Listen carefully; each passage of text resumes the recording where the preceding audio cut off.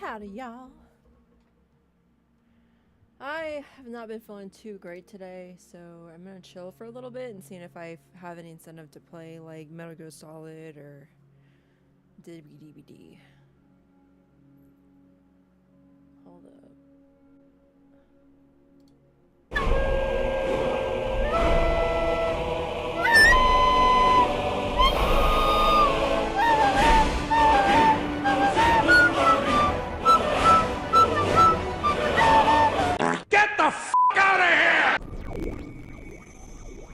What is up, space pirates?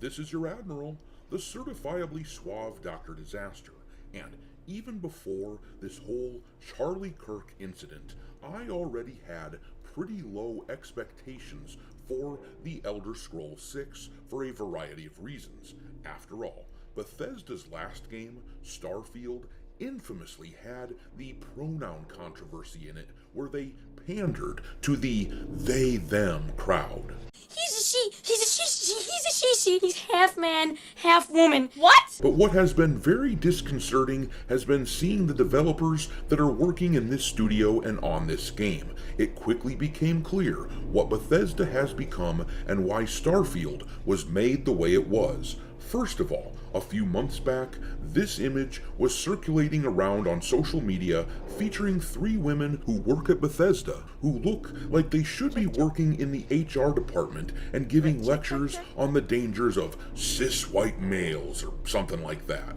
I find you repulsive in a way that's difficult to quantify. And then we found out recently that John Dombrow, one of the main writers for Dragon Age the Veilguard, which should tell you everything you need to know about this dude as a writer, he was just hired by Bethesda to be a senior quest designer, so you could definitely tell which direction the studio was going.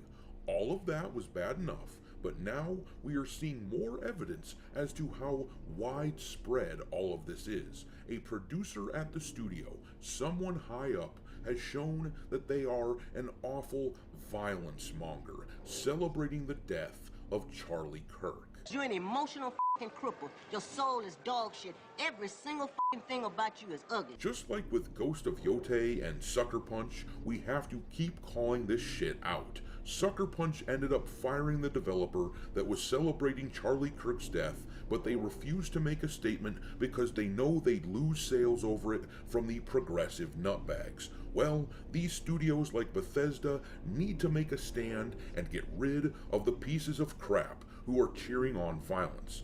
Microsoft just put out this statement on social media claiming that they are taking this stuff seriously, and hopefully the walls are closing in on this Bethesda producer who deserves to lose her job.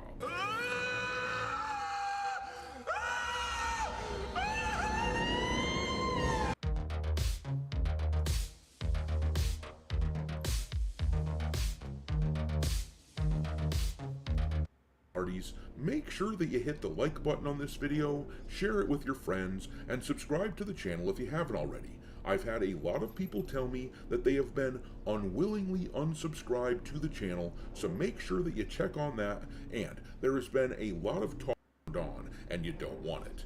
But, alrighty then, let's look at what this piece of garbage actually posted on social media, this producer at Bethesda, talking about Charlie Kirk.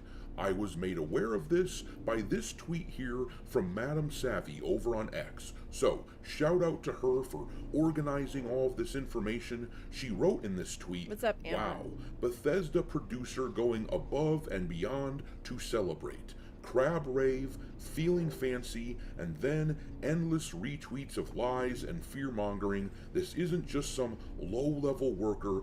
This is a producer who feels fine saying all this. Probably surrounded by others so full of hate. I knew Bethesda went into the trash, but this badly? And if you look here, this is the profile of this person on Blue Sky. She calls herself Piddlebucket and describes herself as a producer at Bethesda. She lists her pronouns because of course she frickin' does. Unionize, renowned for your solidarity and collective strength. You have successfully unionized the workplace. You know, ever since like the meat of the team left and created Rebel Wolf Studios. Well, that's Bethesda. I'm talking about CD Projekt Red. I haven't liked Bethesda for quite some time, so never mind. And then here are the posts Madame Savvy was describing where, right after Charlie was killed, she wrote, "I'm feeling fancy. Should I order fancy takeout for no reason?" And then underneath that was the crab rave that Savvy described, and then she reposted this, which says, "You are under no obligation to mourn the death of people who would have celebrated yours." And that might be the most ignorant damn thing I have ever heard anyone say about Charlie Kirk. Above all the things, the dude was absolutely a man of peace, reaching an olive branch out consistently on these college campuses where he spoke and having a dialogue with people who hated him. He didn't have to do that. It would have been much easier and a whole lot safer, quite obviously, to just sit in a cushy little studio and criticize these people there. But he was so damn committed to peace and bridging the gap that he put himself in harm's way. And yet these ghouls act like he was the boogeyman or something. And of course, that's only because they couldn't beat him. Violence is the tactic of people who can't win, who can't articulate their positions in a debate. But anyhow, this Bethesda producer also reposted this. "They'll ask you to mourn the deaths they mourn and no others. They'll ask you to cherish the lives they cherish and no others." And of course, this is absolutely projection. When it was announced that Joe Biden has terminal cancer, I don't recollect anyone on the right-wing side of things celebrating. There may have been a few isolated cases, but people on that side of the political spectrum have no problem disavowing that sort of behavior. Anyhow, then this person also reposted this. It says, "This is why liberals can't defeat fascism. Nazism is not a political disagreement." And then under that, they posted a news story which says, "Charlie Kirk has been shot. This heinous and vile attack is a stain on our democracy. Violence must never be the answer to political disagreements." So clearly this person at Bethesda is just trying to justify the violence. And the thing is, and never forget this folks, but the reason these people shout fascist so often, the reason that they call people like Charlie Kirk these awful, hyperbolic names is because they need it to be true. Because if it isn't true, then people like Piddlebucket here are horrible human beings calling for the deaths of innocent persons. This is also why they will never back down from the... Charlie Kirk was a speaker of sorts that would go around to college campuses and invite people to have discussions with him on political views. And I've seen like so many of his shorts. I've never like went out of my way to like watch like a whole, rally of his. And he actually had a podcast too. He literally was just a regular guy with a microphone, and that's why I believe that he is so impactful. He traveled the world doing the same thing, and he touched a lot of people, and his shorts would just be all over the place. Which that's the only thing I know about Charlie is his shorts. I think having a public execution of this guy, and then have people scream and basically slander him and say he was a fascist when a fascist is a person who does not want other people to speak any other opinions, and that's why Charlie Kirk was silenced. He would debate trans people, atheists, left-wing people. Like he'd talk to anybody, and he would always be just like so chill, and people would scream in his face, and they would laugh and be like, "Oh, I won." And he's like, I never even had a chance to respond. It's just like the mind virus of the left, bro. I don't care if you're far left, slightly left, middle, like if you're any like subscribed to that kind of stuff, then you're just not a good person. And thousands of people were on social media celebrating his death.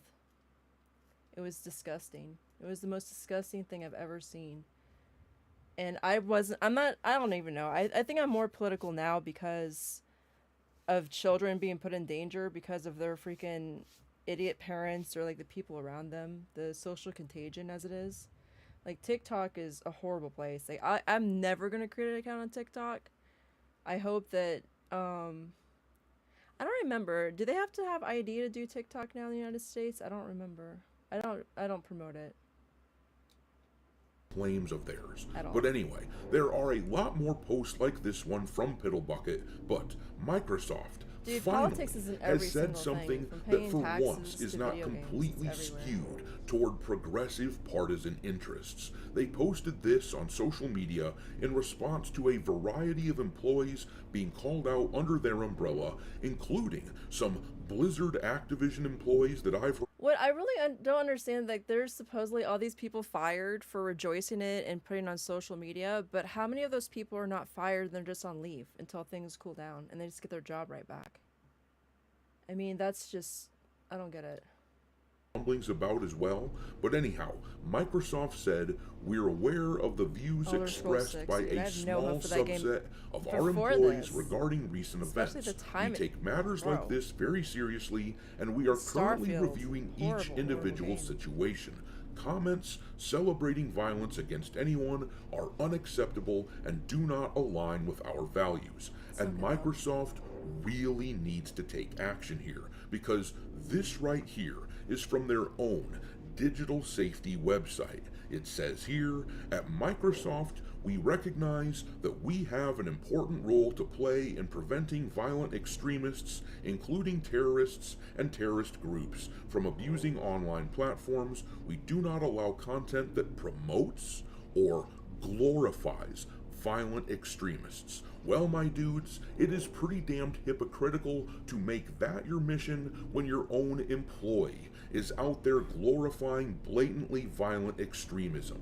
And then, on this same digital safety page, it says here that Microsoft does not permit content that encourages violence against other people through violent threats or incitement. And then, after those two bullet points, it says, we also do not allow the glorification of violence through content that celebrates or supports real acts of violence causing serious physical harm to people or groups, including violence that happened in the past. Once again, it seems pretty damned hypocritical to claim to be against violence when you are apparently Yeah, but still employing Xbox someone or Xbox, like Microsoft Piddlebucket. is I into encourage DEI, everyone dude. to Like, they push that stuff extremely hard, so what do you expect?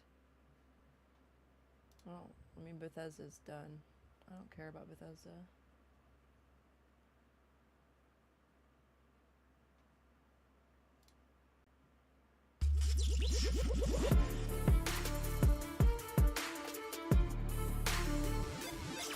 They should have a policy that a game studio has to change its name if, like, more than half of the employees leave that were actually benchmarkers, dude.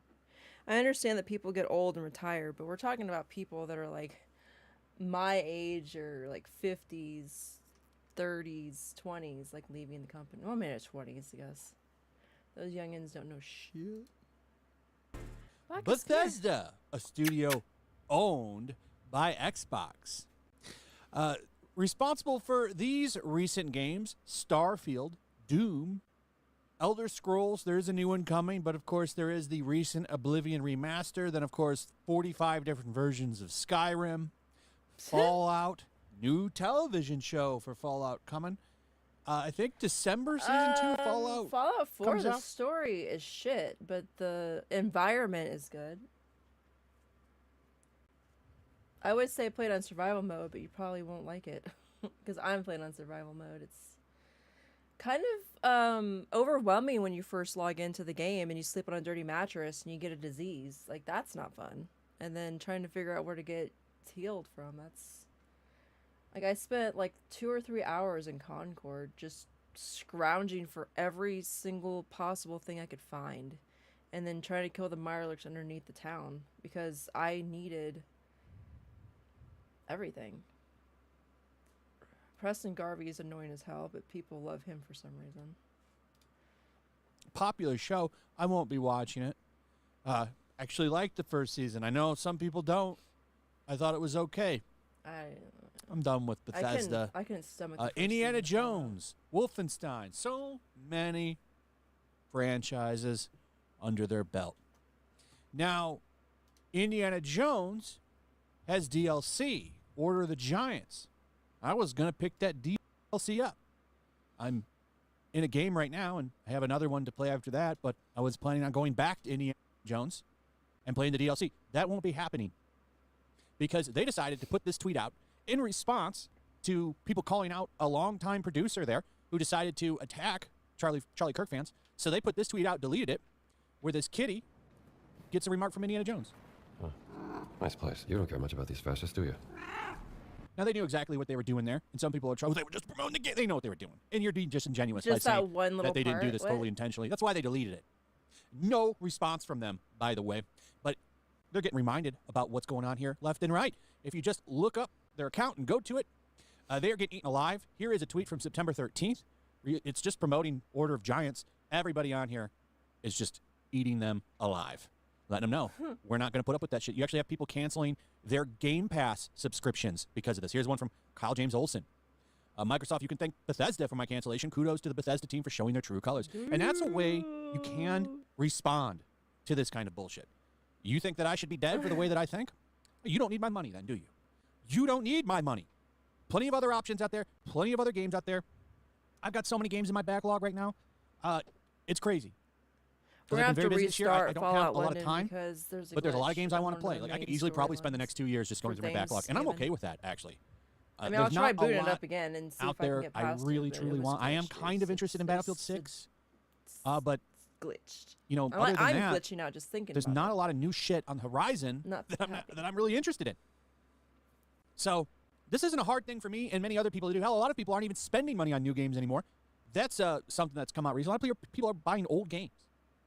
So keep doing this, Bethesda and other game studios. You're just showing people your true colors. This was a post from Xbox back on the 12th. We're aware of the views expressed by a small subset of our employees regarding recent events. We take matters like this very seriously and are currently reviewing each individual situations. Comments celebrating violence against anyone are unacceptable and do not align with our values. Well, it seems like you were totally okay with what Bethesda did. This is a tweet for show. A lot of people coming in here and posting the stuff about Bethesda, by the way. And as Madam Savvy says here, a small subset, excuse me. No, it's not a small subset. Now, some websites have covered this. Most people are ignoring it in the gaming industry. That shouldn't surprise anybody. But like I said, this is all spilling over into pretty much everything that is going on in the gaming industry. If you go, or not the gaming industry, but attached to Bethesda here. So here is their latest video. It was put out 11 days ago, just promoting Doom, the Dark Ages. They put official full cinematics on here in 4K. Most of the recent comments are all about them being nasty pieces of shit with that tweet. Spitting on the grave of a young father who died for expressing his opinions, you are the evil that you think you're fighting against.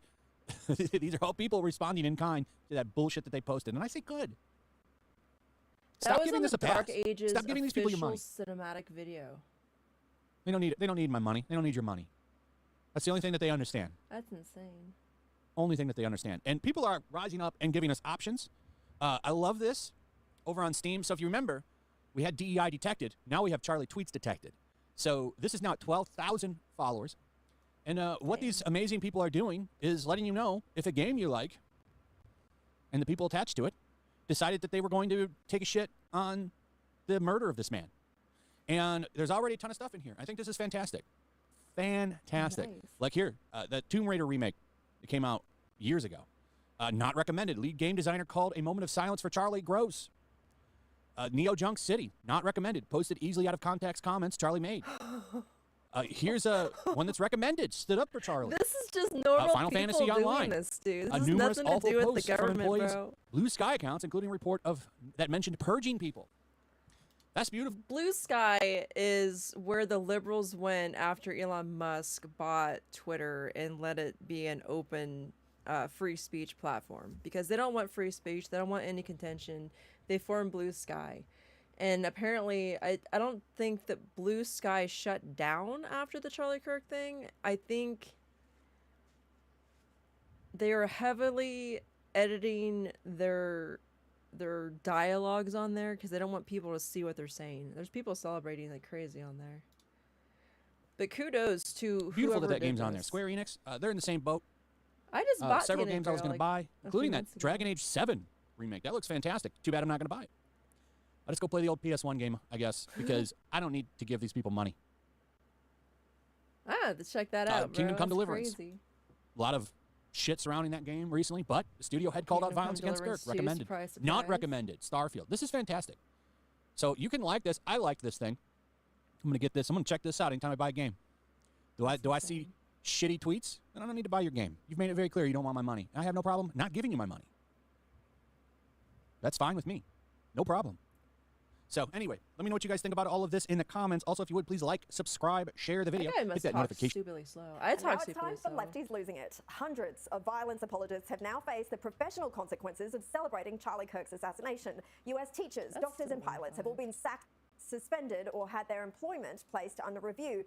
But that hasn't stopped dim-witted lefties from pursuing the same self-destructive path. Yeah, I've seen this girl too. What a But it's a case of, as the kids say, F around and find out. Texan Governor Greg Abbott later tweeting She got the kicked out of woman had been college and an expelled assault from her college. charge. Meanwhile, best-selling author Jodi Picoult went off on an unhinged rant in a ridiculous attempt to gloss over the alleged shooter's leftist radicalization. Shocker, the shooter was a cis white man from a Trump-supporting family who was no, raised to love guns. No, he was living with a transgender furry, and he had, if you're reading this, you're gay, on his bullet casings, and something else about like a bulge in the pants and the woo-woo eyes, or whatever they're called. No, that's not facts. Nope. Seriously, Jodi, maybe stick to the fiction in your airport novels. Meantime, Oh, that was an CNN author? host Don Damn. Lemon was trying his best to get the answers he wanted for his Man on the Street podcast, except this woman was having... I think that you should get more experience as killer with either free killers or killers you can buy with shards. Springtrap was meh. I don't know. I think... I don't know. I haven't even really went against a great Springtrap, bro, to be honest. Like, in a while, anyway. We had a lot of Springtraps when they first released, but, I mean... I bought them, played them twice, and I never played them again. So, I mean, you have to use your own discretion. I'm not going to tell you to buy them or not. That's up to you. A bar of it. What do you think would happen to Charlie Kirk? It's just messed up, totally messed up. You know that was messed up. Like, nobody deserved that. He definitely didn't deserve that. He was a good guy. You think he was a good guy? I think he was. Even though he says things that are anti-women, black, all that? I can't judge him for that. And What did he say Lefty's that's favourite Joy anti-women and Reid black? posted this bizarre video in which she What? appears I'm to a be woman. drinking while staring into her laptop camera, listening to an anti-Kirk ballad. There's a full-blown fire in America and a fascist on Air Force Two. But Wow. honestly, what hope is there for young people when even little kids are being indoctrinated with such hatred? I have the best news ever. What? Donald Trump died? Second best news. The vice president died? Okay, third best news. That Elon Musk died? Okay, no. Nobody died. My best friend's getting married. Which one is it? Taylor Swift. Sick, and the mum just laughs. We blurred those kids' faces because I'd hope those girls grow up to regret being taught to say things like that. But here's what they risk becoming Not when they go to if they college, don't. bro. I've opened X to a bunch of little crying and whinging about how political violence is never the answer. I'm sick of this idea that you can't meet violence with violence. If somebody was smacking you in the face in the corner of a room... What? So Charlie Kirk can get screamed at to his face, have a calm demeanor, and try to reason with people who cannot be reasoned with. He gets assassinated, publicly executed, and he promoted violence? Yeah, these people are freaking retarded, dude.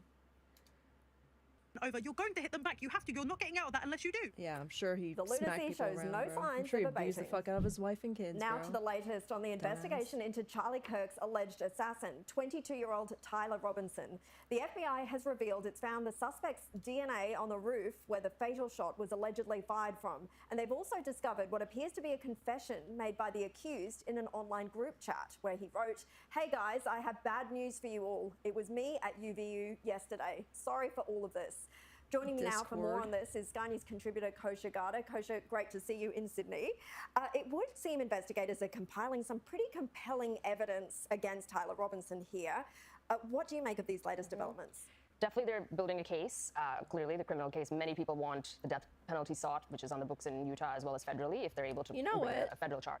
I've actually changed my stance on death penalties and, you know, killing people who supposedly deserve it. I think we should do it American Mary style, where she amputates the guy who raped her. She amputates his legs and arms, suspends him with hooks in his back on his skin, and basically just body modification experiments on him. Right? Like, I think that's more suitable. I think death's too kind. A lethal injection is painless, dude. I mean, they do have the firing squad too, but I don't know. Just remove his limbs, dude. He's gonna like being in prison because he likes boys, so it's not gonna be a punishment. Still unclear.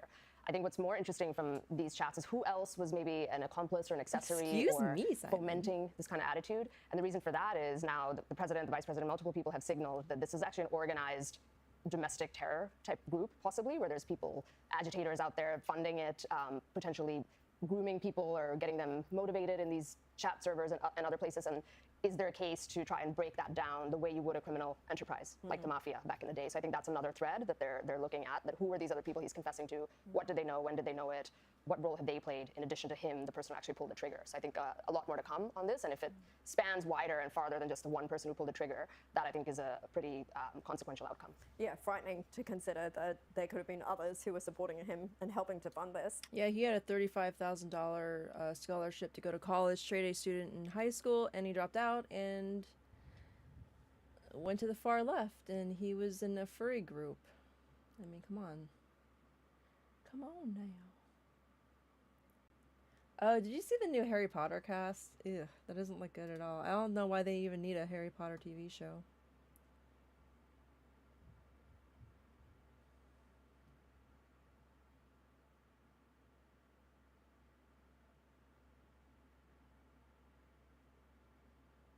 This is the same guy that was at the 9/11 thing, too. I don't know, I find that really weird that he was at multiple areas. Now they're saying he's an accomplice. Bad news for Ghost. Backlash. The trailer crushed after Sucker Punch was cowardly to post it on X.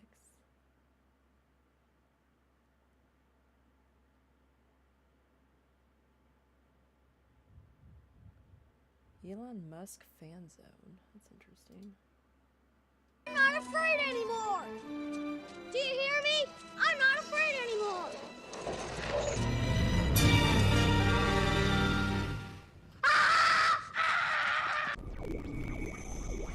What is up, Space Pirates? This is your Admiral, the obviously awesome Dr. Disaster. And guess what, folks? It looks like Sucker Punch is afraid of us. They are clearly afraid of facing gamers because they just put out a new trailer for Ghost of Yotei, and I'll be damned. It's on Blue Sky, and it's on YouTube, but son of a gun, for some reason, they didn't put it on X. I'm so f***ing scared right now! As I'm sure everyone knows by now, last week, after Charlie Kirk was tragically murdered in cold blood by a deranged progressive lunatic, a senior developer over at Sucker Punch named Drew Harrington decided to say some pretty shitty things about Charlie Kirk, joking about his death and seemingly celebrating it. Sucker Punch ended up firing the employee because their game is so close to release and they want to avoid negative attention as much as possible, but they have said nothing about it publicly, and we all know by now that it must be because they aren't sorry. I'd like to take this chance to apologize to absolutely nobody. The thing is, they were always chasing after the modern audience with this game. They decided not to use Jin Sakai as the main character in this sequel, deciding instead to replace him with a girl boss. That was the first red flag, but then they hired Erika Ishii, an absolute clown show LGBT activist who has said some insane shit in the past. Can I say turfs? Can I say turfs? Turfs. I think these people are completely But nuts. they can say that they to thought us, they would but go we out- can't say anything back. Not like we would act like a little lunatic like that. Dude. The evil always attacks the right, bro. It always just has to lash out and throw fits. And the people who are like intelligent, the modern and audience reasonable with do this not new lash game, out. Ghost of Yotei. But what is funny now That's why there's is no watching riots Sucker Punch after scramble Kirk to was release murdered. things about this upcoming game, knowing that people have turned on them in a big way because of the Charlie Kirk situation. The trailer that they just put out on YouTube is already almost ratioed after just a few hours, and all the comments are about Charlie Kirk. They thought they would chase after the modern audience. They thought they could be sustained by the progressive shitlibs out there, but gamers are not having it. Gamers are destroying them. Modern audience. Here, modern audience. I've got a little snack for you.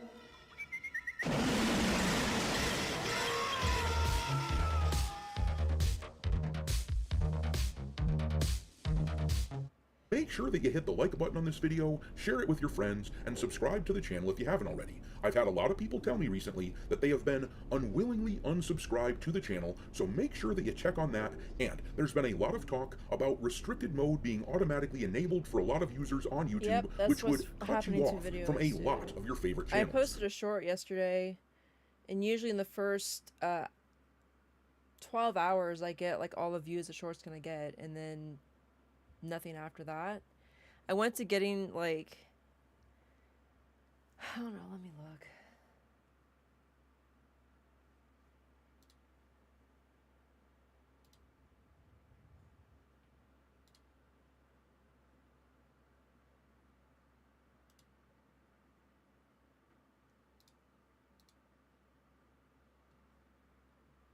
So,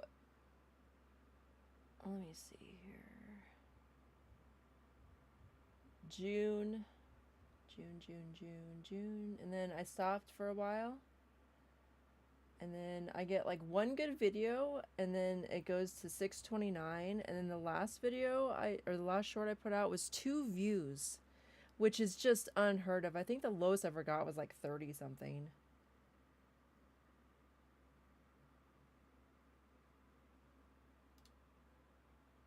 Yeah, I was making sure you're seeing my screen. I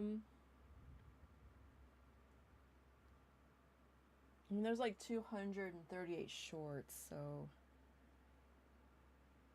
90, 61, 44. So even like the lowest ones was more than 2 views, bro. And there's some that like the 2 Fallout shorts I did a while back, last year, they hit 10,000 views each.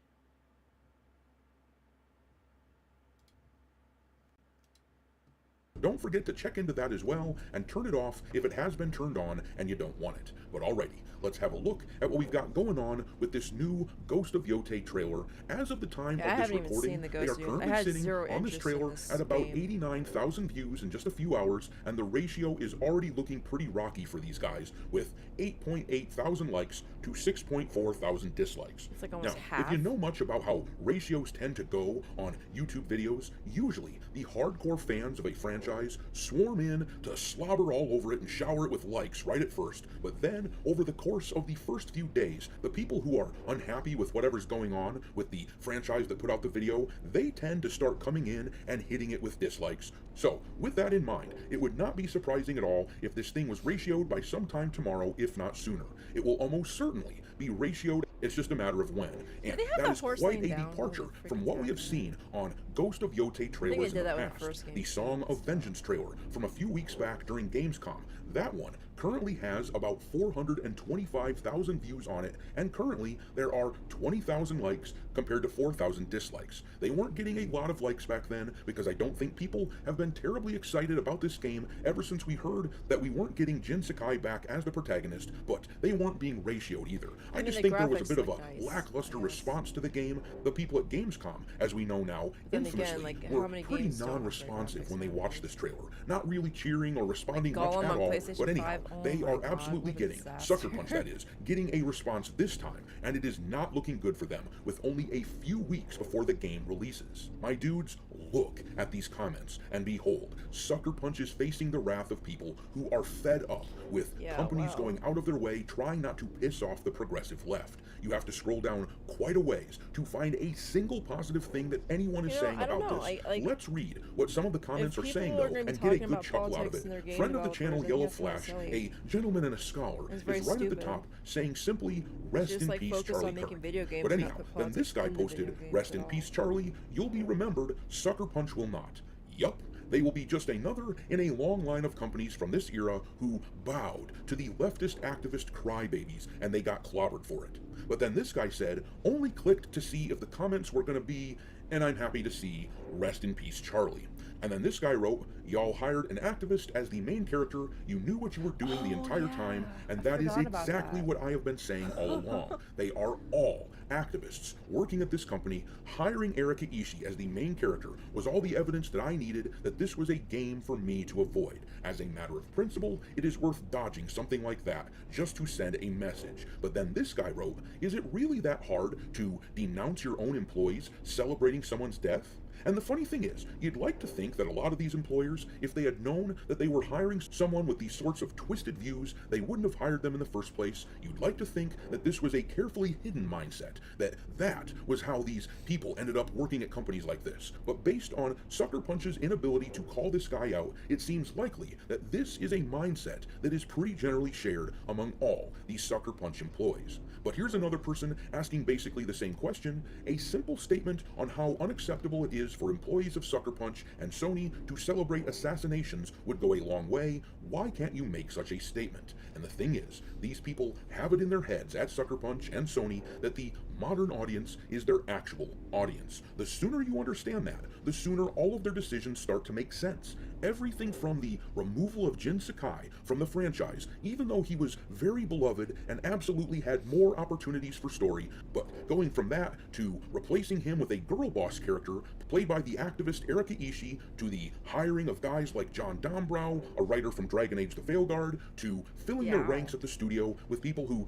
dislike folks like Charlie Kirk. It all makes sense when you realize that they just don't view politically milquetoast straight men as their target audience, despite the fact that they make up the vast majority of gamers out there. But no, the demographic they wanted were the girl gamers and the they-them crowd and all that sort of thing. This game was first conceived back around 2020 or so, no doubt, right around the time that Ghost of Tsushima was being released, and the world was a different place back. And it's because I started, like, listening to the I'm not even gonna say I read the books, obviously not. I was listening to the audiobooks, and when Ciri first met Geralt, she was taken by, like, this elf queen, and they have, like, this tree, or it wasn't a tree, it was like a water source or something, where you would drink it and the girl would, like, have her memory wiped, and then she would become part of the community of the elves,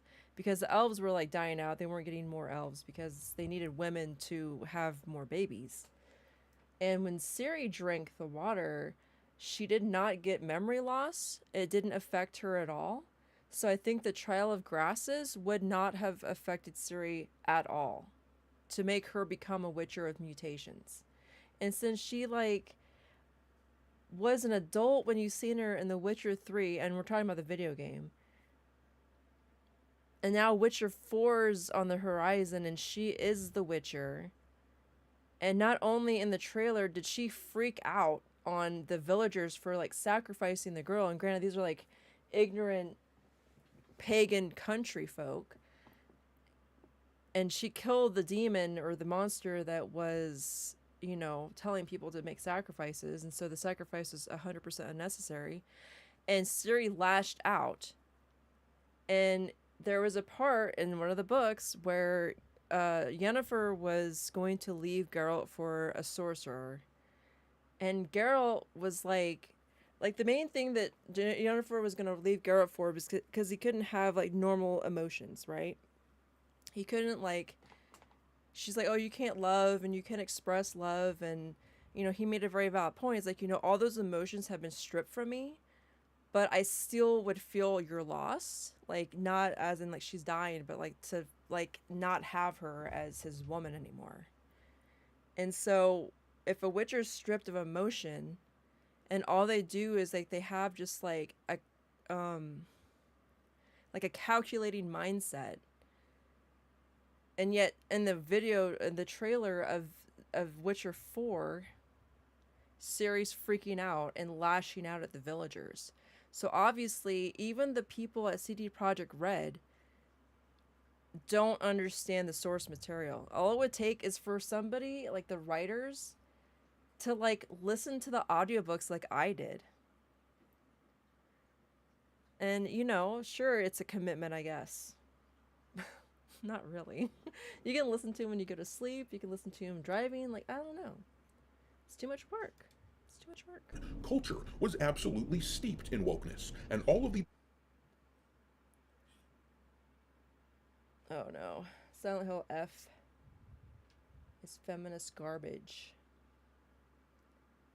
I don't know. I want to play Silent Hill F. I think that what made Silent Hill such a iconic series is the psychological part of the game. Like, to be honest, when I first played, you know, Silent Hill 2 when I was a kid, I didn't like it. I liked the first game more. I liked the third game more. And I liked Silent Hill 4 more. And to have their remake come out and you have to kill thousands of enemies that are pretty much like the same 3 variations of enemies minus the bosses, I guess. And to have Harry have like pretty much like soldier reactions and all this fighting that he can do when he was just like a normal dude was kind of weird. But I understand that like people want action more so in games. Like they don't really have the capacity to do psychological horror like they used to. And another thing is that people like didn't like Silent Hill for the Room. I don't know. I like really it really connected with me because at the time I was like living by myself and I was like a young person and I was a girl alone, and the fact that this guy was like locked in his apartment and the only outlet he had was a hole in the freaking wall. And he just go to like these bizarre worlds and then he come back and things would, you know, change or get more haunted in his apartment. I thought that was pretty cool. And what people don't really correlate is that I think that Silent Hill for the Room was directly influenced, or I guess PT was directly influenced by Silent Hill 4. Because the whole game is just walking in a hallway that never ends. And it's the same thing with Harry's apartment. The apartment is a constant. It's always there. But then there's like subtle little changes that happen in the apartment. And then big changes happen in the apartment. So, yeah. I think we should definitely bring back like a remake of Silent Hill 4. I don't think it's going to happen. I think it should. They could probably even tie in some of the themes from PT into there. Like, I know Kojima had his grubs on, you know, PT. Yeah. There's another person that was smirking in the crowd and celebrating. Like, this one dude was like legitly celebrating.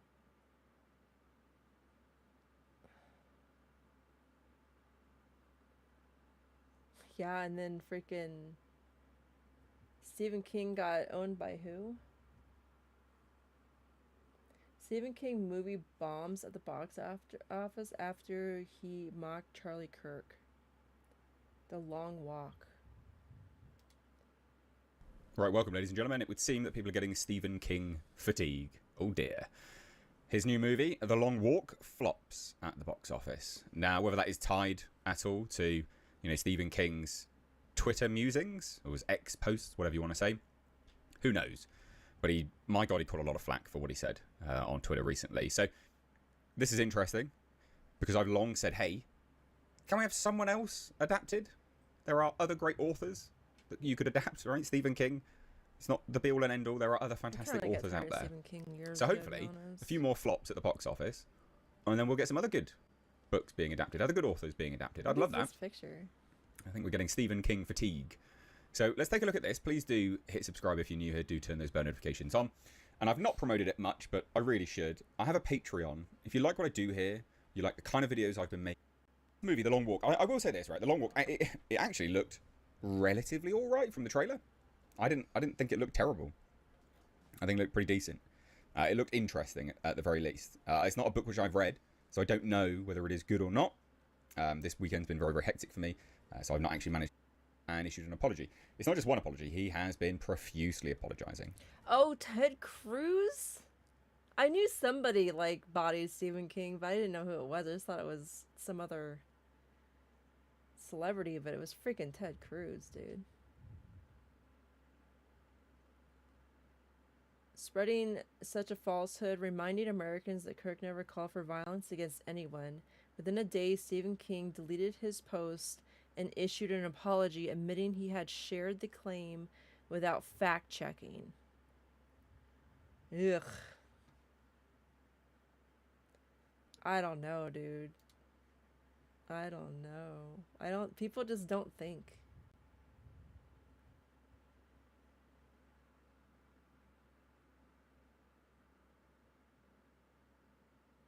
They have another Silent Hill movie coming out. Why are actresses destroying their faces? I don't know.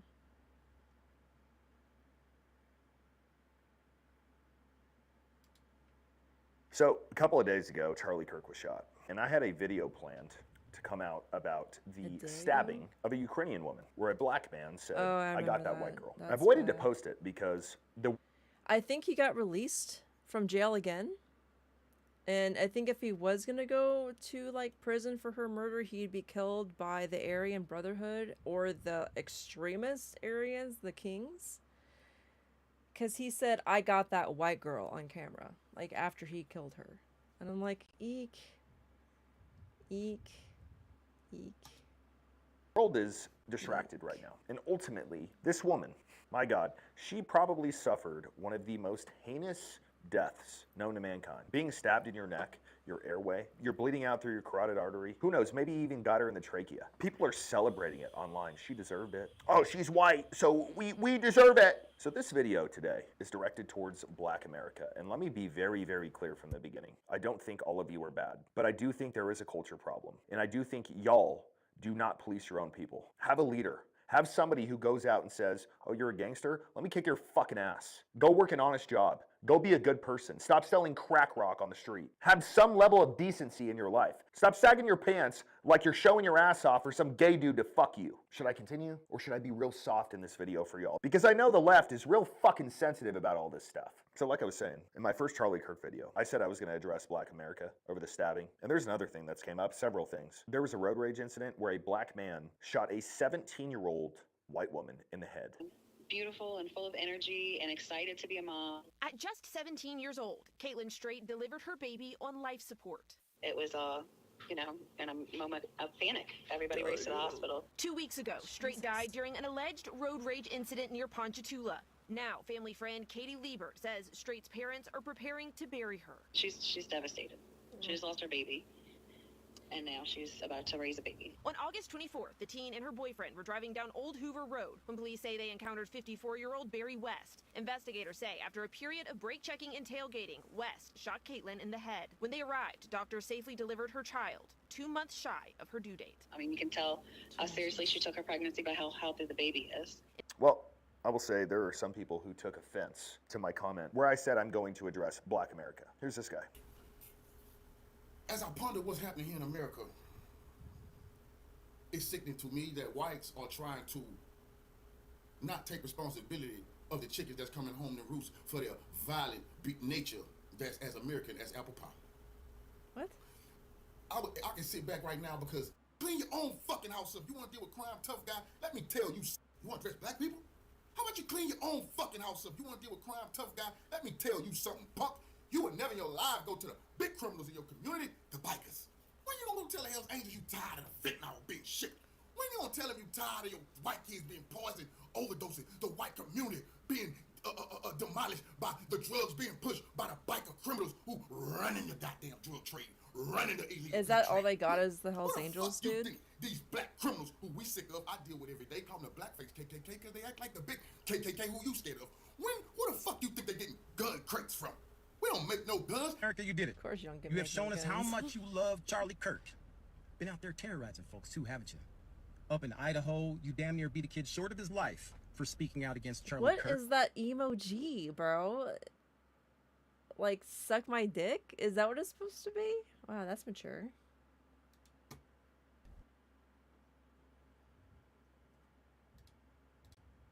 Fuck yeah, we did. You come through a vigil of Charlie Kirk and you disrespect him, yeah, they beat the fuck out of him. Would y'all have done it any differently? If y'all have a funeral for somebody and I came through and I was saying a whole bunch of disrespectful shit, would y'all not try to beat the fuck out of me? Then shut the fuck up. Stop having a double standard. My lord, it's not that fucking difficult to get. Oh, he's got more though. Of his life. I thought you guys loved freedom of speech. Then if that wasn't enough, you had to go down to the HBCUs and just offer a bunch The freedom of speech thing, and somebody got killed for their right to speak and have conversations. Like, what? You know, I stopped being on Twitter/X because I was tired of seeing people murder each other. I was tired of seeing aborted babies in petri dishes. I was tired of seeing cops shooting dogs. Like, I seen a bunch of black people at a gas station, and there's some guy laying on the ground unconscious, and some guy walked up with a freaking handgun and just popped him in his head. Killed him instantly. For what? Like, I don't understand, like, the whole gang violence thing. It's so stupid. I mean, I dated a gangster and got in trouble with him. Obviously, I have an opinion on this. But, yeah, gangsters are, like, extremely weak people. They think they're hard. They think they have all this... Oh, I have a gun, so I'm bad. Like, no, like, you have freaking issues, like daddy issues, mommy issues. You got too many baby mamas. Oh, Jesus, the baby mamas, bro. bomb threats to scare them kids from going to school. Just a bunch of terrorists. Oh, good. So we're a bunch of terrorists. Did y'all not just kill one of our own? Assassinate him in broad daylight? Was that not y'all? Because it sure as fuck seems like it's y'all. No, you got more? Okay, continue. And if that wasn't enough, you've been on social media running around talking about how this is going to incite a civil war. We need to attack the radical left. You guys have lost your damn marbles, man. Don't even sound like Americans anymore. Well, okay, so are you interested in talking to me? Like, do you want to talk? Do you like me? Do you want to have a conversation with me? Do you think we're going to agree on anything? I love how the left always plays the card of, oh, they're calling for civil war. You guys talk more shit about us, so why wouldn't you agree with it? Because you guys know that you would get your fucking ass handed to you. Oh, they're calling for civil war. How dare they? Put your money where your mouth is. He's got more. Then I noticed how quiet you've been this morning. Come to find out, the governor of Utah had released the suspect information, who happens to be white. His parents are registered Republicans. More than likely, in the city that they lived in, they probably belong to the predominant religion in the state. Okay. It does not matter what your parents do. This kid, notice he said his parents were registered Republicans. This kid's 18. You're allowed to vote. I don't care what people say about voting, whether it's good, bad, if it's worth it, whatever. I bet you this kid didn't vote, and if he did vote, he'd be voting blue. That's my opinion. Because of the people in his circle of friends. And it just seems that college is more of an indoctrination system than anything, dude. Like, the stupidest people I have seen on social media are college-age kids. I don't care if they're white, I don't care if they're black, they're just not smart for being in college. Charlie Kirk didn't go to college, and he could, like, literally confound people because they couldn't even defend their own ideologies. Oh, I love this. You think that anybody has been quiet because he's white. Let me tell you the difference between us and y'all, just so this is ever so fucking clear. We don't give a fuck about race. If you harm America, we don't see color. We see you as a fucking terrorist. Oh, he's white, so they've all been quiet because they have to back up the white people.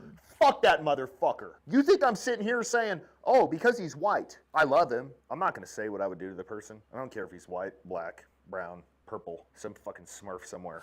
But I tell you what, if he was black, a decent amount of y'all would have his back. Y'all would be calling us racist if we called him out. Just like y'all did when that black dude stabbed that white woman on a bus. That's why we're different. Because we stand up for what is right, not for, oh, what is my skin color? But continue, sir. Or have you had enough? Christianity. And then it hit me. That he checks off all the boxes as to who you are in the Republican Party and what you guys advocate constantly. You don't have anybody else to blame but yourselves. All right, so let me speak to you as a Christian, a real Christian. I was gonna say, this kid did not have Christian beliefs, dude. I was raised Catholic. I stopped going to church when I was 13 years old. I've come back to religion, but I don't go back to church, all right? I'm actually trying to study the Bible it's kind of a daunting task, you know. This is a freaking tome. Well, actually, I got like this app that somebody told me to use because it helps with like explaining old school terminology to where it makes sense today or whatever. I haven't really gotten to it. Would never even think about doing something like this. Sure, we are all human, but if this guy was truly a Christian, faith-based, why the hell would he go and assassinate somebody who is also faith-based? Turn your fucking brain on. That's not something that people just do. So, people have asked me, how do we fix the black crime in America? It's pretty simple. Fix your fucking culture. Have a leader who denies everything that y'all do. Oh, it's cool because it's in a fucking rap song, dude. No, it's fucking not. You know what's cool? Being a good father, raising a good family, providing for a family, not going out and selling crack rock every week, not being some piece of shit on the internet who just makes a bunch of false bullshit. Work an honest job, have integrity, stop committing the most crime in America, and then maybe we will have mutual respect. But that's what it's about. It's not about racism. It's about mutual respect. Does that make sense? I'm not a Christian, but not against it. I mean, somebody was explaining to me about morality, and like, well, where do you get morality from? Well, if it's kind of a common sense thing to not murder somebody, it's not like a Christian belief, it's a moral belief. But then morals are kind of based in, like, you know, there being something higher than yourself, right? It's kind of I don't know, I can't really word it very good, of course, but I'm just saying, you don't have to be extremely religious to be Christian. And the thing is that I think that a lot of things that are designed in this world are, like, I heard it stated that we're living in a satanic earth. And I'm like, well, what does that mean? That means everything around you is backwards, right? Like, Christianity or religion doesn't drive you to spirituality, it takes you further away from it. You know, politicians are not truthful, they're always all about money, they don't care about anything else. I mean, people don't love each other. People think that, like when people say race, I just, like, I'm such a gamer where I'm thinking, you know, like orc and elf and gnome, dwarf, and like, I don't consider there being like different races of people. We're all human, and we just have different colors of skin. That's it. I don't think the race thing is a thing. But then people use the race card to justify stuff, like, oh, like you don't like me because of my skin color and I don't care. If you're being belligerently stupid, I'll call you on it.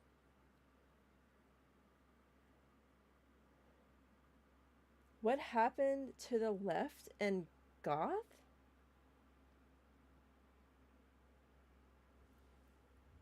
What? Okay. Shocking ABC reporter swoons over Charlie Kirk assassin. Tech new media is still confused. Streamer Destiny inciting violence against us over Charlie Kirk murder. You guys know who Destiny Folks, a is. big thank you to Attorneys on Retainer, a longtime partner of mine, for sponsoring today's episode. I'm sure most of y'all have heard about self-defense insurance and privilege right off the bat. They have bail coverage, everything as far as questioning. If a family sign up, there's going to be a link and code below the video. Go make sure your freedom is protected. When you take a leader in our movement and you kill him for having a conversation, that's something that we're not really going to get past. That's not something that we can sit and continue to have conversation I don't even know over. who this Like guy I said was in one of the until, first like, videos about Charlie 4 Kirk, days I don't want ago. to talk to any of y'all. I don't want to have a conversation with anyone who calls himself a liberal. I don't want to have a conversation with anyone who's got a colorful hair dye in their hair. I don't want to talk with anybody who calls himself a pronoun you warrior. can't just What are your put your pronouns? hands over I don't your know. eyes What and is this just say, weirdo hey, saying this this isn't TikTok? happening. Do you use At they, them least you can, pronouns for a like, singular person? Well, it's really at least you can just, like, see what's happening and be like, oh shit, like something bad's gonna be coming down the pipeline. Because I think that we're getting to a point where we're on the crest of a wave, and it's just gonna keep, the boiling point is already like to the boiling point. Okay, it's like the frog in the freaking pot, where you just like turn up the heat and then it just heats up gradually and you don't notice the temperature until you're cooking yourself. Like, at least pay attention. I mean, that's just my opinion. I don't really promote violence, or I just, facts, I guess. Facts don't care about feelings. all you have to do is use it the same way that you would talk about a group of people. So for example, I, Addison, use they, them pronouns. In that case, you talk about me like this. I know Addison, They are amazing. Their dress and their hair are amazing. And I'm so proud to know them. Now, the fuck? But just so we're all on the same page, I have always been a fan of peace. I have always been a fan of leaving everyone the fuck alone, letting them do their own thing. But when you insert yourself into our business or you kill one of us, you're kind of leaving us no choice. This is exactly what I mean today. There is a streamer out there by the name of Destiny, and this dude is the biggest piece of shit I've ever seen on the internet. I don't know how this dude is allowed to stay on the internet. Now, that may seem weird to people because of freedom of speech, and let me tell you right now, I am the biggest supporter of freedom of speech. But what I'm talking about is people get banned all the time. You know how many people got banned because of talking about COVID, giving their opinion on it? But no, this guy can go on and make legitimate threats. Listen to this guy. Not exactly like. You need conservatives to be afraid of getting killed when they go to events so that they look to their leadership to turn down the temperature. The issue is right now, they don't feel like there's any fear. Like, I don't know. It's like memes. It's just memes to everybody, I guess. I don't know, bro. I don't know. I don't care. I'm playing video games, okay? I'm done today. I don't give a fuck. God, it's gonna be so fucking gay if I get killed in the next fucking 2 months of shit I'm doing. Well, the cuck shit out here. Please don't anybody make any actual fucking, the most cucked, weak-ass, fucking bullshit-ass speeches on my side. God, if it happens, holy shit, I'm gonna make a death note before I go out to go live and not... God, it's so cucked. So, here's the other And thing this is about a Destiny. freaking He's one of major the biggest streamer, shit talkers dude. on the internet. I mean, I'm surprised he's How does he have a You usually don't platform? find that I many don't get people it. who are like this on the left. What do you recommend we do after hearing this? I see people taking clips of my videos saying, oh, he's calling for civil war. He's being a civil war propagandist. What else should we do? I keep saying this, but do you want to talk to me? Because I'll get on your Twitch or whatever the hell else you're on, and I'll... The first video I did see was him saying that the government should let people just fight it out. like The Purge, kind of. That's probably why the Purge movies are so popular, even though I've only seen the first Purge. I haven't seen any other Purges. I have no idea how many Purges there are. But apparently they're popular enough to have more than like 3 or 4. You anytime. Like, why don't we have a conversation? It's kind of weird that we can't do it in person because who knows, maybe you guys will try to snipe me. But let's just have a conversation, a real conversation about how this would go in person. Because you're sitting there talking a whole bunch of fighting words. What if somebody on the right said this about y'all? Oh, the left, they've got to be scared wherever they go. You know why he's saying this? Because the left is already scared. You guys are scared to death of us. Not because we're some pussies who just off people randomly. It's because you guys know what we're capable of. Here he is saying that Charlie Kirk would be alive if Donald Trump wasn't president for the second term. What a stupid thing to say. I think that liberals need to wake up and finally realize that if they're not willing to do it, it will never come down. If you wanted Charlie Kirk to be alive, Donald Trump shouldn't have been president for the second term. Every time he's in office, this happens. People joked about when Biden came in, it was so boring, nothing was going on. 7 out of 10 of the largest protests in American history have happened under Donald. When Biden was office, there's all that transgender shit going on, dude. The kids and surgeries, dude. And all the wars across the seas, and how... Do you guys hear about the monks who broke their silence? There's like 10,000 monks who broke their silence to nominate Donald Trump for the Nobel Peace Prize because he settled a dispute between Thailand and some other country, which I had no idea was going on because I don't pay attention to that. And I was astounded. I'm like, that's some deep stuff. Like, monks don't just break their silence, like their lifelong vow. They don't just break it all willy-nilly. Okay, they're not Americans. Floyd would be alive if Donald Trump wasn't president at the time. What a dumb thing to say. Oh, Osama bin Laden wouldn't be alive if this president wasn't in office. Are we gonna do what ifs our whole life? I mean, that's the left's thing. Then he goes off on this one guy saying that he's shameless for sitting there and trying to talk kindly about Charlie Kirk's family. So what do we do now? I mean, Piers, this is exactly what I'm talking about. You know, this type of ideology where you've got someone who's willing to mock Erica, who's been standing strong for her family, for her children, who's just, she will never be able to grow old with Charlie. She will never be able to be with them again, have more children, to have grandchildren, to have those memories, to raise them. It's all gone. Every single moment of that future that they had was gone because someone fired a bullet at Charlie Kirk that said, "Hey, fascist, catch." And now you have people celebrating it. And when you ask people That's about not even it, the they bullet say, that was fired. How are you lying about this? Shut even? up, Destiny. Holy Shut up. shit, you're... Oh my god, he's nitpicking on what bullet was fired. Does it freaking matter? That is the dumbest thing I've ever heard.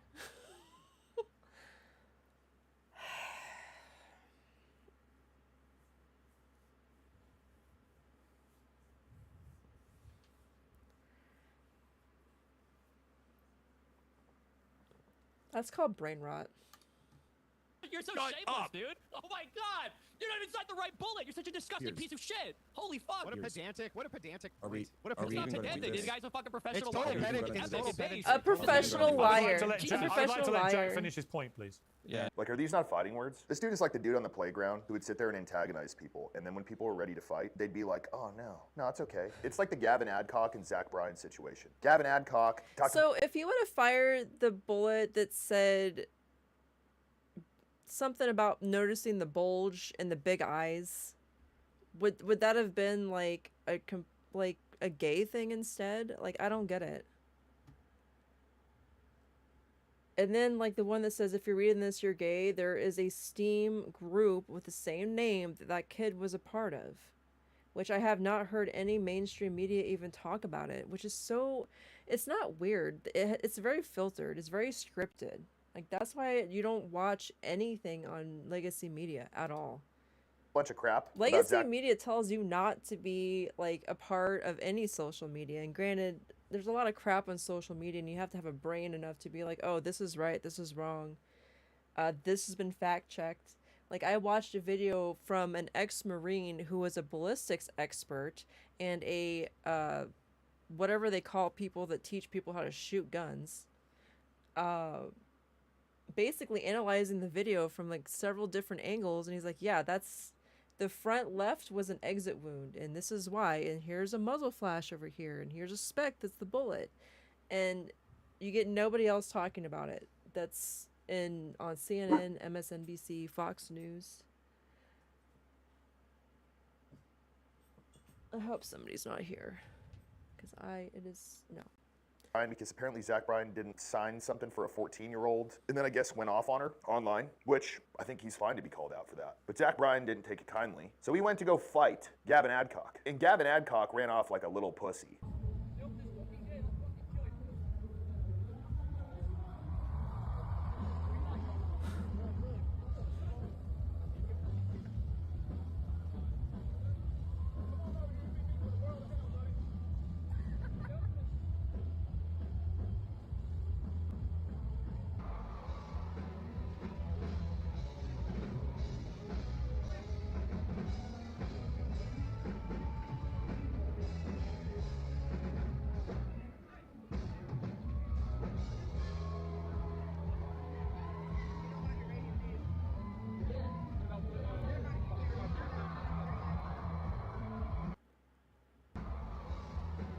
There's no other way to call it. The dude hopped the fence, was there, and you're pointing at him, looking at your security guard, running the other way. The point is, this guy, Destiny, you're saying some pretty heinous stuff. Saying that people should fear that they're gonna get killed. Nobody should have that. Everybody should be able to go out into public thinking, this is just another day. I'm safe where I live. This isn't a problem. But nope, this is where we're at.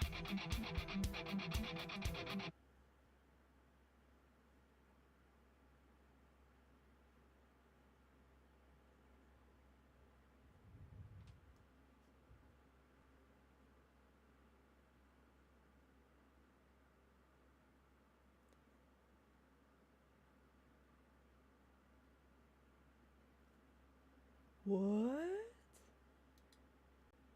Borderlands 4 has finally come out, and it seems like many people are buying it. However, when it comes to how many people are able to play it, that is a different story. You see, the reason why is because Borderlands 4, like many other games released this year that use Unreal Engine 5, is sort of an unoptimized disaster, and that's just scratching the surface. I'm playing it on PS5 Pro myself, and half the time the game chugs, and I'm losing frame drops aplenty without anything even happening on screen. However, when the game really gets going, and there's dozens of enemies shooting at me, and there's particle effects aplenty, loot shooting out of everywhere, and then some, that's when the game becomes an unoptimized disaster. The fact that the game hasn't crashed on me to dashboard yet is honestly impressive. I am somewhat enjoying my time with the game despite its story not really being good at all and the characters so far being largely forgettable, but unfortunately Gearbox has a much bigger problem than its by the numbers story because Randy Pitchford has decided to open his mouth again for the millionth time. Randy, if you somehow don't know, is the CEO of Gearbox, which makes Borderlands games. He's very outspoken, wacky, and kind of a moron who doesn't seem to understand how to read the internet respect or understand its many nuances. We all know that if you were a real fan, you'd buy Borderlands 4 story, again, caused by Randy, because of course it was, but now Randy is out here basically. Let's get into it all. It's a mess, I know. As seen here from GameSpot, Borderlands 4 has been mired with performance issues aplenty across all platforms, but mostly those on PC. It has led to the game getting horrible reviews from paying customers on Steam, all voicing their concerns on how Borderlands 4 is yet another unfinished Unreal Engine 5 release, It which just has become... seems that so many games are like that on Steam. Like Monster Hunter Wilds, like, sold so many copies in the first, like, month and a half-ish. And then all of a sudden you, like, look at the scores, the reviews, and it's just, like, they're very negative or borderline mixed. I don't think it's actually recovered yet, to be honest. I don't know if it will recover at this point. They'd have to release, like, quite a lot of content, like if you look at Monster Hunter World and how much content that game has, but look how old the game is, and look like how much content was released, like the DLC, which is Iceborne, and then like the little things that like come by since then. Like the Final Fantasy stuff was pretty cool. I got Choba and I into a fight with one of those, I don't know what it was called. It was one of the bosses on Final Fantasy that was like a giant bull doggy thing, and we got creamed. Real creamed.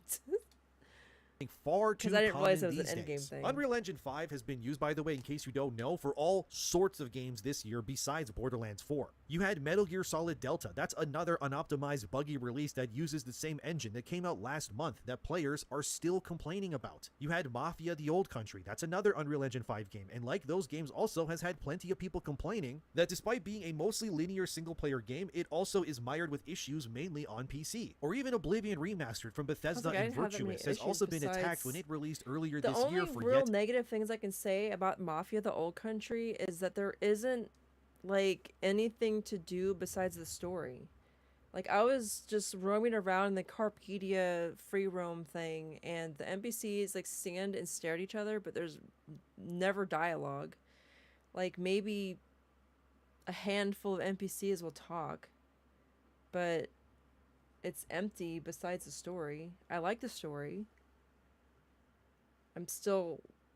I mean, I understand why Cesare did it, but I'm just still, I don't know, dude. I would have probably not done it because literally a volcano was exploding and your freaking entire livelihood was being like compromised. Again, being another unoptimized Unreal Engine 5 release, despite it being an upscaled remaster of a game that is like almost 20 years old. To say that it's a reoccurring theme here that Unreal Engine 5 is routinely leading to horrible launches across the game industry, that is an understatement. And with Borderlands 4, arguably the biggest release this year that is using this engine, it's become more of a given that if a game is going to use Unreal Engine 5, the likelihood is that the game will be a mess is almost certain now. And if you enjoy the content, consider liking the video, leaving a comment, and even subscribing helps a lot, thank you. But to Randy, you're all just, you know, poor and, well, stupid, according to him. I think this PC Gamer article puts it well, which reads, even with a 9800 X3D and a 5090, it runs like absolute butt cheeks. 2K Games posts NVIDIA's Borderlands 4 optimized settings guide, but the community is already in open revolt. So like I said, it's not going well for Randy or his reputation, but he didn't take it lying down. Instead, he decided to open fire back at his paying customers who he believes are actually in the wrong. So due to this unoptimization, Randy would respond to some users where he would say things like this: the minimum and recommended specs are published. The most common hardware is a 4-year-old cell phone. Borderlands 4 is a premium game made for premium gamers. Just as Borderlands 4 cannot run on a PS4, it cannot be expected to run on too old PC hardware. Unlike on PlayStation and Xbox, we cannot prevent a PC player with suboptimal hardware for the game try to play it, so some try and get mad. But as you can see in this same post near the end there, Randy says if Borderlands 4 is not good enough for you, please use the refund feature on Steam rather than having a subpar experience. He's actually openly telling people to even refund his game on Steam if they can't make it run on their PCs. So Randy's comments there is that the game is a premium experience is kind of a lie, because so far nothing really feels premium about Borderlands 4. So far it just feels like a worse version to play due to performance issues than previous games in the series, and graphically, I mean, sure, it may have better resolution or whatever else, but frankly for a game that looks like this, it should not need to demand so much power for what's on display here. It would be one thing if Borderlands 4 had insanely good realistic graphics, but it really doesn't. It looks like a cartoon, yet it still routinely falls falls below 60 FPS on PS5 and PC for many people, and the reality is that Borderlands 4 was very, very clearly not ready. Remember, like, Borderlands, like, the whole point was the animation style. Like, this looks kind of not it. Release. Yet despite this, Randy and his investors, they wanted their pay bonuses and to release their game before the winter season, you know, to cash those checks. You know what I'm talking about? Like, with the drawings and, like, how the shadows were. It doesn't look like, if you told me this was a Borderlands game and just showed me like a couple like clips, I wouldn't have thought it was. They're ruining the goodwill and name of Gearbox, but like I said, this seems to be a running thing with game releases this year alone. Way too many games have come out this year that frankly just don't run well at all on PC. It's a big reason why I avoid playing PC myself. Not because PC gaming is bad, it isn't. In fact, it's great, but the reason being is that it has become increasingly obvious that with the last decade and then some of game releases, most notably those of AAA Western studios, that nothing is really being made to run well at release on PC specifically, and it sucks. I think the only Unreal Engine 5 game that I can think of recently that maybe ran well on release for PC maybe was Clear Obscure Expedition 33. Besides that, it's been kind of a nightmare to put any faith in Unreal Engine at this point. Maybe it's not even the engine, but the developers and the studios instead. It's pretty obvious that the companies have long established the mantra of ship it now and fix it later as a creed that they all live by, which benefits them because they make their money, but then ruins the experience and the trust of the players who support these games because these games just keep getting released broken all the time. Like I said, Randy had plenty more to say too. At one point, Randy went on a tirade going through all the specs of Borderlands 4, telling players to tinker with all the settings in game to make it run better for them. Eventually, one user would reply to Randy, telling him that maybe Gearbox shouldn't have relied on AI upscaling so much, and how did Randy respond? Well, here's what he said. Code your own engine and show us how it's done, please. We will be your customer when you pull it off. The people doing it now are clearly dumb and don't know what they're doing, and all the support and recommendations and code and architecture from the world's greatest hardware companies and tech companies working with the world's greatest real-time graphics engine coders don't know what you seem to know, and then he puts a /sarcasm at the end right there. Okay, well then why is it that despite you having access, apparently, to all of the latest and greatest tech that you can't seem to get your game to run well on any platform that it's available on? If at some point you need to come to the conclusion that just maybe you're at fault here, we can then improve this whole situation for everybody. Like, you may be having a good time, but Randy's a millionaire tech CEO, man. The guy has the money to have the best PC imaginable to play his games on. For the average consumer, they don't have that, and frankly, I think making your game for apparently the premium gamer, as Randy puts it, that's not really working in their favor, because it's obvious that the game is not very premium if next to nobody. They need to like focus on having games accessible to everybody, not just high-end PC players. And granted, that's the thing, is the people that play on PC will bad talk console players, and I'm thinking to myself, I'm like, you know, I do have, like, I guess Dead by Daylight has had crashing issues, but it hasn't crashed the entire game. I get disconnected from the match. That's pretty much it. I think Cyberpunk, yeah, Cyberpunk I got disconnected a couple, like, just completely shut down, crashed. And there was another game.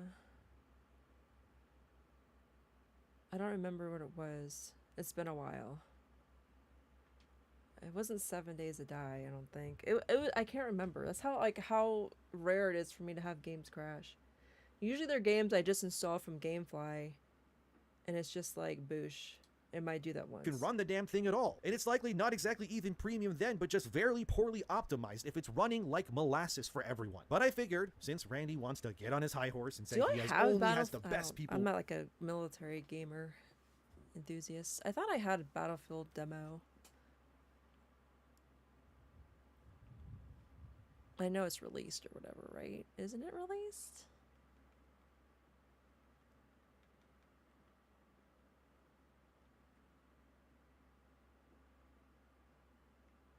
It says it's released. In library. Standard edition.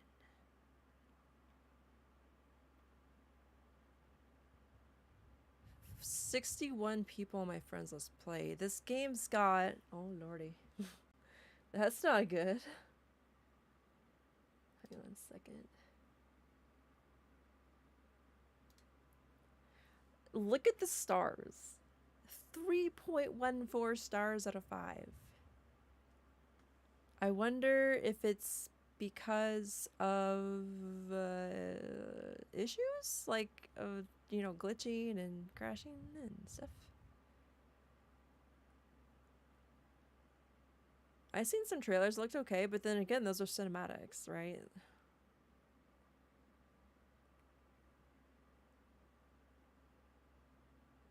And of course, cinematics are always gonna look banging.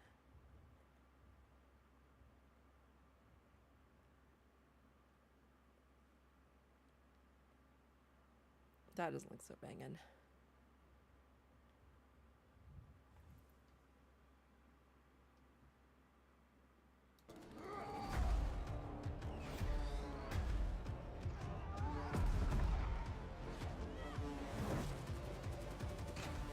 Yeah, I wouldn't be able to do the plane segments. I'm really bad with that.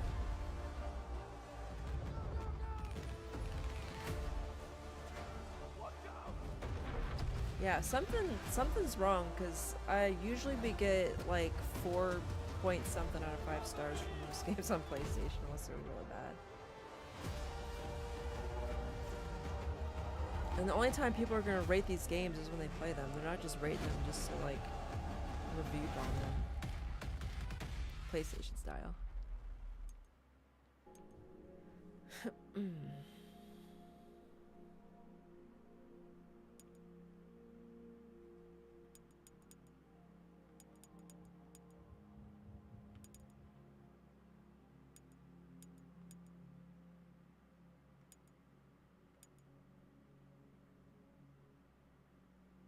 They already have like dollar. Of course they're gonna have that. Maybe you can. It says add a, did I add a rating? I don't think so. I don't know. I don't know. That's so crazy. I kind of had hope for Battlefield because Call of Duty's kind of gone to crap. No. Cancel. No. Cancel.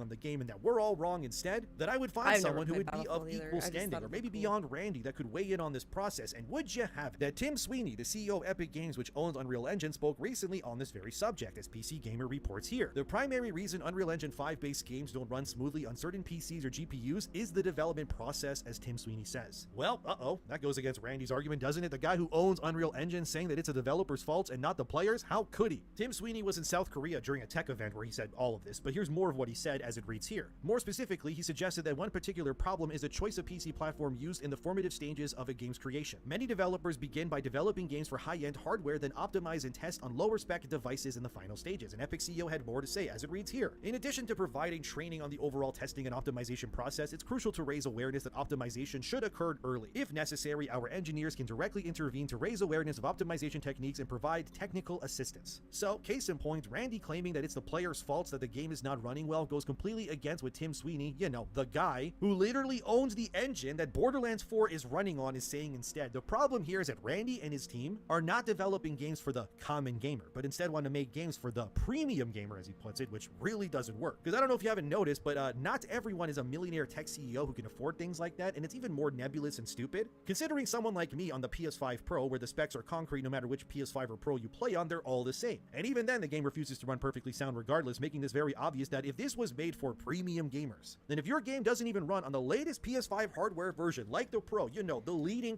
And Damian, premium gamers don't play on console, they play on PC, dummy. Duh. That's the whole freaking argument. It's so cute when freaking mobile gamers think they're hot stuff too. Like, they say they're better than consoles. I'm like, bro. They were even say they're better than PC. I'm like, dude, your stuff was made on a PC. What are you talking about? I feel bad for people that... I mean, you can play games on your phone, but don't think you're superior by any means. This generation. Then I guess being a PS5 Pro owner myself makes me also not a premium gamer in Randy's eyes. In my opinion, the game should have been delayed because what Tim Sweeney said is right. There seems to be one reoccurring element in most, if not all, Unreal Engine-led games this generation, which is that they all do not work as intended at release. So the fact that the same exact scenario is being replicated across multiple games despite graphical quality, genre, or scope, that tells us there's a fundamental issue that is plaguing these studios and this engine, and it's not the players. Because Unreal Engine 5 clearly has issues, and it's no wonder that games that ran better this year alone were not made on Unreal at all, and it shows. Silksong, sure, it's an indie game, some will say, but it's made on Unity, and you can tell because it's not a stuttering mess that implodes whenever you try to play it. But you can't compare Silksong to Borderlands 4, I can hear them say. You're right, you can't, because Silksong actually works as intended at release, unlike Borderlands 4 does. I do think another big issue that is clearly showing up is that the industry has unanimously, it seems anyways, to be using Unreal Engine 5, not Not all, mind you, but some games are using other engines. For example, the Resident Evil games are using the RE engine at Capcom, or Kingdom Come Deliverance 2 is on CryEngine, for example. But a large majority of games either out or coming out are all on Unreal Engine 5, and why is that? Likely because with developers always moving in between different companies and projects, it makes it easier to get them situated if every game made uses the same engine, which will lead to less downtime and resources spent to get new developers up to speed since they know the tools already. But the other reason, and I think this is big, is of course outsourcing development to other countries. For example, let's look back at Bethesda's Starfield. Remember that game? A game that was panned, and that's putting it lightly, by players for also being an unoptimized mess at release. When people beat that game though, they noticed that the credits were— But to be fair, Starfield ran better out of the box than their other games did. They still had problems, but not as many problems. But then again, people like Bethesda problems because it's funny. Having an NPC glitch through the floor is funny. Like, sure. ludicrously long, and people started noticing and counting just how much of Starfield was outsourced from Bethesda Studios. As this Reddit post from 2 years ago shows, it was confirmed that Starfield was made by 27 different game studios. Wow. With over 500 game developers that worked on that one game alone. You went from one studio making games back in the day to now needing Starfield's credits are 45 minutes long. You know, when I would finish video games, I would just watch the credits. And recently, I just started skipping the credits after like a couple minutes because I'm like, I don't know if people want to watch me watch the credits. Because I'm usually streaming when I'm like, you know, playing a game. 27, making one game that somehow runs worse and looks bad compared to other games around it or even made before it. So how does that happen? Because these companies are outsourcing the development process to people outside of their core studios that are not equipped to make the games that they're making, which then leads to what can only be described as unoptimized, unfinished messes that run terrible and look even worse. Borderlands 4, by the way, that had 4 studios working on that title. You had Gearbox, that's the main developer, and then you had Gearbox Quebec and Montreal, and finally Lost Boys Interactive, which is also owned by Gearbox. The game was largely developed by these 4 studios, yet even then the game does not run well. So what gives? Why would that happen? I think it's that companies are trying to cut corners, trying to get the best bang for their buck, and then sell the mess at premium prices to make their money back, and then fix it as it's on fire at release in order to save some money. Randy Pitchford, of course, doesn't believe that he's the problem nor his studio, since he said this on Twitter, which got community noted, which reads, "Every PC gamer must accept the reality of the relationship between their hardware and what the software they are running is doing." And as the community note reads, "The publisher of a game is responsible of providing accurate, recommended, and minimal specs, since the consumers have absolutely no way to check how the game is going to run in the hardware before release." I like the whole like so you see what we're witnessing is a millionaire that is trying to tell people poorer than he is that they're actually the problem. And the best thing that Randy could do, which is what I've been saying in my other Borderlands 4 videos from months ago, still rings true, which is simply that Randy Pitchford, he needs to shut up and stop speaking publicly on social media ever, probably for the rest of time. Because every single issue from a PR perspective seems to stem from Randy as a CEO and really no one else at Gearbox. I don't hate Gearbox. I don't think they're idiots. I don't even hate Randy. I frankly more so just feel tired of the guy voicing his opinions because he's doing nothing but ruining the reputation of the hundreds of devs who worked on Borderlands 4 with his words alone. Even Paul Tassi of Forbes, a guy who hates me because he tried to come after me a few times and failed miserably, has publicly stated as seen here that Randy Pitchford just needs to stop talking. You even have people like Paris, as shown here, who has been documented to not know the games of developers that he interviews, and he shills all the time for Xbox and then some, even admitting as seen here that Randy Pitchford also needs to stop talking. So you know it's bad when the paid shills of the industry who eat any slop that you give them are out here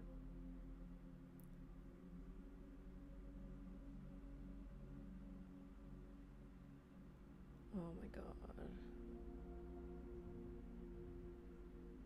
Synthetic Man's playing Borderlands 4.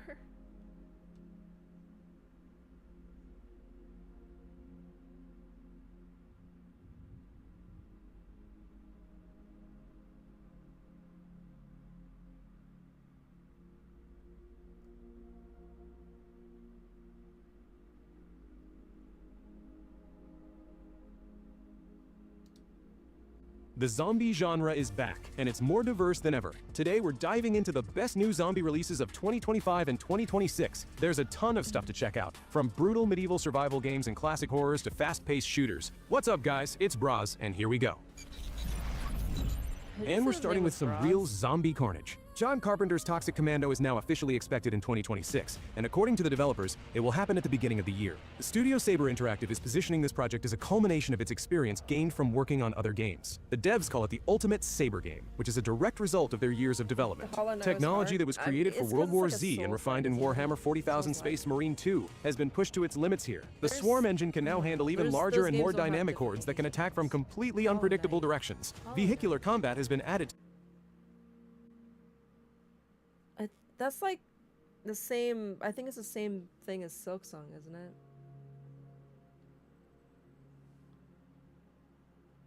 I don't remember because I don't think I played that one. I just really can't get into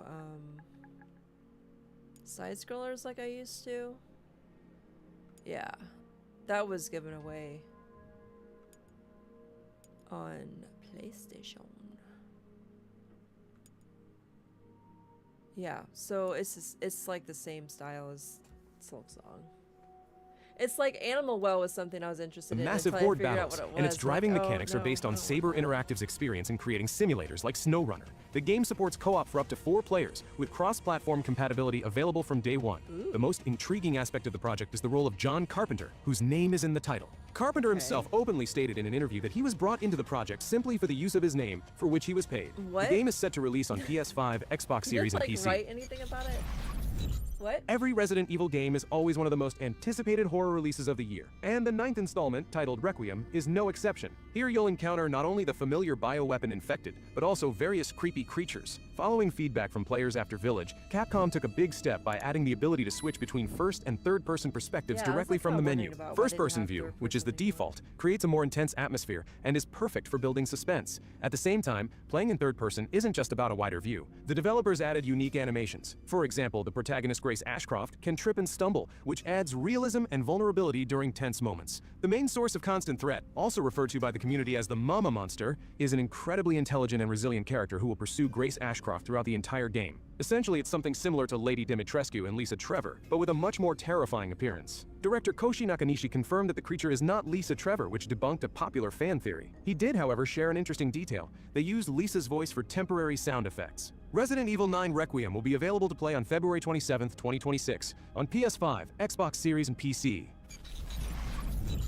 State of Decay 3 is another zombie survival action game that is built for cooperative play for up to 4 players with cross-platform multiplayer. It's one of the most anticipated exclusives from Xbox. However, despite its status, the game has a very long and ambiguous public development history. Announced back in 2020, it only showed its first gameplay trailer in 2024, and it was completely absent from the latest Xbox showcase in 2025. This long silence sparked a wave of rumors and concerns that the project might be canceled or indefinitely postponed. The gaming community grew anxious, with many worrying that State of Decay 3 might meet the same fate as other canceled games from Xbox Game Studios. But in July 2025, reassuring news emerged from insiders who reported that the game is safe and in active development. According to them, the project is much closer to being finished than you would think, despite its low public profile. The main source for the 2026 forecast is Windows Central journalist Jez Corden, who is known for his reliability with insider news about Xbox projects. Corden has stated on multiple occasions that the game is aiming for a 2026 launch, and his reports are supported by development analysis. State of Decay 3 can be expected on Xbox Series and PC, and in addition to this, the game will be available on Game Pass from day one. Another interesting release is Hunger, a game from UK-based studio Good Fun Corporation, which is coming to Steam Early Access in 2025. like Seeing as there isn't Showdown, much left until the end of the year, I can easily assume it will be in 2026. Its visuals and atmosphere are really striking, drawing on a Renaissance Gothic art style inspired by Caravaggio. In a gaming landscape where medieval FPS horrors are uncommon, this one stands out with its impressive graphics and a grim extraction shooter loop. The development team behind Hunger is known for their work on titles like Hell Let Loose, and their expertise is evident in the satisfying gunplay and robust melee system. What truly makes Hunger unique is its approach to the genre itself. The developers explicitly stated there will be no forced wipes. This is a direct rebellion against a common point of frustration in other extraction shooters. Instead of periodically wiping everyone's progress, the game focuses on long-term character development with mastery trees. The devs describe it not as an extraction shooter, but as a multiplayer first-person RPG that simply uses the extraction system to drive its progression. Dying still means you lose your loot, but you keep the experience gained so your time is never truly wasted. Based on the trailer, the game will have a wide variety of enemies besides the standard zombie types, and at the moment, it all looks very dynamic. Alright, well, if it's The like Dying that's Light how it's series- not like Shadow Hunt or Hunt Showdown. What am I talking about? Hunt Showdown, because you lose your character. You can buy them again, and then whatever weapons you had on them is just left there for other people to loot. But that seems way more promising if you can keep your experience and at least just keep building your character, and eventually, you know, I don't know, if it's not PvP, then you probably really shouldn't be dying if you've got a group of homies. That's just, I don't know. Maybe they're, I don't know. back. And this latest installment looks like the most vicious, most uncompromising, and most unhinged entry we've seen yet. It's Techland's attempt to return to its roots, focusing on the brutal and primal horror that defined the first game. The developers have openly stated they felt Dying Light 2 became too approachable for a broad audience and lost some of its original essence. The Beast is their answer, a more focused take on tension and horror. The game brings back the old ally Kyle Crane, who, after 13 years of dark experiments, is no longer entirely human. He's been given a devastating new Beast mode, which automatically activates once you deal or take enough damage, turning you into an unstoppable force. In a surprising twist, the devs mentioned they drew influence from Pac-Man. Just as the famous pellet eater becomes the hunter, Crane becomes the apex predator, and the infected become his prey. Beyond that, Techland has completely refined their dismemberment system, doubling the number of gore points to allow for much more precise removal of limbs and destruction of skulls. But the most interesting insider detail comes from the development of the blood splatter textures. The team purchased buckets of fake blood and filmed actors falling on the floor to capture realistic smears and stains. This level of dedication makes it clear that Techland is fully committed to delivering a horror experience that will genuinely unnerve you. The Beast is coming out on September 19th, 2025 for PS5, Xbox Series, and PC, with versions for PS4 and Xbox One to follow. And so, the long-awaited horror game from Bloober Team, the creators of the great Silent Hill 2 remake, has finally been released. And as it turns out, Bloober Team knows what they're doing. And this is Chronos: The New Dawn. It's a kind of mix of Dead Space and Silent Hill, but with its own unique twist, and the early reviews have been very positive. The main news and a point of controversy is that the game has no difficulty settings. This is a bold and uncompromising decision that has caused a stir in the gaming community. The developers explain that their concept of survival and fear only works with a certain level of challenge. It's a sort of homage to old-school horror games, where you couldn't just choose an easy mode and breeze through the story without feeling tension. As a result, players must rely on stealth, carefully manage resources, and fully use the environment to survive. In a way, it's a test of endurance. That's good that at least there are autosaves before battles with the big bosses. The game has a deep and engaging story that keeps you moving forward, and once you figure out how to interact with the world, it becomes much more interesting. Overall, it's a solid survival horror game with a post-apocalyptic atmosphere in 1980s communist Poland. This is a pretty safe bet to buy, and it's a game to be proud of. God Save Birmingham. I have a very mixed feeling about this game. On one hand, I like the medieval Birmingham setting and the idea of a Korean developer taking on this project. It's bold. I also respect they aren't afraid to leak very early gameplay, but it's so raw and full of glitches that I'm not even sure it should be shown to people. A main point of criticism is the zombie behavior. It feels like they're just hugging you instead of trying to tear you apart. In some moments, they look way too safe, and it's cringe-inducing. They should be way more aggressive and terrifying. Animations also leave a lot to be desired. Items clip through textures, and zombies sometimes clip through each other and even the main character. However, behind the visible problems lies an ambitious concept. The game already has advanced physics, a barricade building system, and detailed survival management. So if you notice up here, they got like hunger and thirst and probably, I don't even know if it's like temperature. All of this, along with the other issues, is brought to perfection. It could be interesting. It's clear that the game is still in a very early stage of development, and a full release in 2026 is highly unlikely, so I don't want to hate on it. But for now, it's something to keep an eye on and maybe try in early access. It's a kind of industry lottery. The project could either become great. It's early access now, but there is little hope of it being fully released next year. That's not good. This is like October, November. I mean, I guess there's like 3 months left in the year, 3.5 months. Gosh, it feels like shitty. Like the year's just like almost over, bro. Or fail completely. If you compare the third installment of Killing Floor to the second, it can be called a failure, as evidenced by only 52% positive reviews on Steam compared to 90%. Yeah, I was playing that, running from Gamefly, bro. I like just sent it back the next day. I was just like, meh. I think this is the right one. Or wait. Yeah, Killing Floor. 1% for the second game. So let's figure out why, and whether it's worth playing Killing Floor 3 despite the disappointing scores. The reason for this negativity is that Tripwire Interactive made several controversial decisions that didn't sit well with the old fanbase. Main complaints were about the gun feel and animations. Gamers say that the weapons feel like toys and lack recoil. Animations were done on a computer instead of using motion capture like in the second game, which resulted in a loss of smoothness and liveliness. The game's look also came under fire, a design that's too futuristic and gray, which according to many stripped the game of its soul. Players note numerous bugs, little content, and an unreleased state. Despite all this, Killing Floor 3 also has its strengths, which were noted by both critics and some players. The game now has a deep weapon customization system, as well as updated skill trees. Developers added a new critical zones mechanic on enemy bodies, allowing for a more strategic approach to combat by targeting weak spots. And even despite the fact that the developers are making some fixes and patches, as practice has shown, Killing Floor 3 is now very controversial. Yeah, I didn't like Into the Dead, Our Darkest Days is a major step for a franchise primarily known for the mobile market. The developer Pickpock, who spent 10 years creating a popular runner game, has released a full-fledged, side-scrolling survival horror for PC. Released in early access in April 2025, the game immediately became one of the top releases of the month on Steam. Instead of just running forward, players must manage a group of survivors in 1980s Texas. Main goal is to find a safe refuge, gather resources, craft, and fight off zombie hordes that attack your barricades every night. One of the key differences is the permadeath mechanic. If your character dies, they are gone forever, making every decision critically important. Developers have also added psychological... So then, like, if you have, like, 5 recruits, like, you don't have a main character. You just play all the characters. And if one dies, you're done. And then you'll have, like, your 4 characters. And then you can keep recruiting more characters and keep crafting and surviving. I mean, it's interesting. For sure. I like the graphics, too. It's like despair and nightmares that you need to manage. Studio plans to develop the game in early access for 12 to 18 months, releasing major updates every 4 to 6 weeks. This demonstrates a serious commitment to the project and a willingness to work with the community to create a complete and deep experience, which is reassuring for those who might be hesitant to buy due to the franchise's mobile past. The Midnight Walkers is a hardcore FPS with survival and looting elements. The game supports online PvP and co-op, and you can play solo or in groups of up to 3 people. The events take place in the massive Liberty Grand Center mega complex, where players must fight not only zombies, but also other survivors. And just like in the previous game, a key feature is... Bulls, bro! Let's go! What is it called? The Midnight Walkers. Permadeath mechanic. If you are killed, you lose all the gear you've collected during your run. This makes every encounter incredibly tense, as not only your character's life but all your progress is at stake. And you should also keep in mind that the biggest threat, of course, comes not from zombies, but from other players. In addition, the game features a poisonous gas system that gradually fills random floors, forcing you to constantly move and change tactics. To fight enemies, you can choose one of the classes. For example, a hammer-wielding tank named Brick, or the sniper Lockdown who uses a bow. Furthermore, the game will use a kernel-level anti-cheat, which is an important detail for any PvP project, and signals a serious approach to fighting cheaters.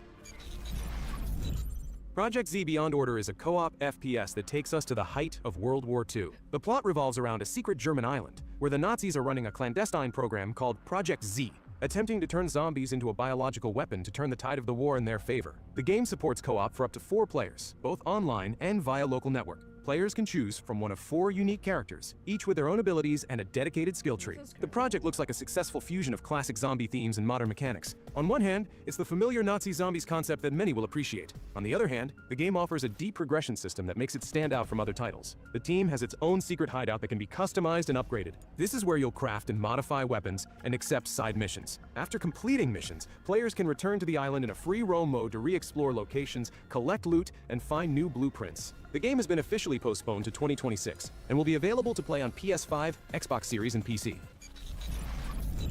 Showa American Story is, to put it mildly. So Project Z is there's nothing on the PlayStation about it. I think I was thinking of World War Z. So it's not the same. It's not the same. An unusual RPG set in a satirical post-apocalyptic America of the 1980s. The developer is the Chinese studio Netcom Entertainment, which is known for its horror games. At first glance, the game seems to be just a collection of nonsensical chaos, but in reality, there's a deep satire hidden beneath it. The game setting, the US culturally colonized by Japan, is a direct reference to the real Japan panic of the 80s, when America feared that Japan would economically surpass them. The game's trailers aren't just weird, they are filled with references and parodies of American and Japanese pop culture, including Gundam, iconic 80 Seconds movies, and anime.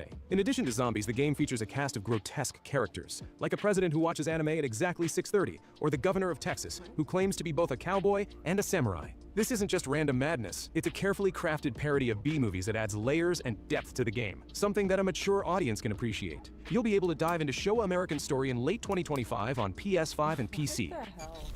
What is that? That's Dread so Zone, weird. a first-person open-world shooter, was released in early access on July 17, 2025, but received mixed reviews on Steam, with only 50% of them being positive. This difficult launch was largely due to player complaints about poor optimization and generic gameplay, that some critics have likened to a badly built game on Unreal Engine 5. However, the project has a few unique elements. The most interesting detail is that your character is one of the infected.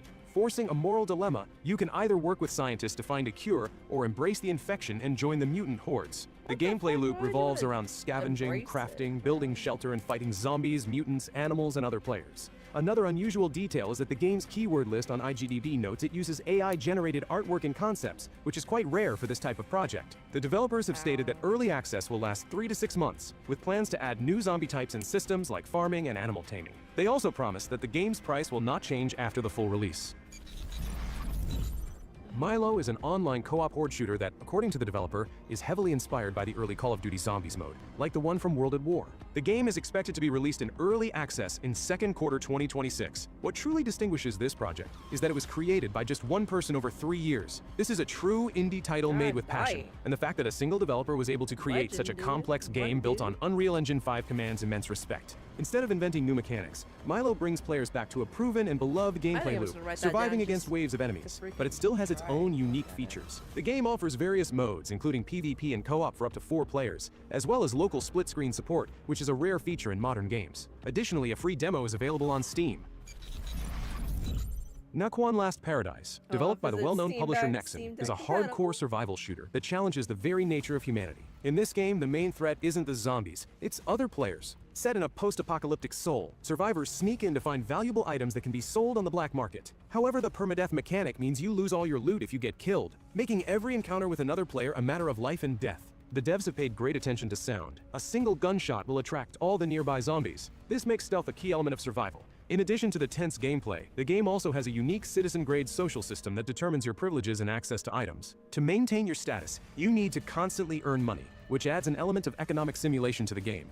Nexon is actively communicating with its community on Discord, discussing things like weapon modification and anti-cheat systems. See, that's this really game cool, is a brutal dude. social experiment when where your life are talking to their community or the people that are interested in the game and forming a community around the game. That's really awesome.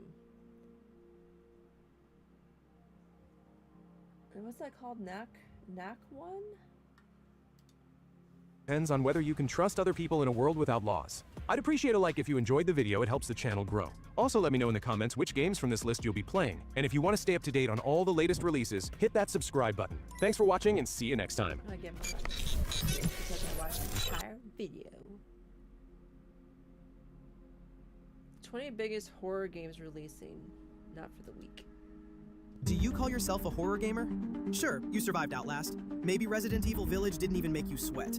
But these new horror games coming in 2025 and 2026, they're on a whole different level. Oh God, let's see if you're still brave after this, because here are 20 upcoming horror games you really don't want to sleep on.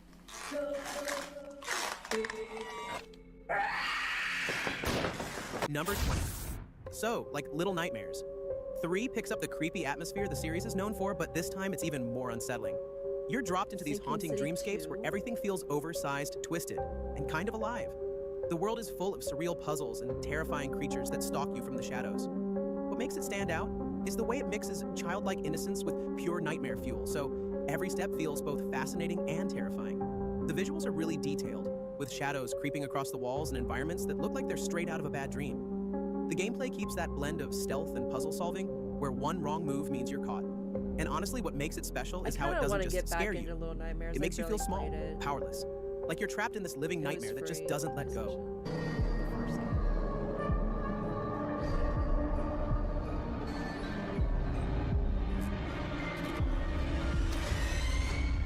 I don't know. Can you have somebody co-op the other little guy? Number 19. This is already coming out. AILA is one of those futuristic horror games that really taps into our fears of artificial intelligence. You're in this high-tech facility where an AI system has gone rogue, and it starts to twist reality in ways that feel unpredictable. That's kind of cool. It's not just about machines turning against you, it's about the environment itself shifting, creating this sense of paranoia. The lighting, the sound design, and the way the game uses silence make it incredibly tense. Every hallway feels like it's watching you. Every sound echoes like it's too close. What's cool is how the AI adapts, so it feels like it's studying you, learning your patterns, and finding new ways to corner you. It's this blend of sci-fi and psychological horror, where technology feels less like a tool and more like a... music I hear. What is that? How do you spell it? A-I-L-A? I'm gonna have like 20 games to look at, bro. Nightmare that has you trapped.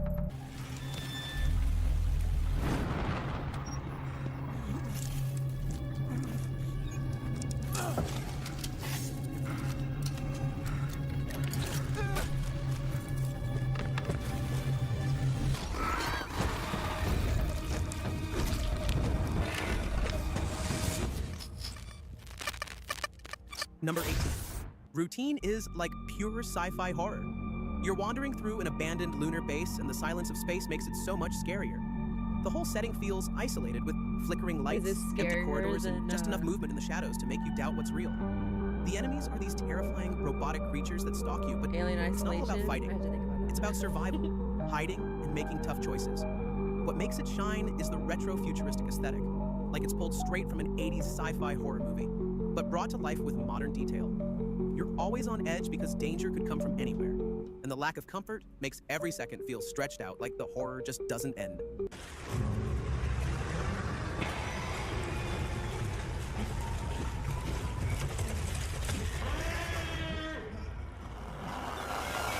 Number 17.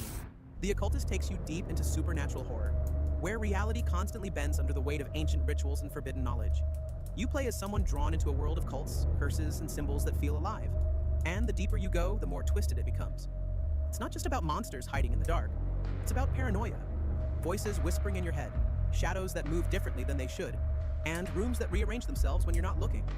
The environments are dripping with atmosphere, from candlelit basements to ruined cathedrals. I got no sense of direction, dude. What really sets it apart is the psychological edge. You're never sure if what you're seeing is real or just part of your descent into madness. The puzzles connect to rituals. The enemies feel like manifestations of guilt and fear, and every decision pulls you deeper into something you can't fully understand. It's haunting, it's immersive, and it sticks with you long after you put the controller down. And his voice it's just so loud.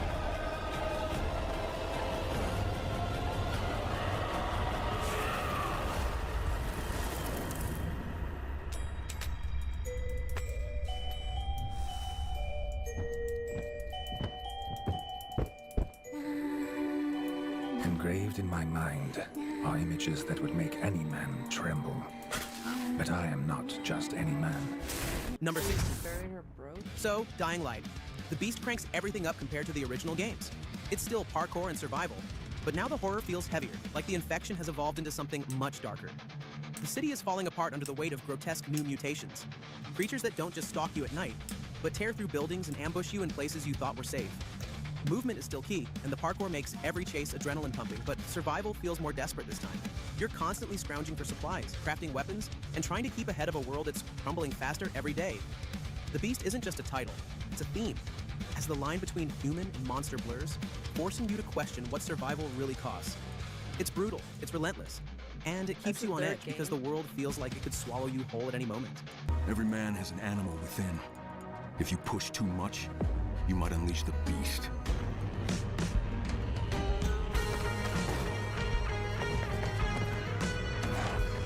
The original game is only a PlayStation 4.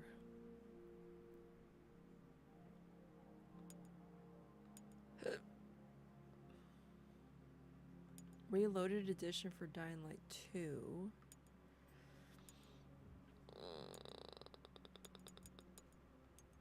I don't know if there's the stories correlate with each other at all. I don't know. I don't even know who the main character is.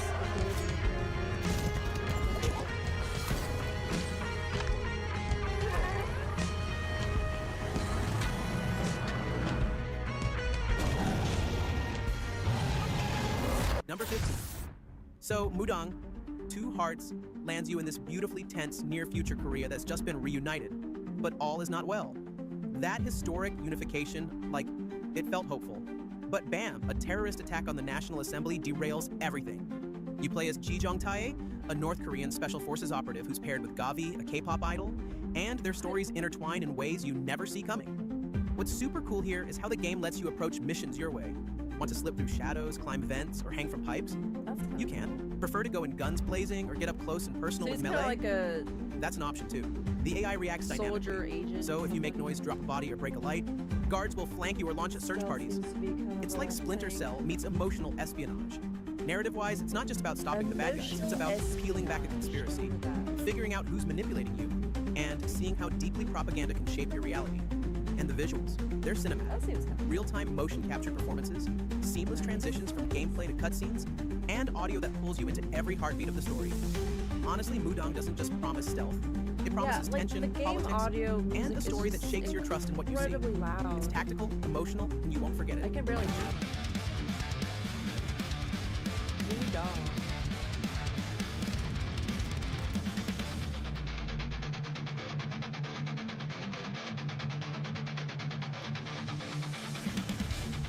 I like the over-the-shoulder, like gun stuff. It's cool.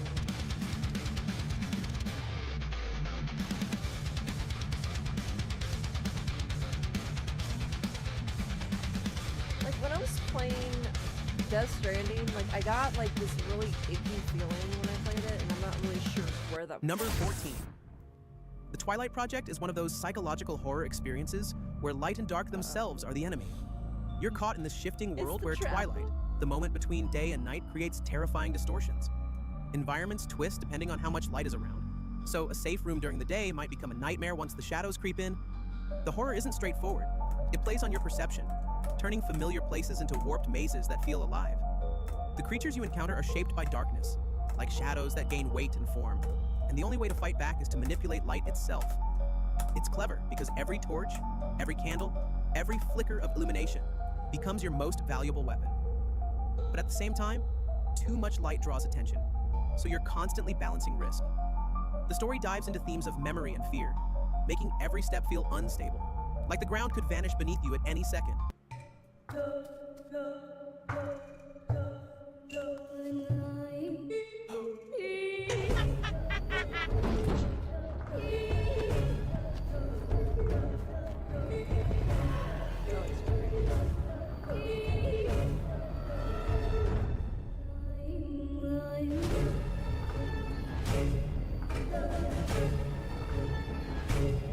I wonder how many of these games are gonna be on PlayStation.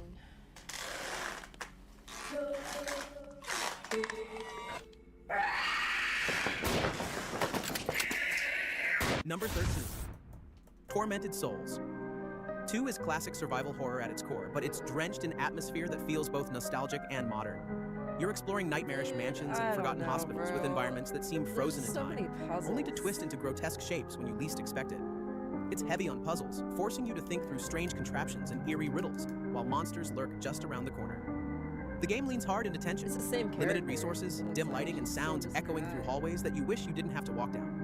What makes it shine is that it feels like a love letter to old-school horror games, but with sharper graphics and more disturbing designs. I gotta The try, creatures like, aren't just Tormented enemies. Souls again. They're disturbing abominations that already feel the third stitched together from nightmares. And I couldn't even And with get every past- step deeper no, into the second story, one. the sense of dread builds, until you're constantly second-guessing whether you want to open that next door or not. I guess it's been a while since I announced it. I feel like it's the third game.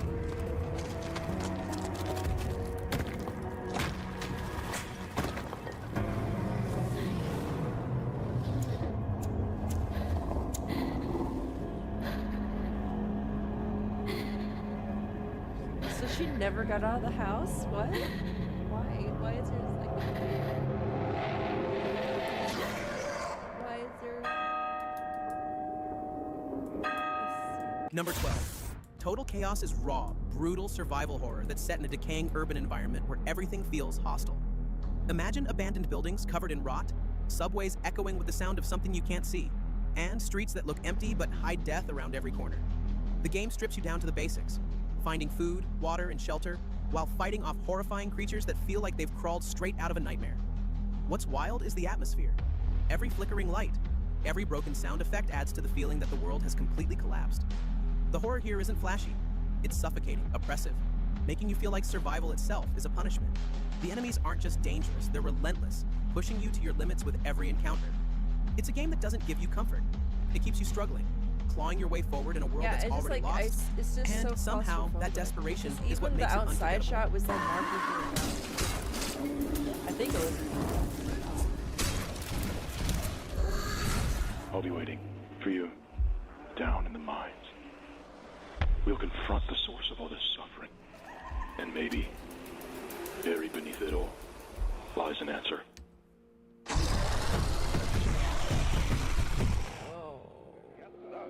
Number 11. Reanimal is a survival horror game that feels both strange and unsettling because it throws you into a world where humanity has lost its dominance and the line between man and beast has been completely blurred. You're not just fighting for your life against monsters. You're dealing with creatures that look disturbingly familiar, like twisted echoes of animals and humans fused together. The environments carry this decayed, feral energy, as if nature has reclaimed the ruins of civilization, but in a way that's hostile rather than peaceful. Every corner hides something watching you, and the silence is broken only by the sounds of unnatural growls or footsteps too heavy to belong to anything normal. The gameplay emphasizes stealth and strategy. You can't always fight back, so sometimes it's about staying quiet, staying low, and slipping past horrors that would tear you apart in seconds. What makes Reanimal so gripping is the tension it builds, like you're prey in someone else's territory, hunted from the moment you enter its world. It looks a lot and the like longer Little you survive, Nightmares, the but more it you has realize that different maybe you're not camera just angles. running from beasts, you might be becoming one yourself. It's eerie, it's raw, and it leaves you questioning what survival really means when the definition of human is falling apart.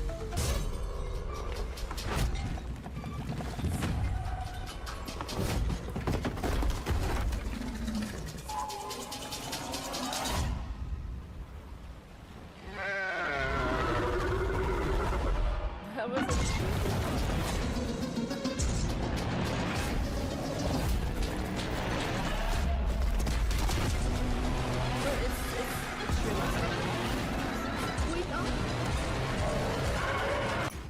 Number 10. like Retrieval drops Bramble. you into this tense, retro-futuristic nightmare on a planet called Rahalian. You play as Hana Loche, a mission commander who ends up stranded deep underground after everything goes wrong. Now you're stuck in an unstable subway base, cut off from the surface. And whatever's down there with you, yeah, it's not friendly. What we know so far is it's aiming for a cinematic horror experience. Unreal Engine 5, ray tracing, and full 3D audio are in the mix, so expect realistic lighting and sound that That's makes you Pit feel every Boy. creak, See it? every whisper in the dark. It's got that old-school sci-fi horror vibe, kind of like Alien, but with a modern, immersive edge. There's no solid release date yet, but early builds have already won awards, which says a lot about what they're cooking up. If you're into slow burn horror with heavy atmosphere, this one's definitely worth watching. What the fuck are you doing to them? It's 19! Get the fuck out of here! All this to start our new life.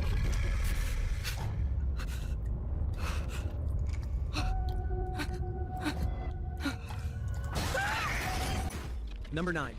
Beneath isn't just another deep-sea horror. It's like you're fighting the ocean and your own mind at the same time. You're Noah Quinn, a diver stuck in a wrecked station miles underwater, and the deeper you go, the stranger things get. The story hits that sweet spot between survival and paranoia. Noah's not just trying to make it out. He's unraveling why this whole mission went sideways in the first place. Combat? Yeah, it's brutal, but it's also smart. Ammo's tight, and some of these things, yeah, bullets aren't enough. You'll have to pick your fights, improvise, and stay 2 steps ahead or you're done. And visually, man, the lighting down there is insane. Shadows feel alive, the pressure's in your face, and when that darkness starts closing in, it's suffocating. Camel 101's behind this, and they're leaning hard into that psychological edge. No cheap scares, just pure tension. If you want horror that gets under your skin, this one's, well, worth keeping an eye on. The secrecy surrounding this project weighs heavily on my conscience. like Bioshock. What if we unleash something we cannot control? We've only scratched the surface of the ocean's mysteries.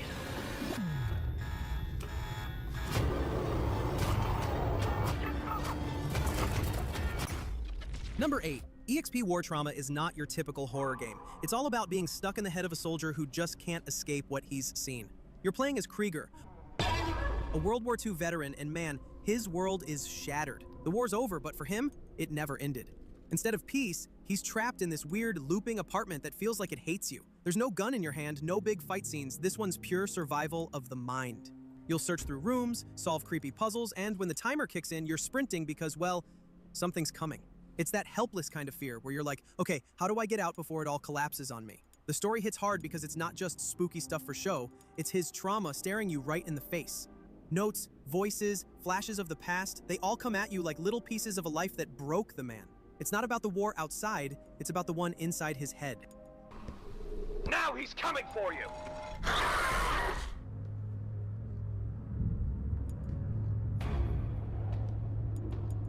Dad! Krieger! Help me! Number 7. Code Violet is just wild. It's like survival horror mashed with full-on sci-fi chaos. You're Violet Sinclair, yanked out of the past and dumped into a future where humanity is cloning, experimenting, and oh yeah, dinosaurs are back like it's their planet. And these things, they're not background. They're hunting you every chance they get. So here's the deal, combat's super tight. You've got guns and melee, but nothing's unlimited. So every bullet kind of feels like a big decision. And stealth, yeah, it's huge. Sometimes your best move is just crouching behind something. Visually, it's nuts. Unreal Engine makes every neon jungle, every creepy lab look alive. Team Kill Media is keeping this one exclusive for PS5. No PC mods, nothing. Just their vision. You know why? Drops December 2025. And honestly... Do you want to know why the devs did that? Is because they don't want to turn their main character into a porn star with mods that make her topless. Or have bigger boobs. Because apparently she's like a real actress that like did the character. I guess the character is modeled after a real actress.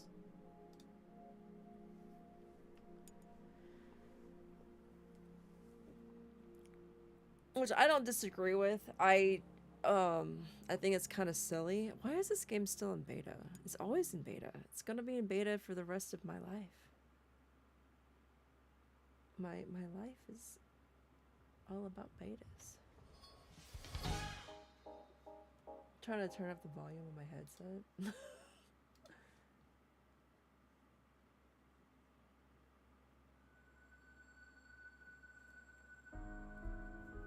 Alright, dude, I'm so rusty with this, it's not even funny. Let me change some stuff.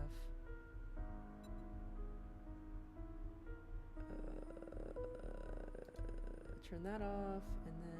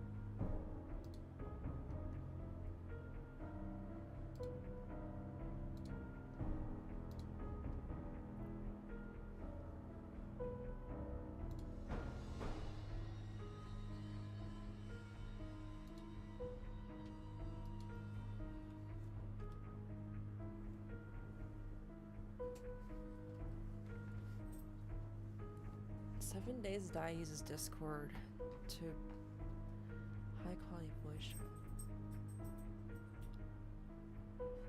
I think people already know, right? Because maybe it's just stating that it doesn't have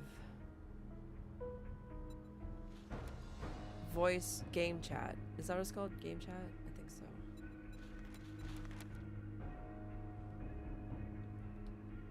Oh no.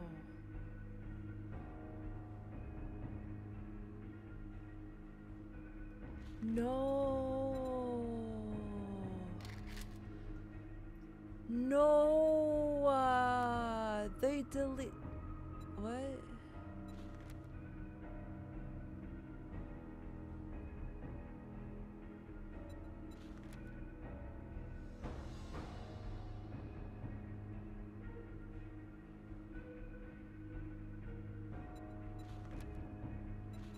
It's just gone. No, my face is gone.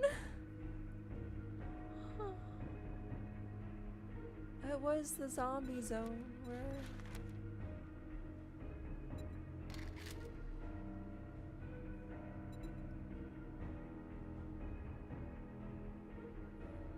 don't have mods. I don't have mods. No. Nobody told me that this is gonna happen. No, that's so shit.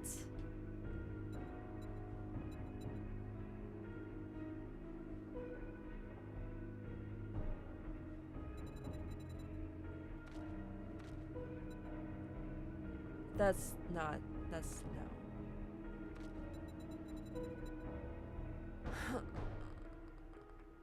What is chunk persistence? What is that?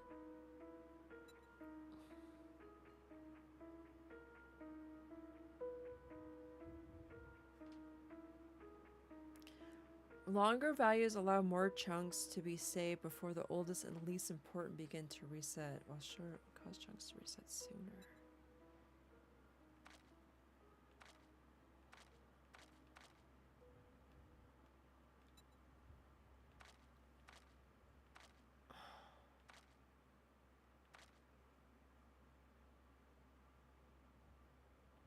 I don't understand. No freaking way, though. Used and pending. What does that even mean?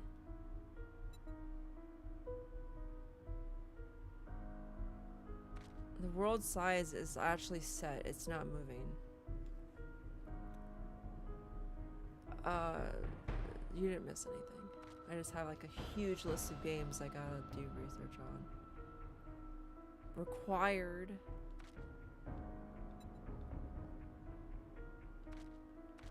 No freaking way.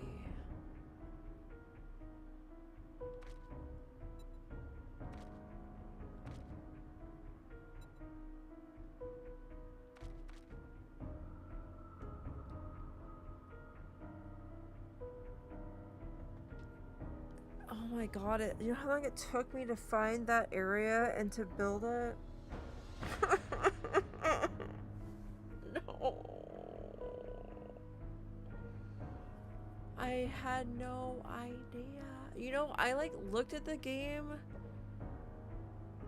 last month because I thought about getting back into it. And I'm like, yeah, everything's cool, everything's there. And then I just didn't do anything else with it. Nobody warned me, nothing happened. There's no game. There's nothing. I guess you have to be in their Discord to know. I just dislike Discord so much.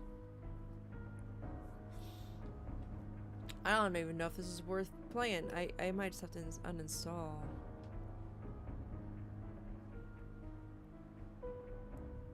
Because if it's gonna do me, if it's gonna load. Oh wait, here it goes. It's rendering the. Oh my god, dude, serious. Dude, my base. My freaking base, dude. It better like spawn me in a decent location.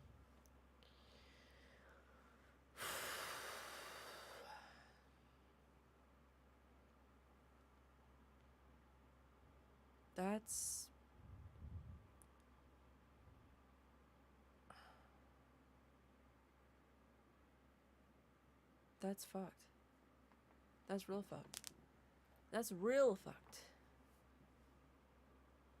And I think I had all of the traders. I have 4 traders unlocked. I don't know if that was all of. I have no idea if that was all of them. Lord have mercy, dude. 154 hours of my progress gone. Completely gone.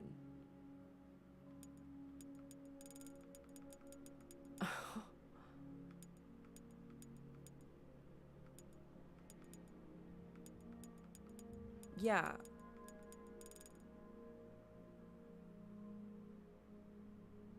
Look, I mean, dude, I was like on the verge. I had so many trophies unlocked, dude. The only thing I didn't have unlocked was the levels, the freaking attributes, Murdering players? Which, I don't know how I'm gonna get that shit done. That's probably just an NG moment anyway. Like, holy Dude, what does my character look like? Is this my character? Yeah, that's my character. Like, I'm naked.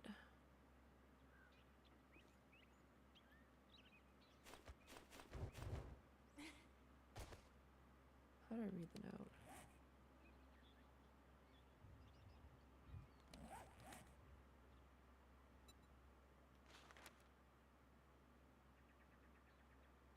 Reading the note from the Duke Nazgane or reaching level 2 will dismiss the buff.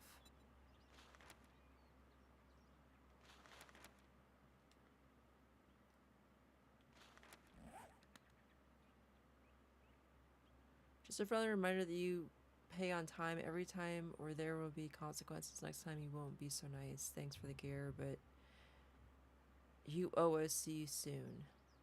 Yeah, I'm naked. I spawned next to a town. How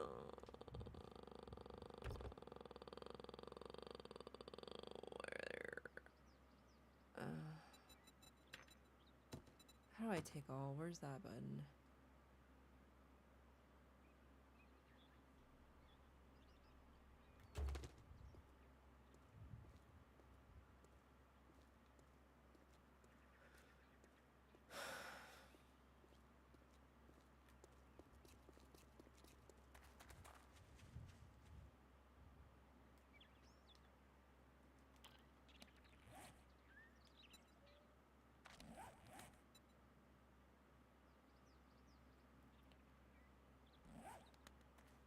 I have water, soup, band-aid, and a torch.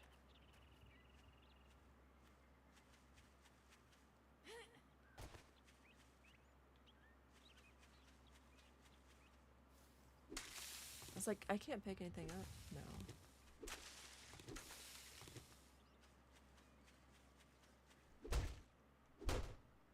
Oh, hell nah.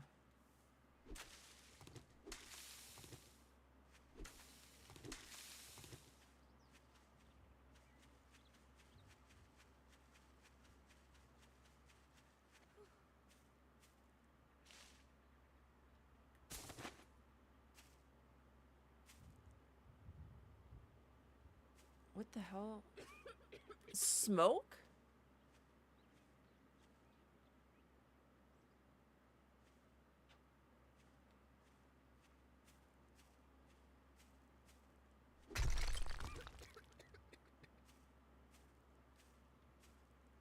Okay, that's new.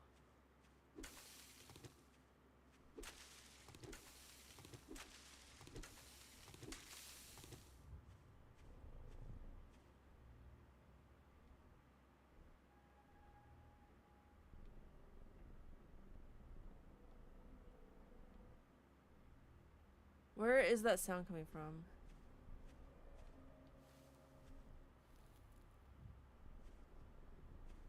Come on, give me some eggs. That's better than no eggs.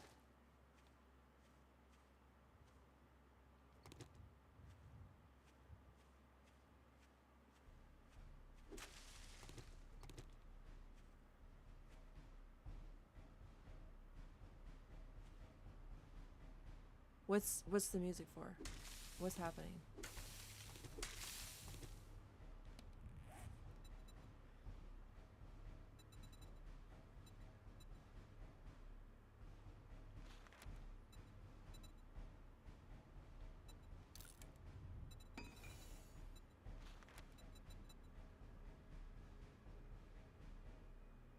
I need stones.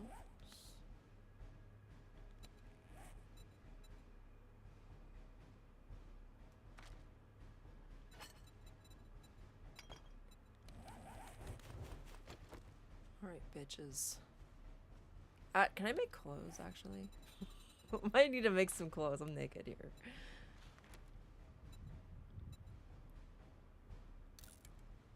Oh, shoot. I didn't read it. It was gloves. How do you equip?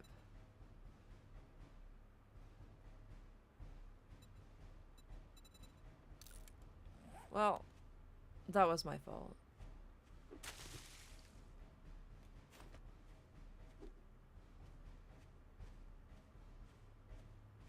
Oh, I don't mean to do that. I mean to pick it up. Damn it.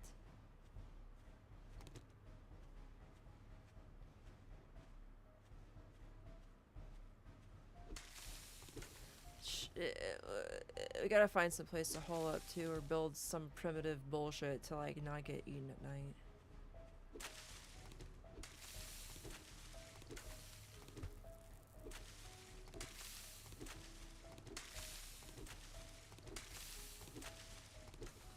Arena Caverns, or Arania Caverns? 4 stars, bro? Get the fuck out of here with that bullshit.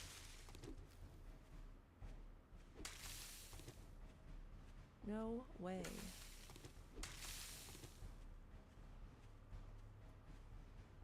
Garbage pile.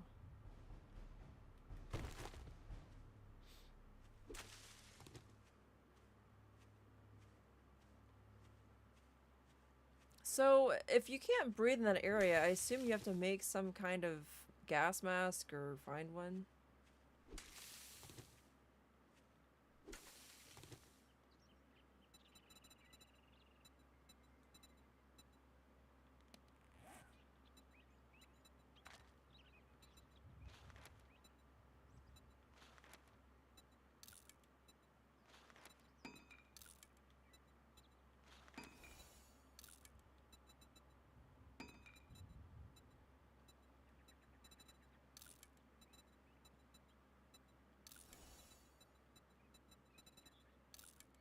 There.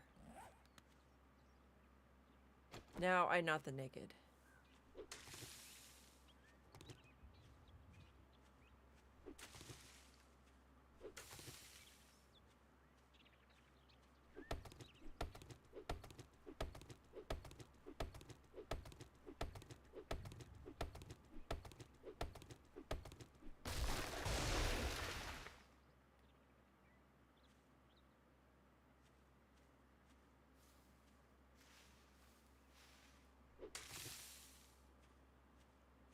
I have 0 idea where the hell I'm supposed to go.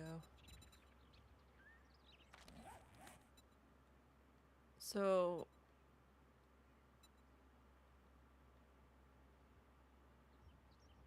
this is like a 5-star place.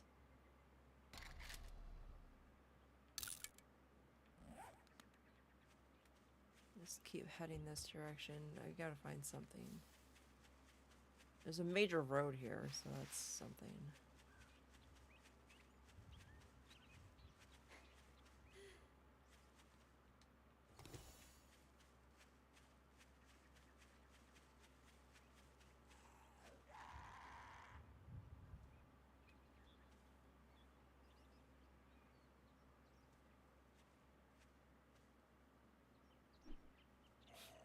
I don't know if I'll be able to kill it with this.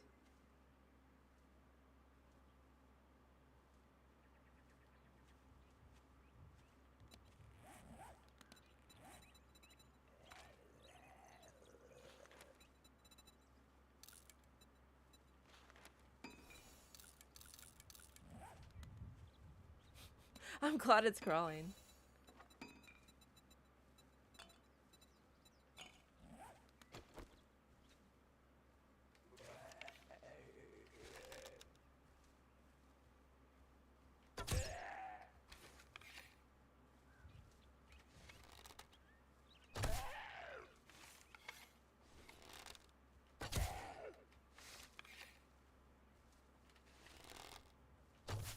Um...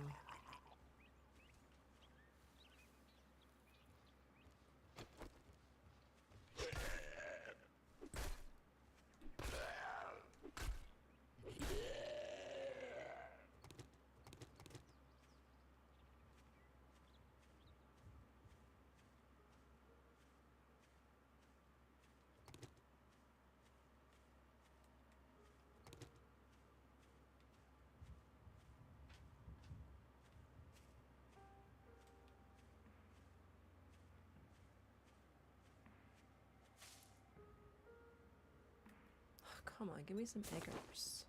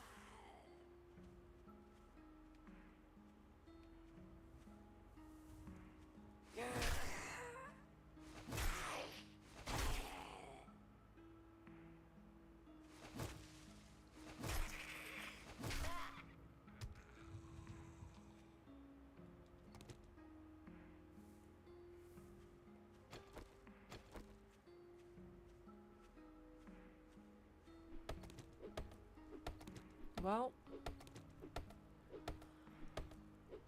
I'm a little bummed. Actually, I'm a lot bummed. This is bullshit. This is legit bullshit.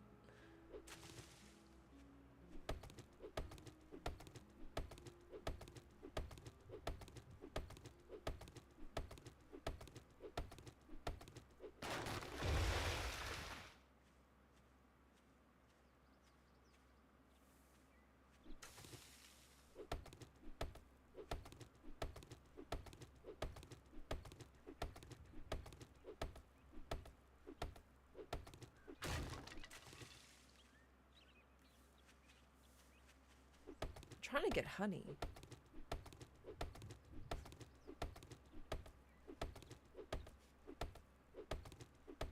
I thought you could get it from stumps. Maybe I'm wrong.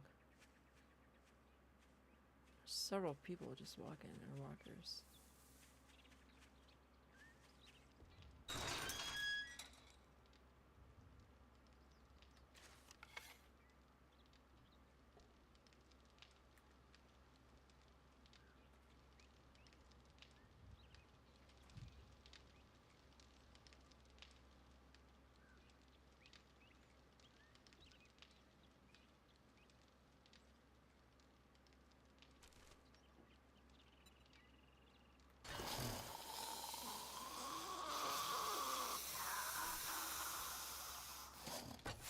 Oh, shite.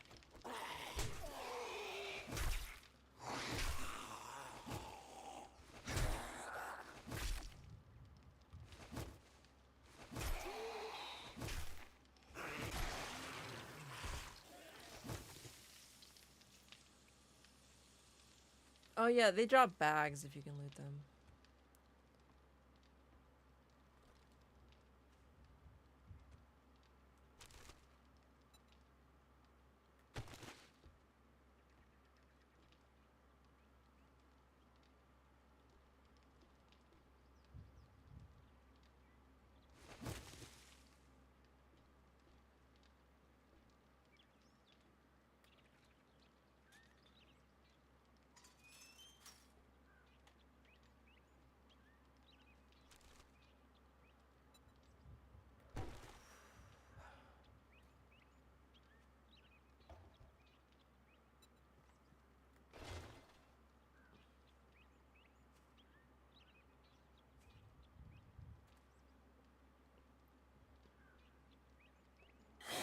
Oh shit.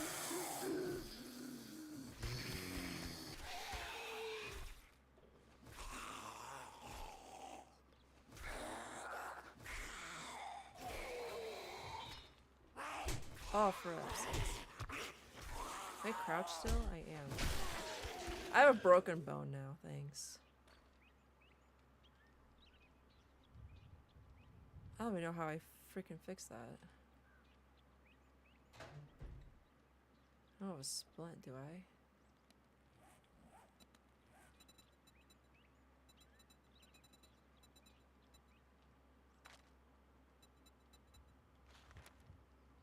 I need duct tape and cloth, which I think I can make cloth.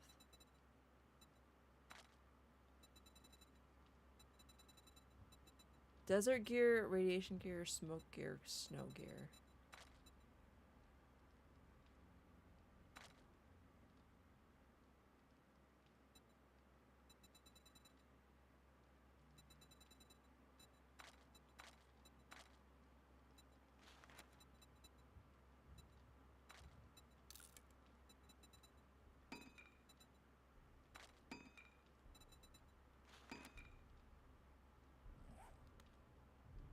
That still goes, right?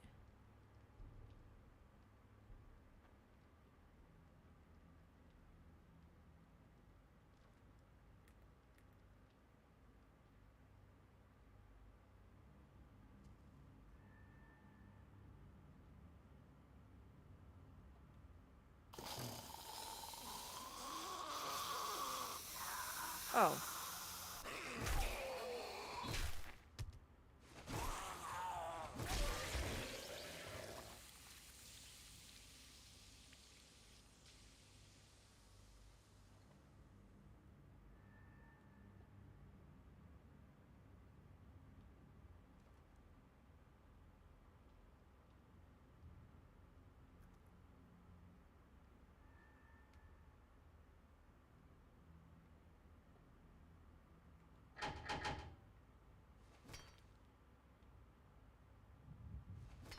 Huh.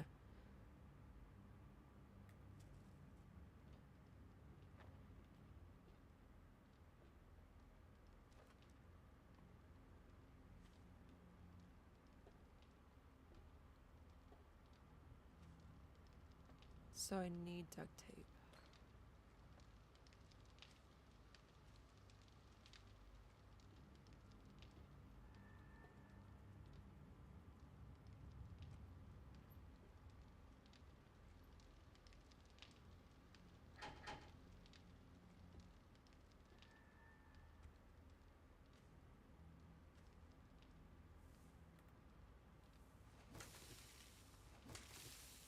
Well, that's a damn shame we broke our leg and we don't even have, like, anywhere we can go to get duct tape. You know what I mean?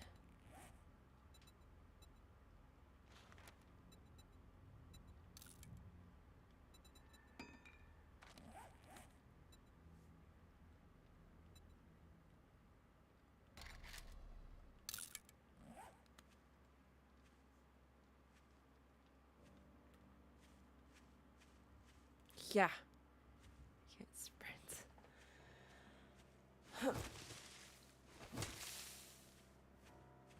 I guess it's better than having diarrhea.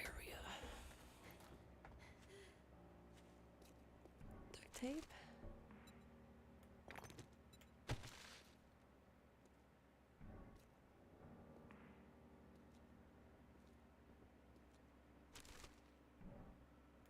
Sand?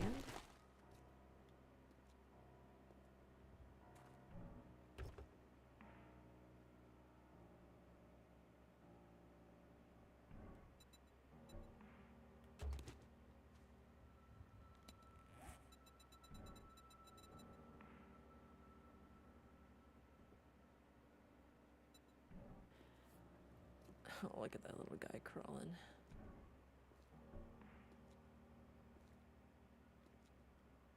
He's got a dream, bro.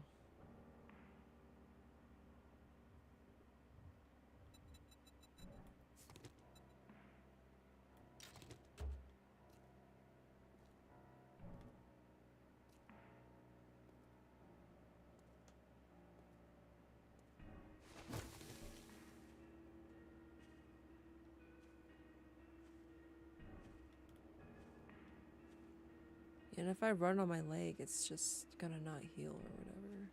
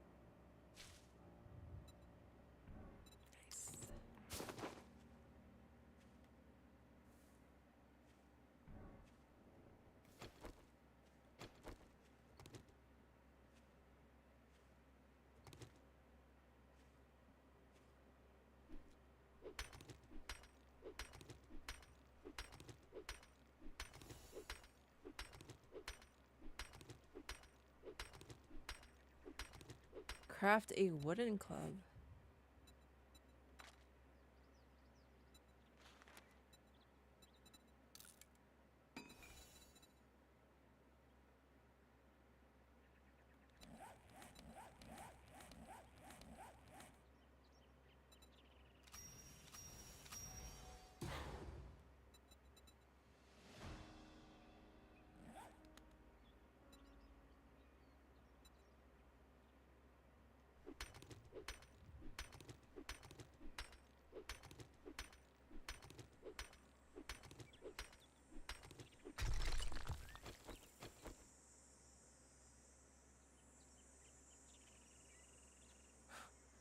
Oh, it shows us where the vendor is.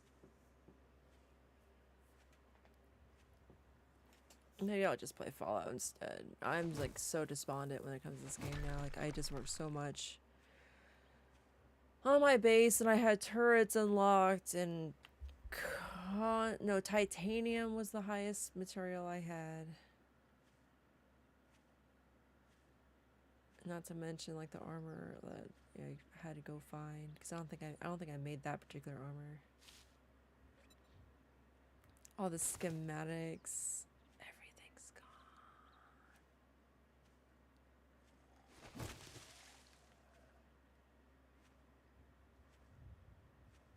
Kind of gives me like no incentive to like, I don't know, dude.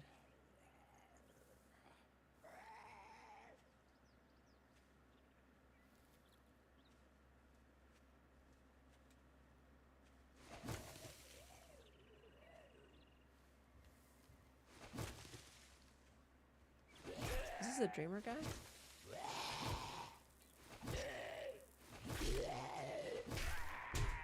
Wow.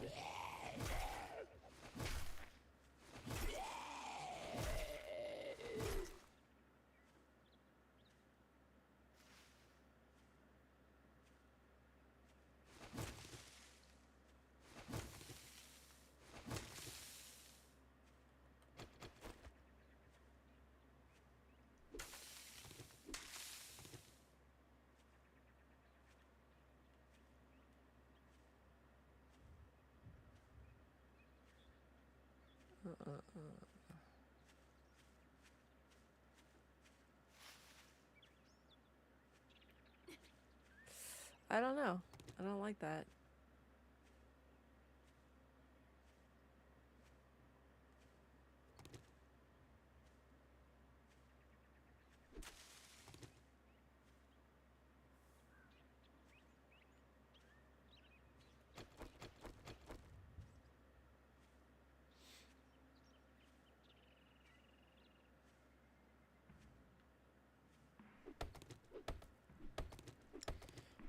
I just want honey, dude.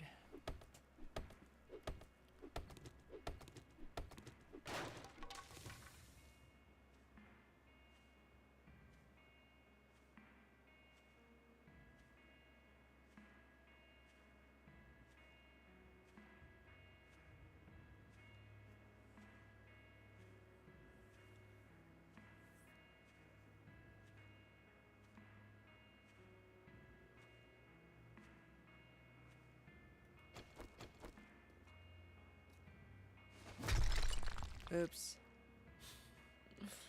I didn't mean to do that. Duct tape. Duct tape. And even if I do have a splint, I don't think I could run. It's inadvisable.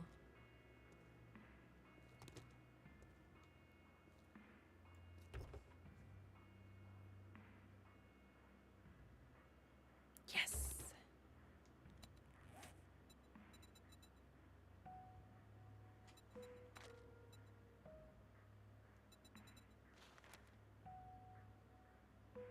Cloth fragment?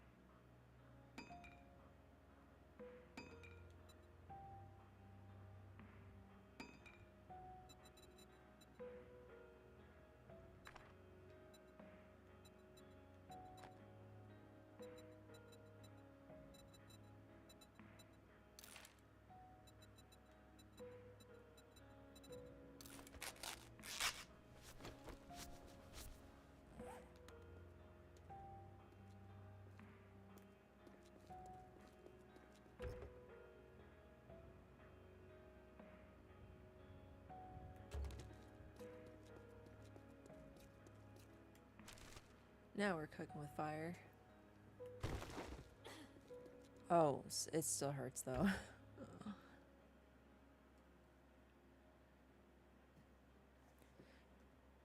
Prestige 3 round is now mine. Never play 7 days to die. Yeah. All my progress is gone. I had to start out from scratch again. That sucks. It's my own fault for not continuing or not following the game or whatever, but still, it's kind of a bum.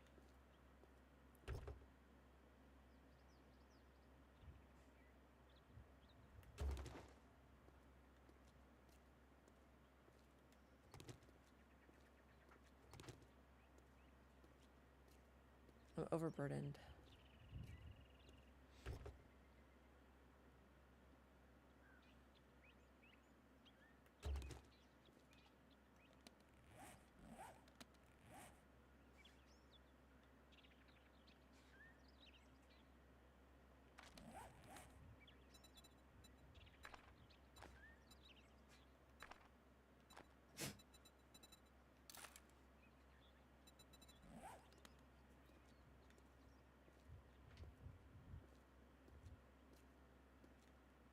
Did I check this? I think I did.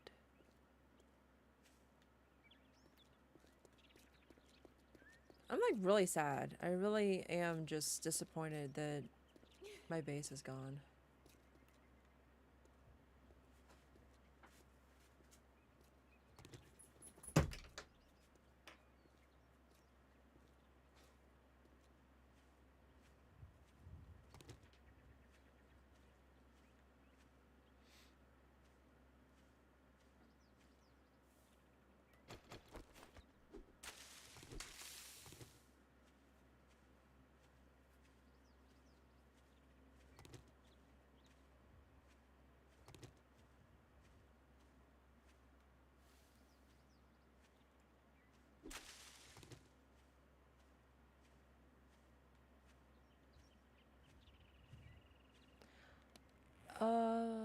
I think this is in town. No.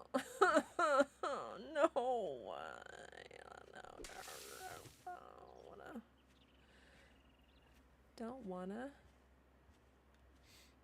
Not at all.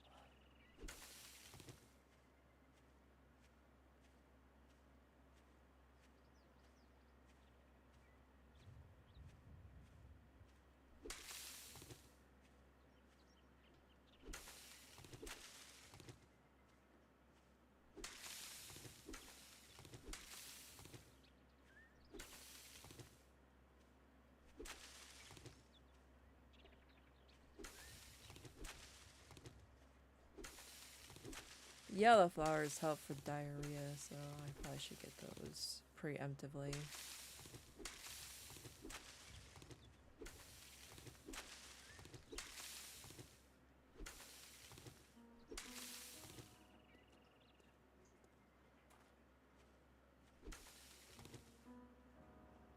Oh shit, I see a dog.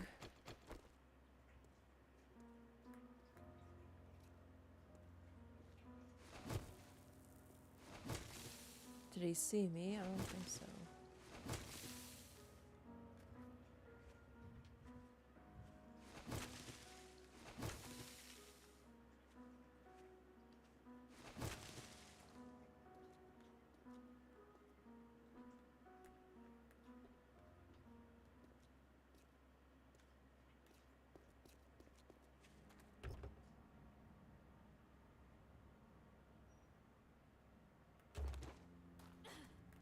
Oh, my freaking leg. My gosh dang leg. Oh, this one's gonna come for me, dude.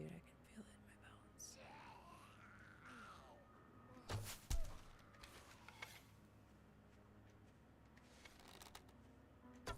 Oh, for F's sakes.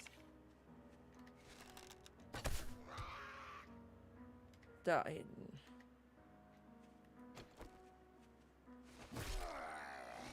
Nope.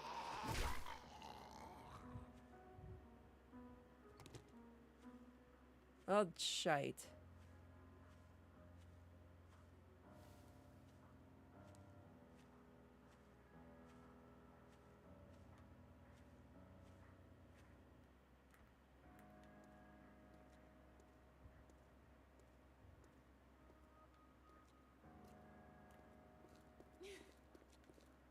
Oh yeah, hungers.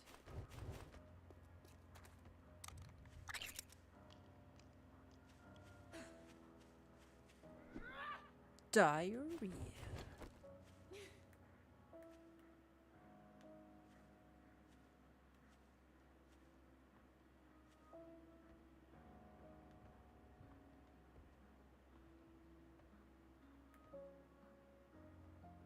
Oh shit.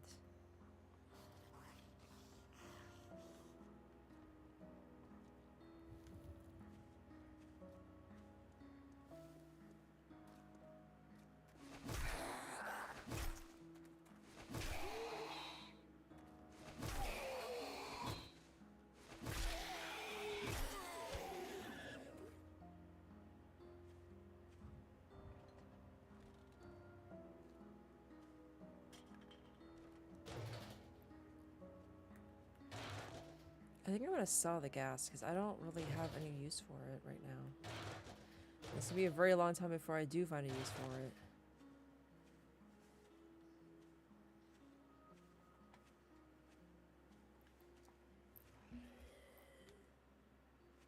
Oh no.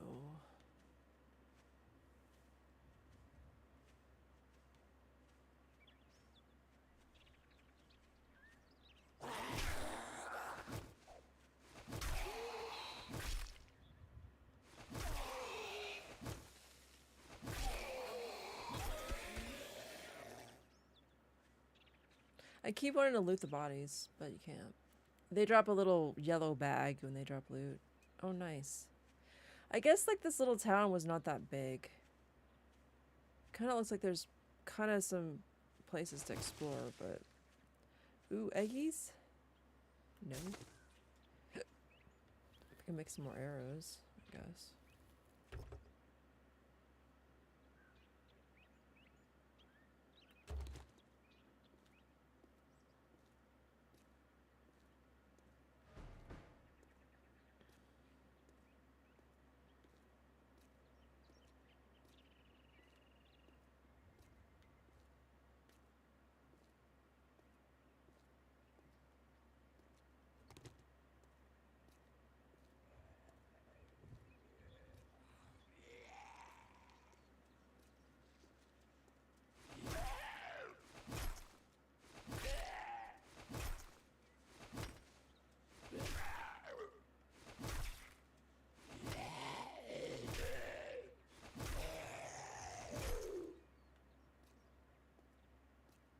Can you break the tire?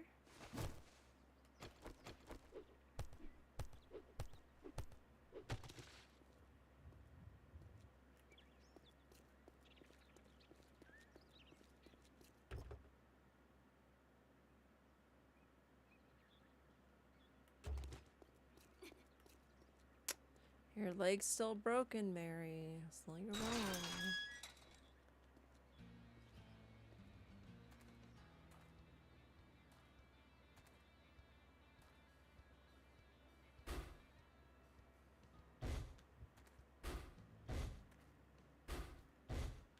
Huh.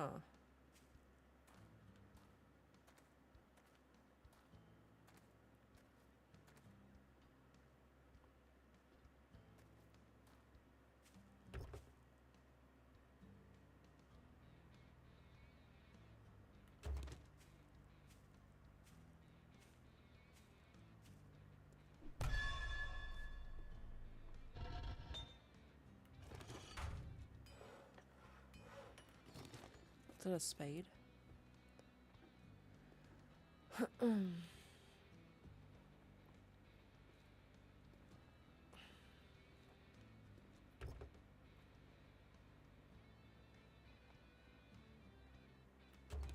Nice.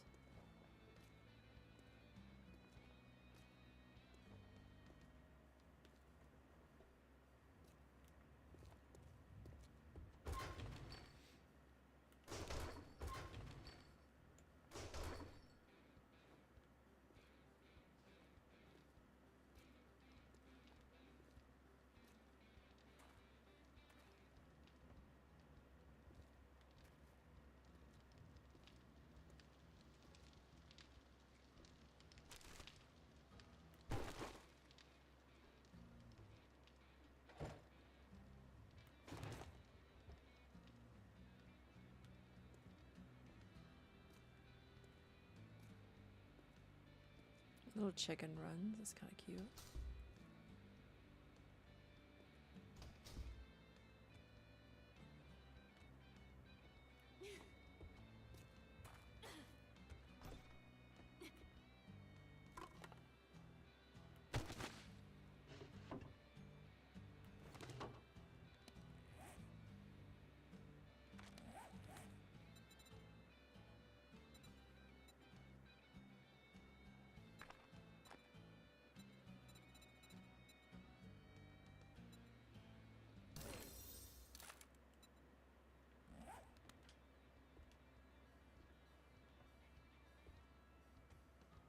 So there's certain magazines that teach you how to make specific things, and there's other magazines where it just like gives you points so you can actually make those things. I think that's it. Well, maybe. Yeah, because I started over here. Let's go talk to Wrecked.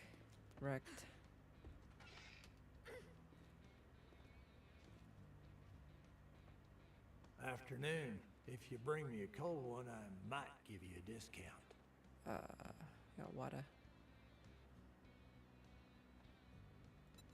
I'd shake your hand, but I bet you got dysentery, the way you smell. Don't test my patience. It's thinner than your wallet.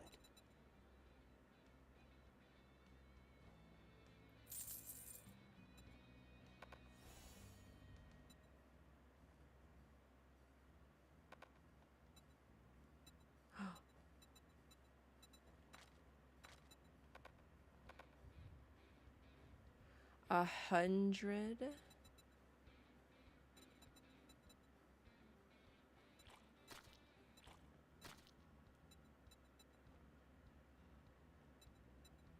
You gotta be the dumbest son of a bitch I've ever seen. Can't you see we're overstocked on those?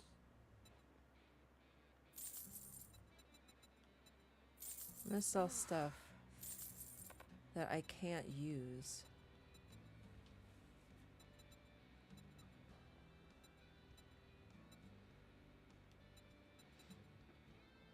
Shit, man, I treat you that good and you don't even What the hell do you want this time? Yeah, I'm still dirt poor.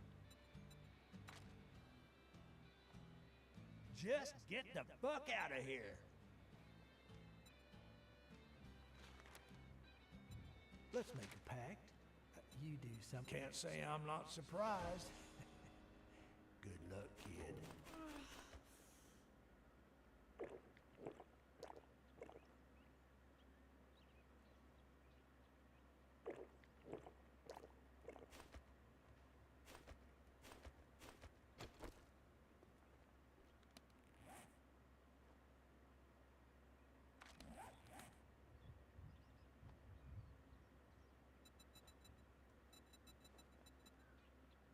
Is there a way to quick sort?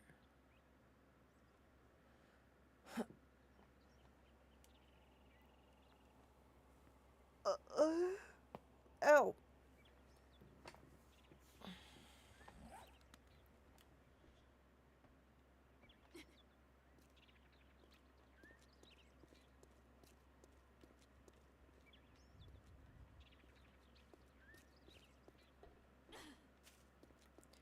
My leg still.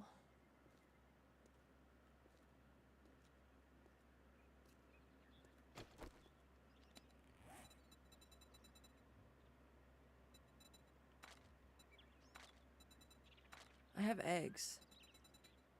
I think I could just eat those. I don't really have.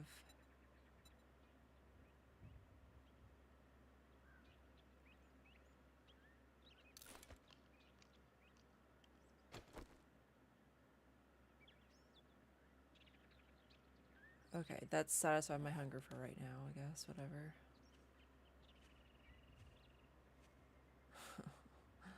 We need more eggs. I'm still overburdened. We probably should build like some small building with a box until we can figure out where we want to go. I mean, the buried supplies is going to help out a lot because they usually contain some good stuff.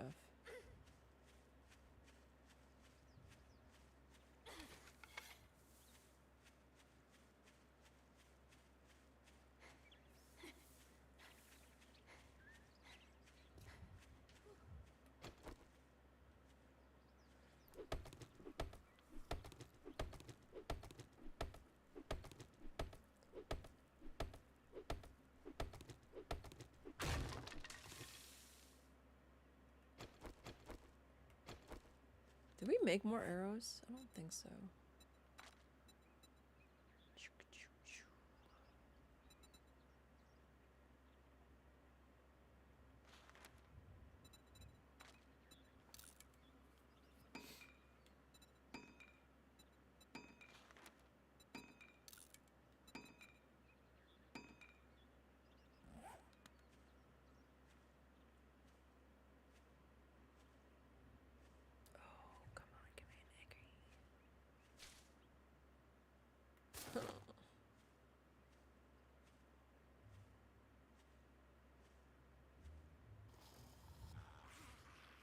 I hope that's just the one in front of me. I was like, he's not dead.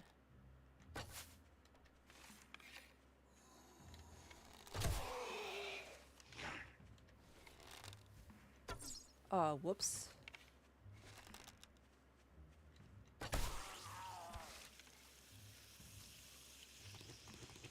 I think I got my arrows back. I wasted one because I missed, but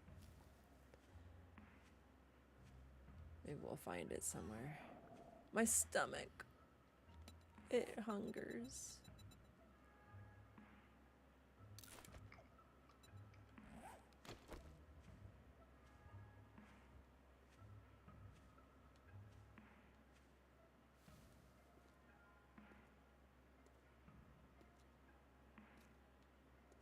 Judy Witch?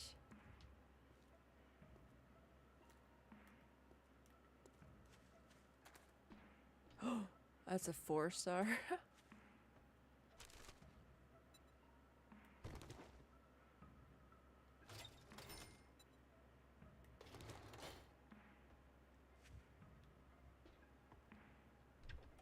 Come on, give me some water. We got coffee. And questionable water. Good enough for me. I'm not going to that building.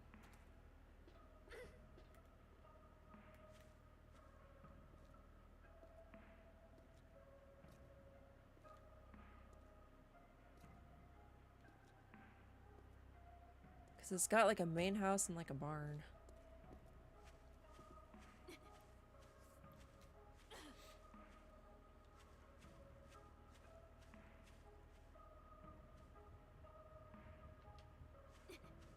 Oh, that's not a good thing to see.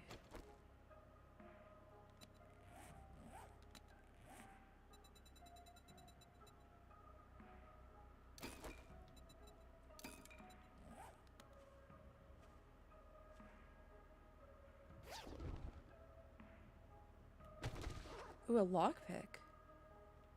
The lockpicks kind of suck in this game.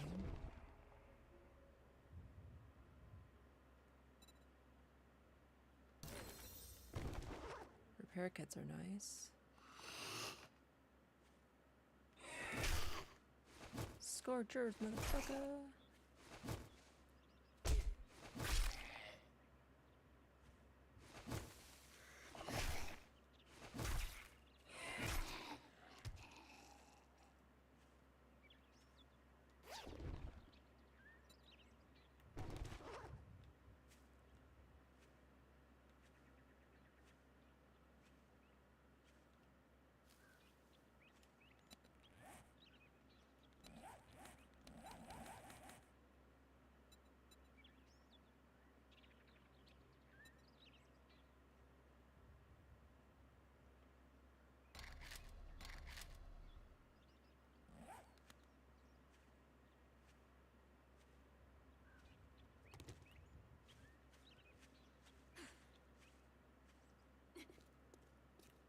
Yeah, bicycle would be nice right about now. I think we get the bicycle by just... I think it's like the third quest in. It's really early, so...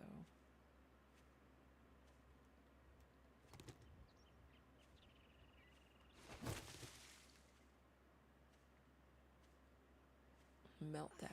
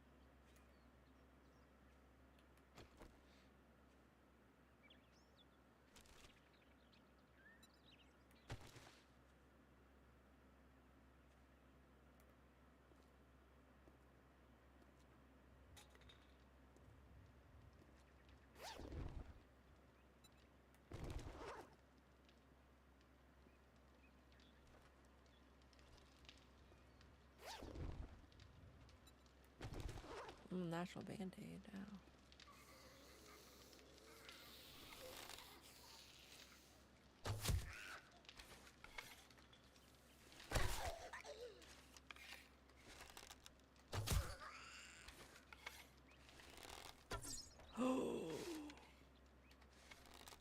Oh, fuck you.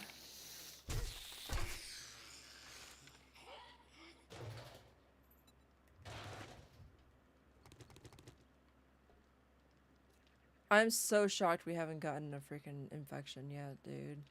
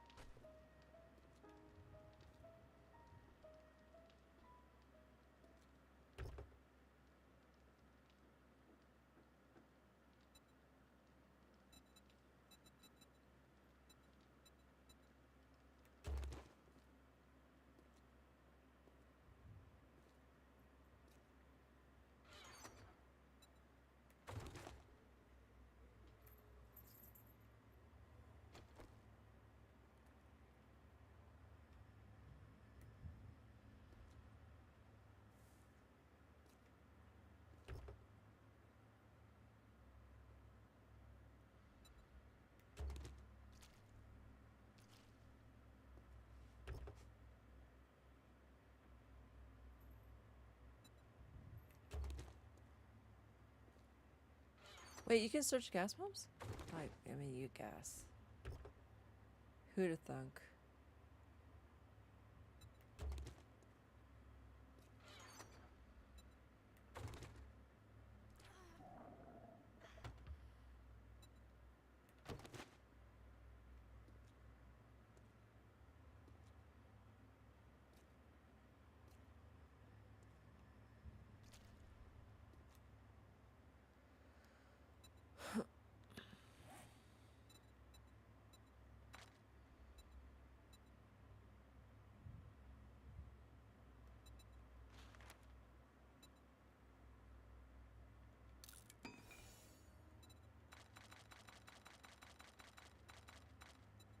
Oops.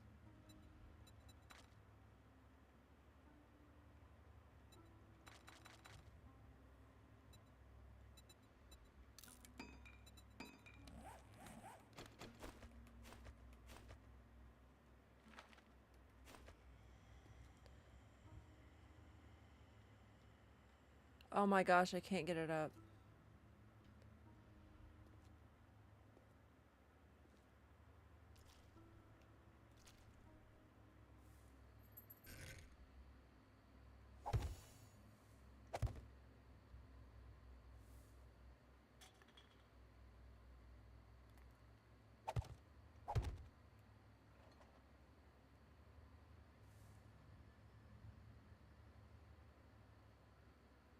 Wait a minute.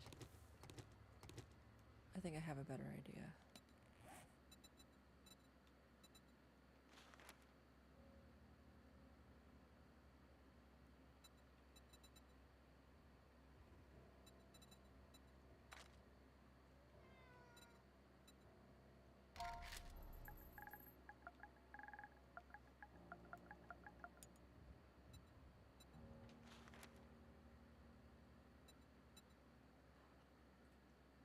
Oh, you have to craft them specifically? Oh, okay.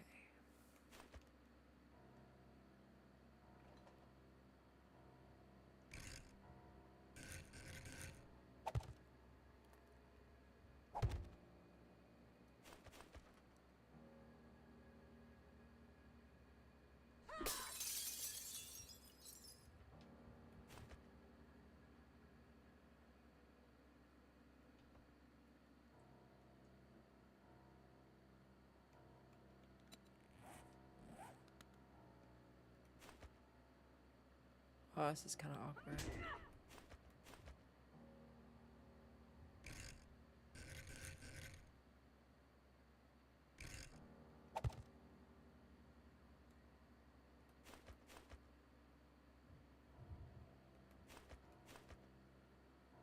I...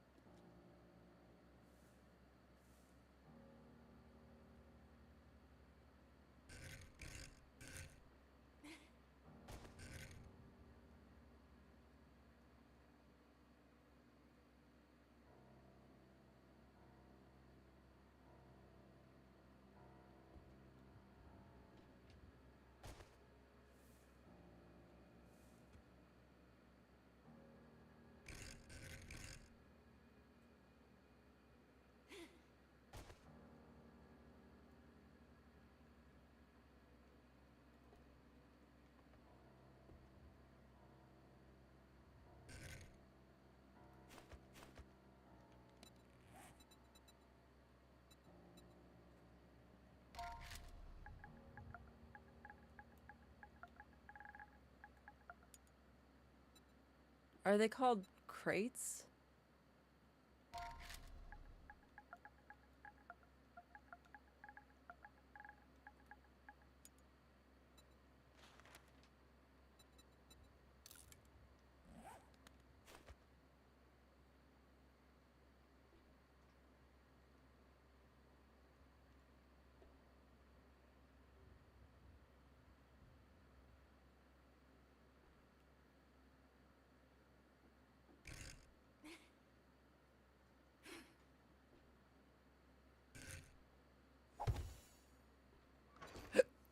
Okay.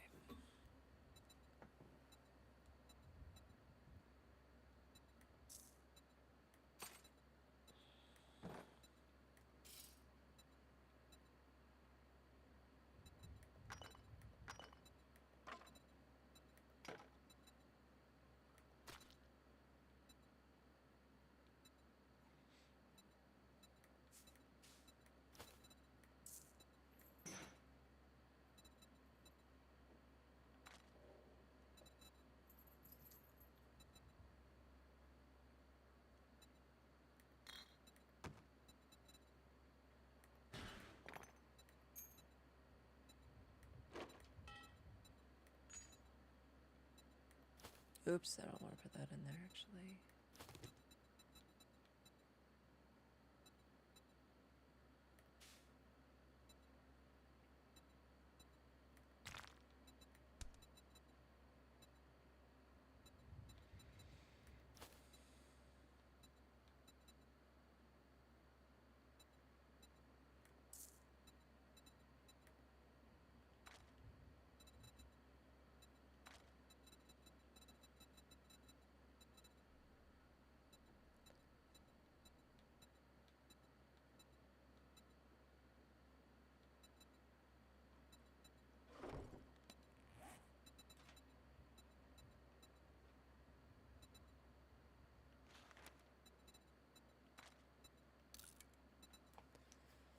What else can we do?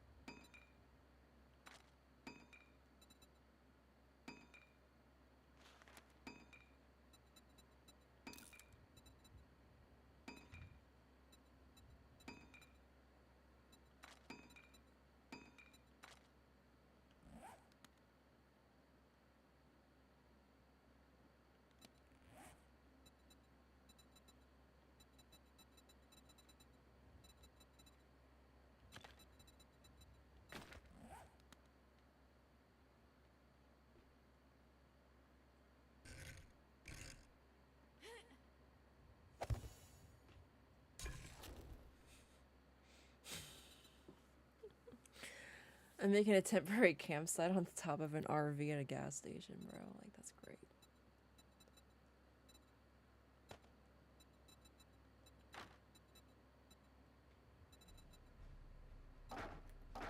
Oops. Take half.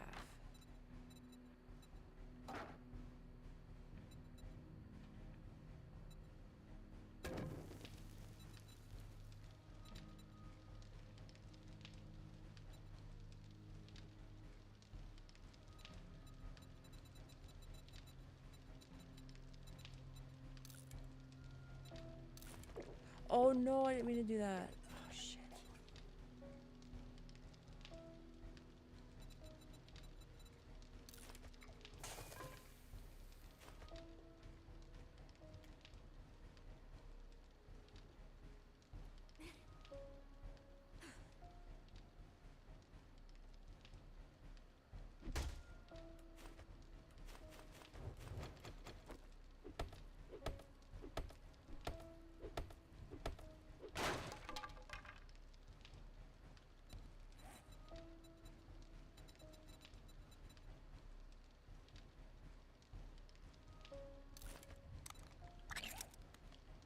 I guess that gives a little bit of food.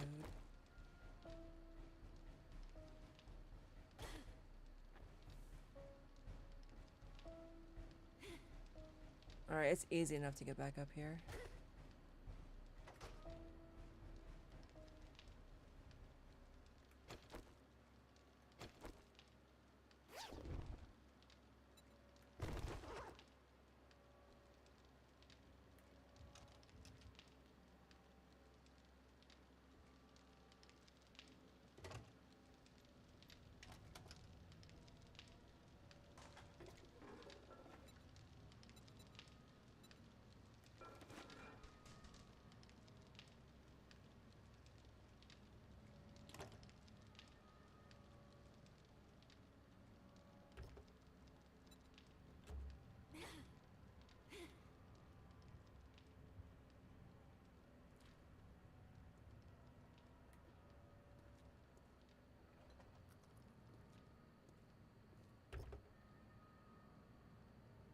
There's a biker over there.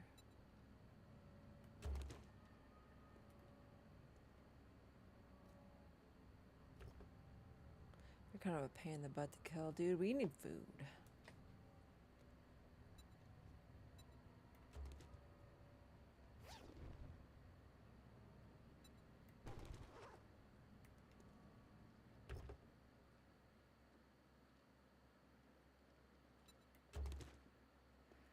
Ooh, it was this ham sandwich, wasn't it?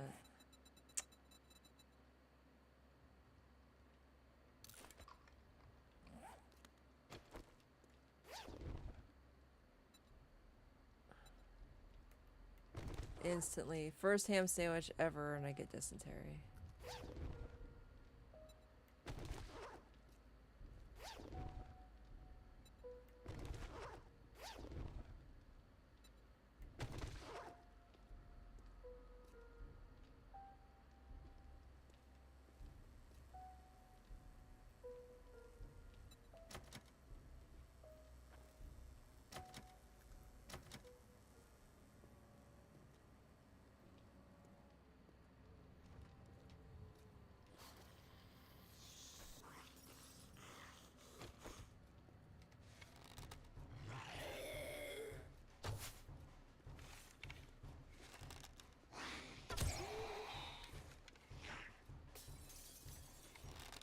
What the fuck ever? Does shooting him in the leg do anything? I don't know. I think it does, yeah.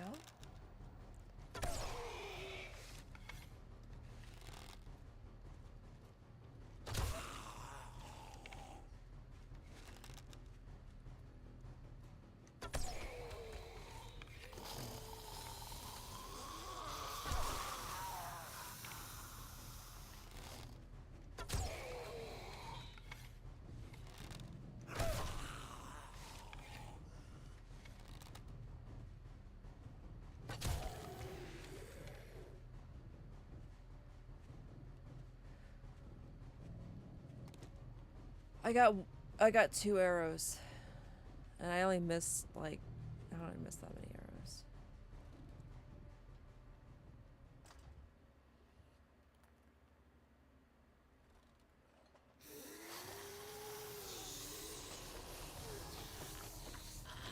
Holy guacamole.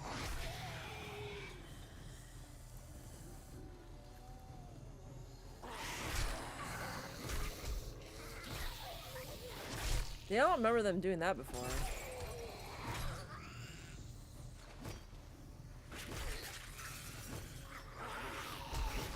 Oh, fuck!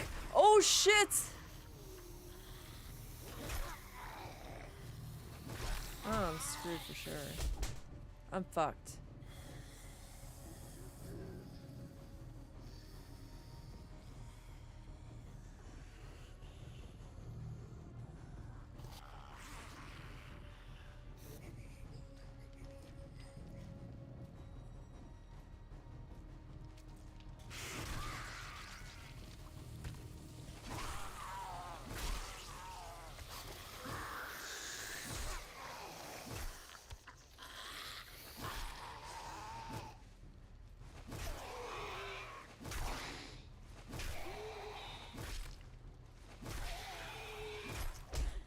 Damn it.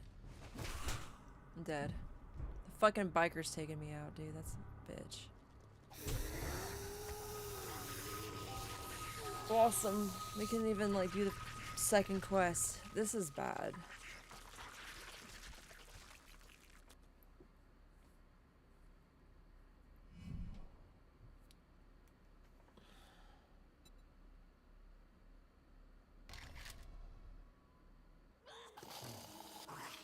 Oh, for fuck's sakes! What is it?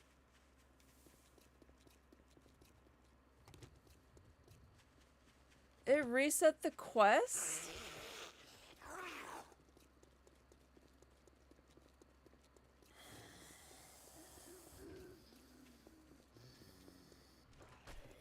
Oh, it's for the... Oh, because my shit's empty, that's why.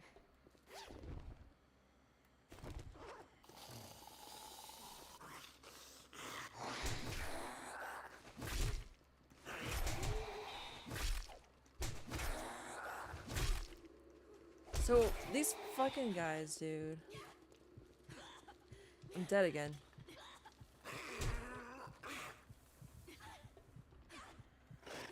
Oh, that was not the right place. That was not the RV, that was a truck. Yeah, because at night they're worse. I knew it was getting dark and I was planning on staying on top of the RV and just fighting them off the back of it. But I got greedy by trying to go into that building.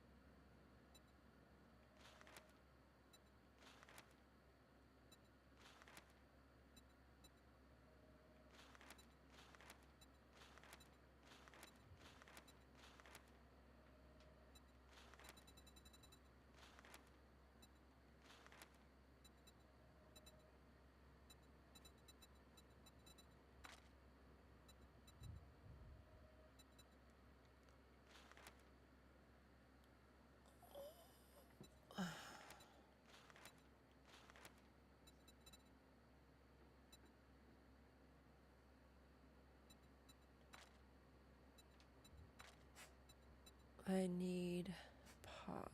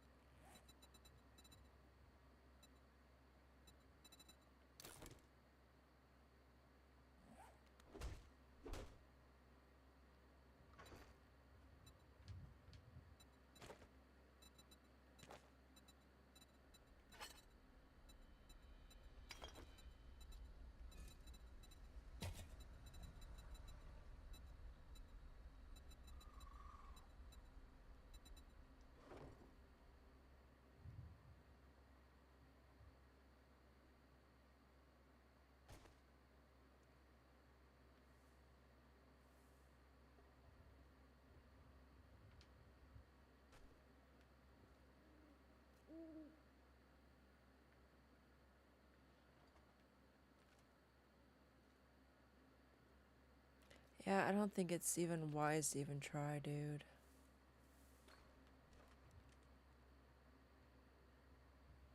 Because they're stronger at night, and that's a 3-star place, and I got nothing but freaking stone weapons. 7 days, wow. I don't know. I don't even think I'm going to play this game, dude, because it's... There's so much that was lost. Like, my whole base. And, like, most of my game time was on that base.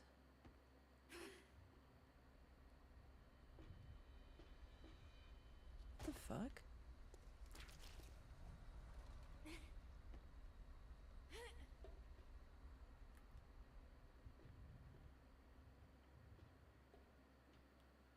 It's like freaking midnight. We still got a good, like, 5 hours until dawn, dude. Yeah, report a bug. Yeah, the freaking game bugged out and deleted my entire freaking save. He says maybe. Why? You want to play DVD or something?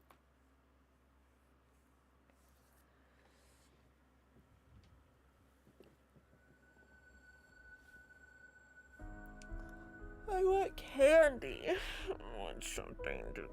I want beef jerky. Yes, I got beef jerky.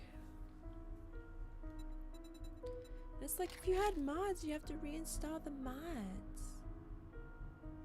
I never had mods. When it says view in store...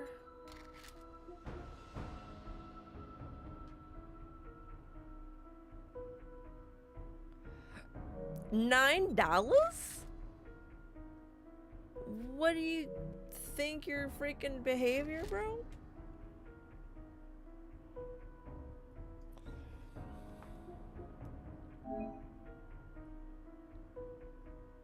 It's cosmetic.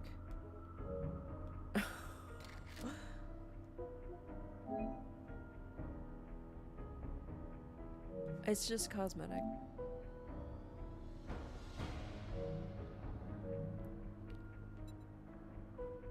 I wonder how many people bought the naked lady one. Probably everybody. Son of a bitch, though. That's... It took me quite a while to find, like, a place to put my base. Because I wanted water. And yeah, zombies can still swim, but it made it way easier to take them out, like on the blood moons.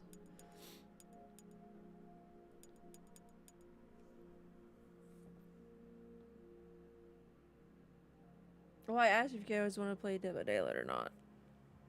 I'm gonna go grab some beef jerky.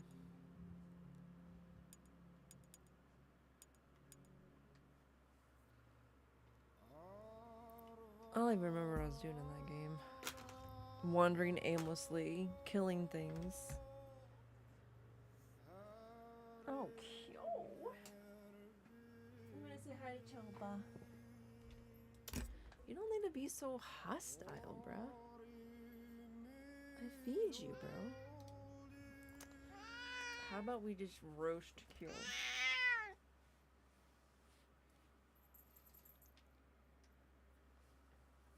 Look how awkward this thing is, dude. I can pick Simon up and he doesn't freak out like that. Kyo's just an a-hole. Simon?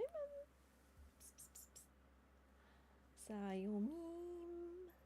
If and please. Sayomim. I'm going for it. I'm going for it. Oh, yes.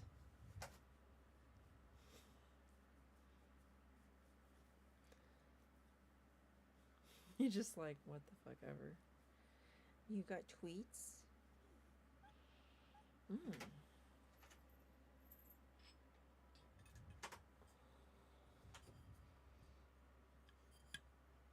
Alright, let me just boot it and then I'll be right back.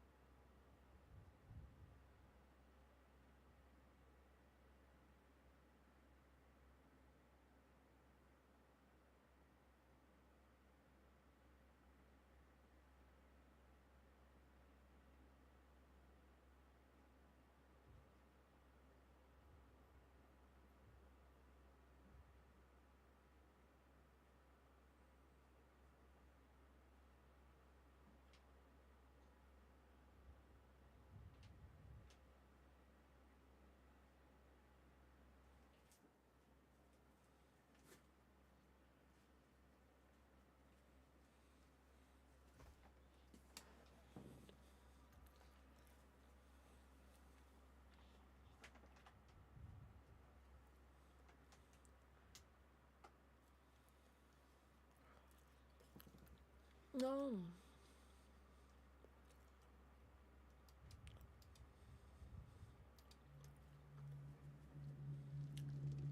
What is this?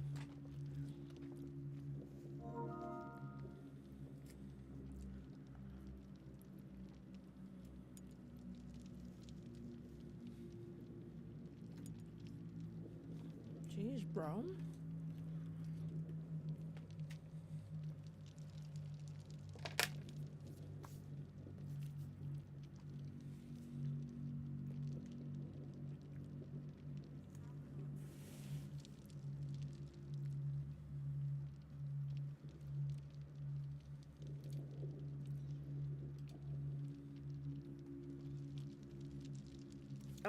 I don't even have Discord turned on. Wow.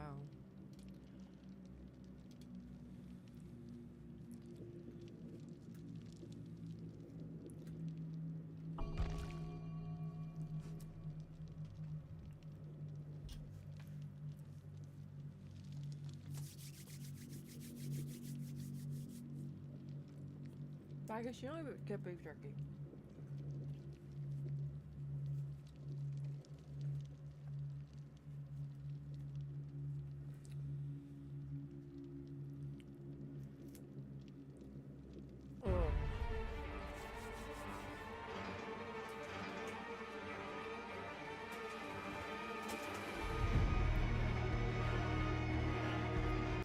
I gotta wash my hands.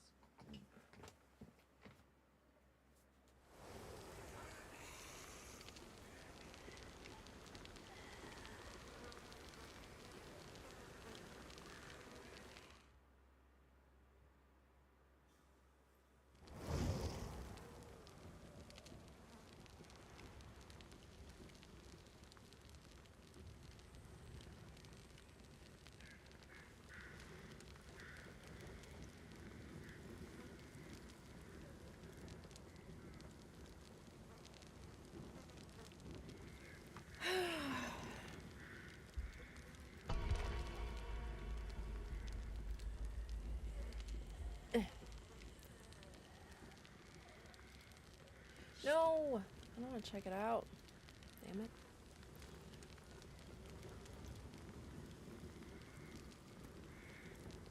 Bum bum bum. Bum bum bum.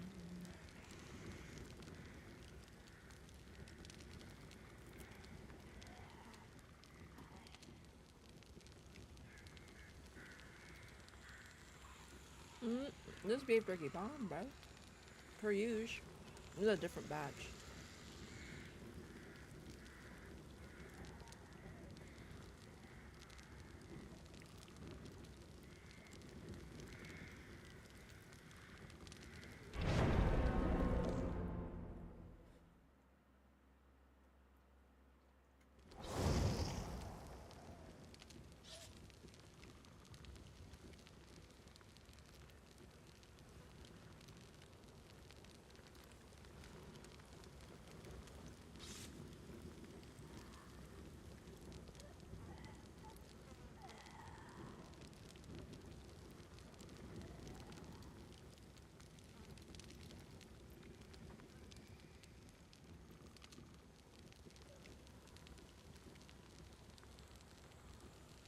Look at that knob.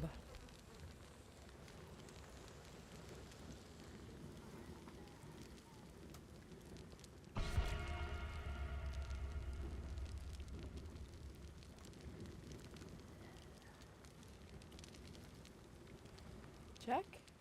Check.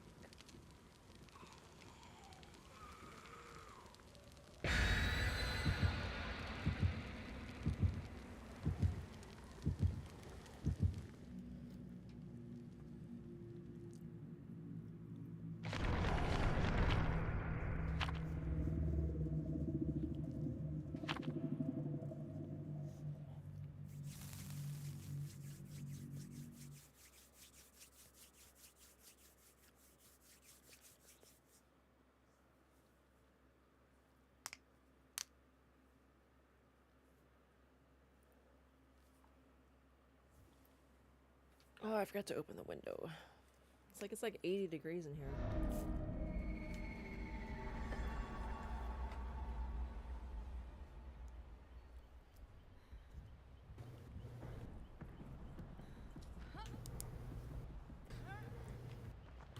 You okay?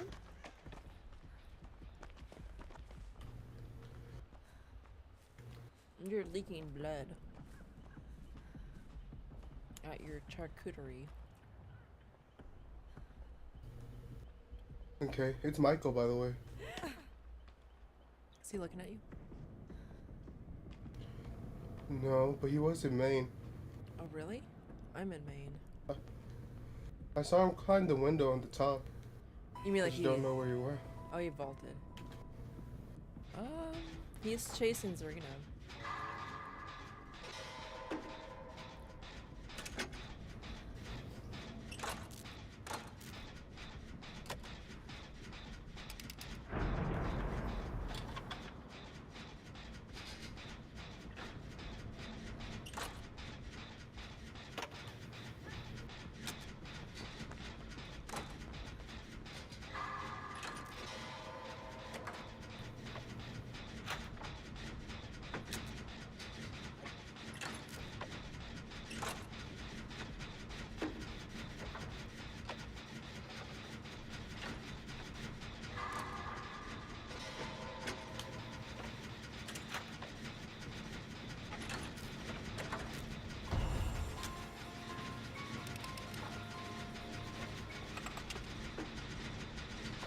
She got grabbed.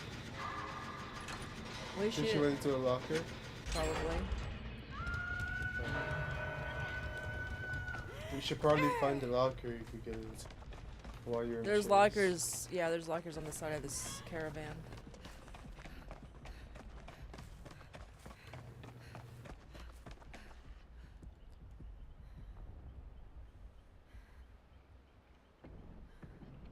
What do you think Big J's doing?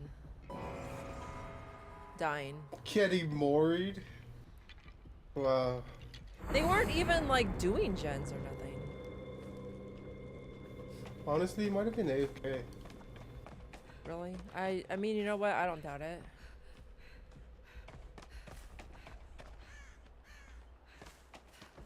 Are you going for Hook? Michael saw me. Okay, I'll go for Hook.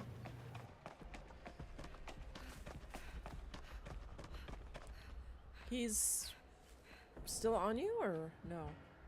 Yeah, he's trying to stalk, kind of. Oh yeah, we're not exposed anymore. Oh, He left me alone? He doesn't have infinite tier 3, I guess. He's trying to find the totem, I think. Shit, they hit 7 phase. Oh, you didn't get it? I mean, I was making my way and Michael was in between me and the Hook, but he didn't see me.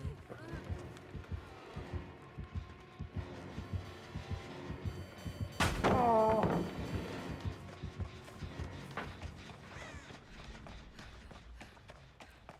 He's stalking me now.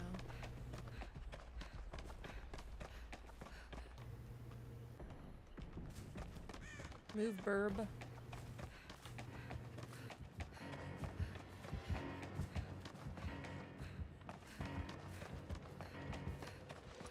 He's still stalking? He's following me, but he's not like stalking that I can tell. He lost me in the carnival. He's in between Carnival and Maine.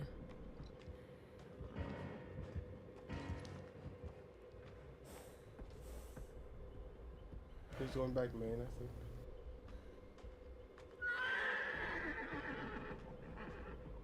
I'm gonna have to take your word for that.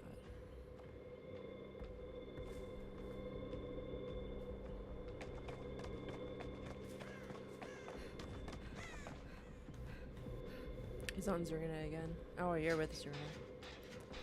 Wow.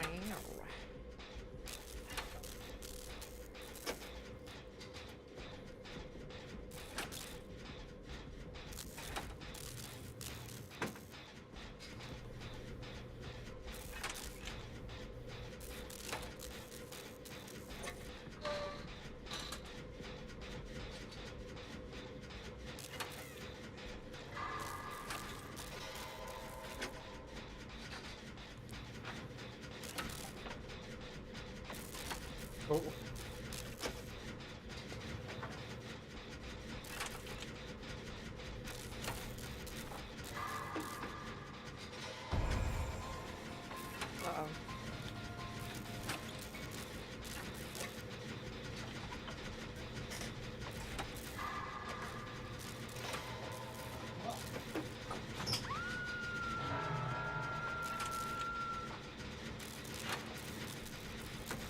He's going straight to you guys?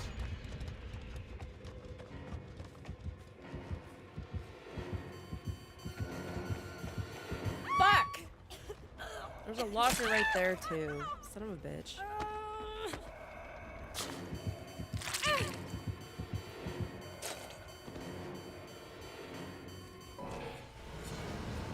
I completed a trial. Wow.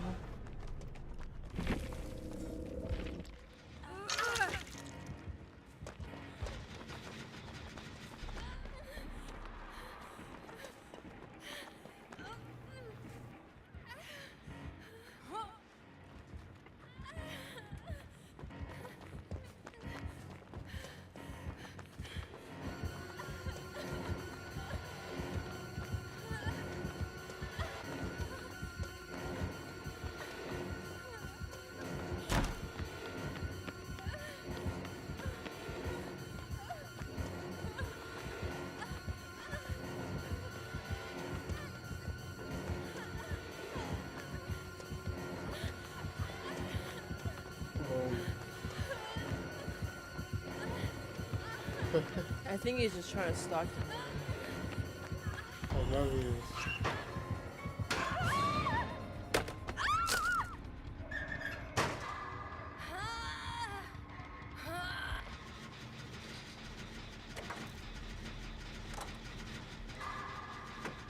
Well, we lost. Yeah, I mean, Zarina's about to finish a gen, and Jill got worried immediately, which you suspect she was AFK, which I believe.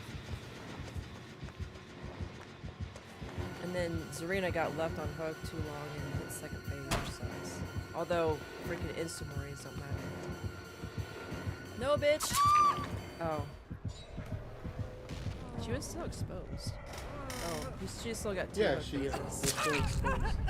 Yeah, but she got two hook phases, so he's gonna more her anyway.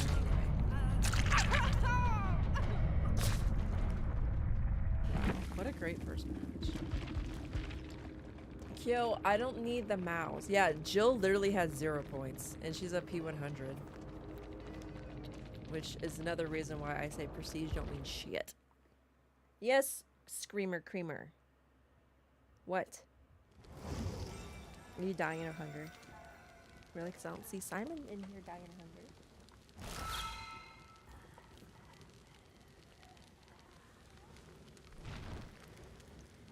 I don't see Simon in here begging for food. You're back? He left?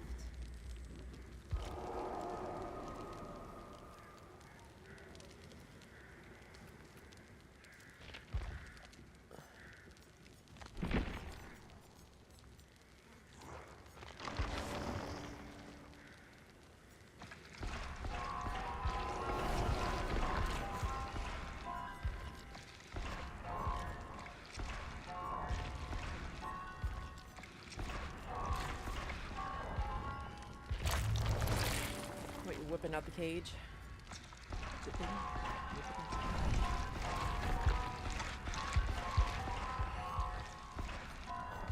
that mean you're gonna stream? Is that the stream build? You and or Jake and Nick? Ridiculous Nicholas?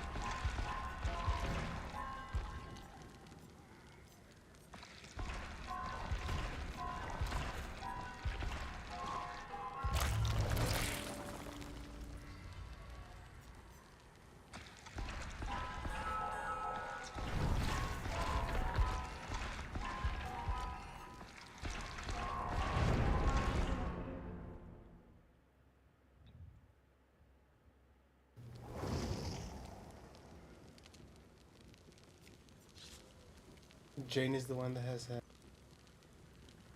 Head on, yeah. Yes, sir.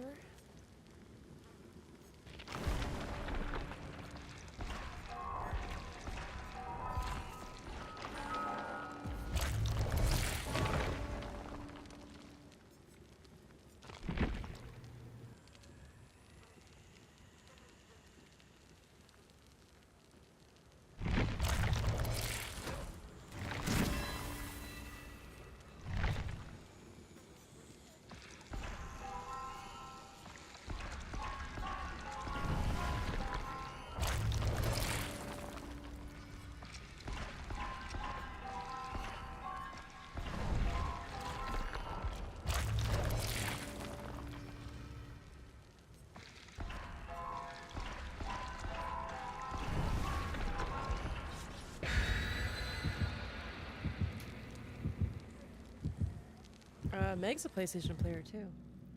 Wow. PlayStation power.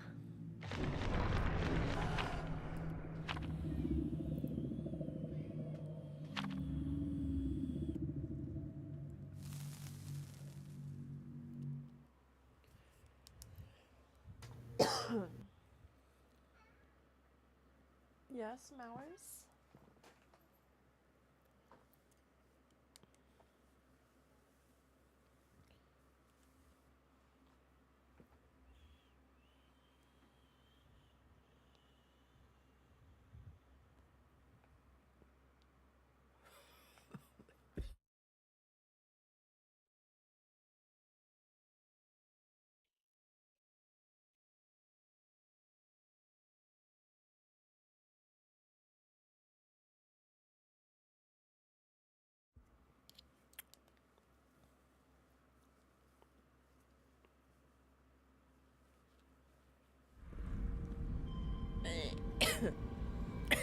Yeah.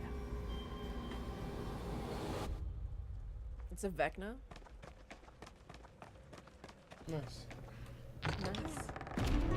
I got a 20 immediately. Oh, Jesus. Nice. Would you get the eye? Yeah. What does that do? Oh, shit.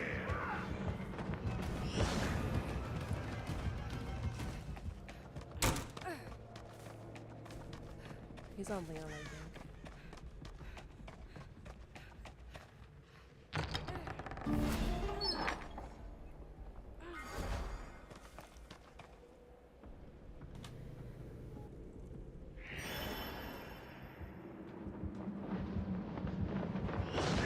He knows where I am? What the hell?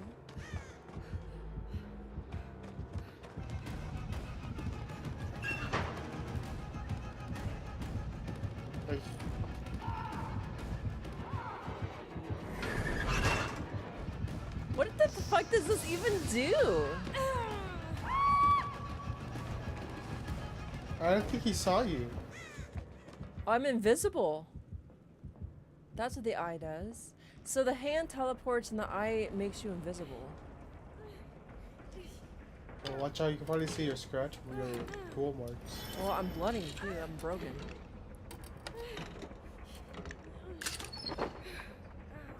Ooh. Now you're not broke. I think he's still trying to find you though. Really?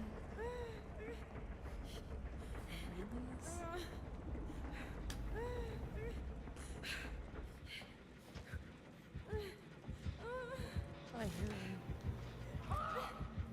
I hear you.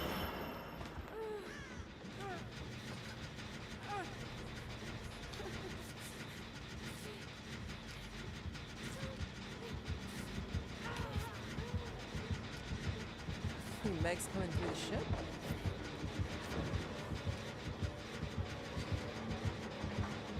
You know, right behind me. Yeah, but he has like tunnel vision. He doesn't I would really say look yeah. away from chicks. He's kind of weird. Boosh. Bitches.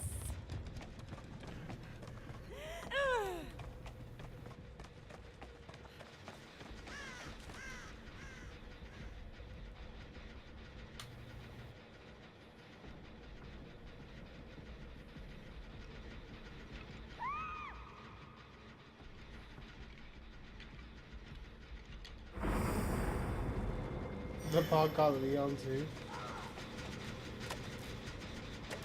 The bot got Leon? What do you mean? What? The ball. The ghost. Oh, the ball I was thingy right next ghost. to him.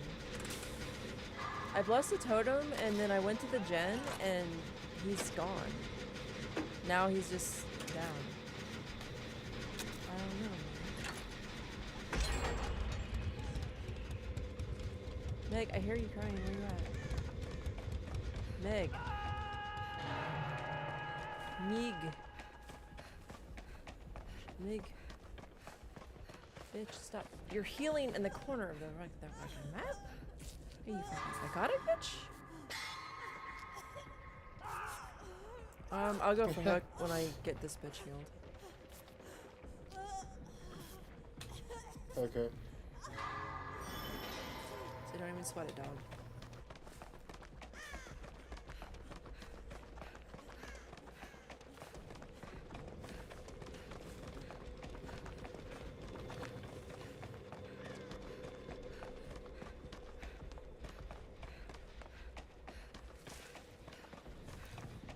I hear a gen kind of in the middle chicken.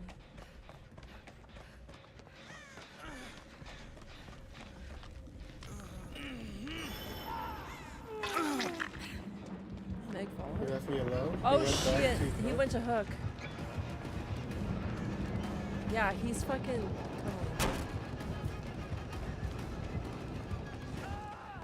Yeah, definitely tunneling. Jeez, dude. He's like, I don't know.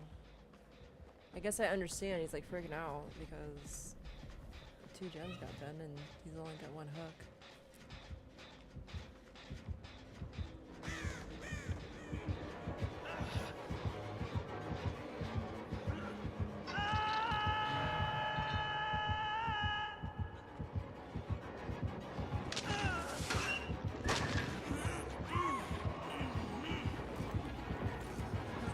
He's got that alien. What the fuck is he doing?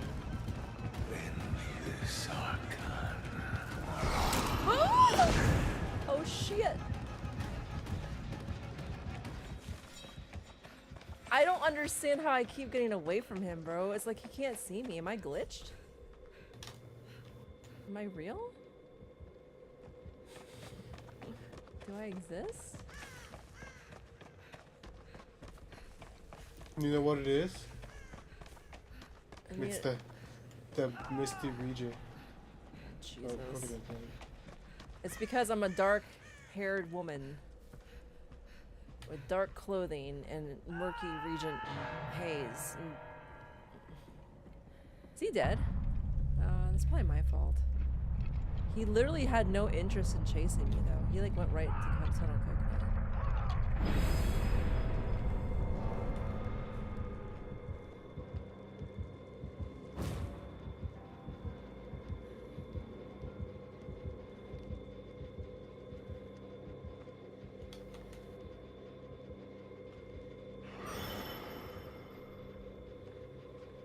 Oh.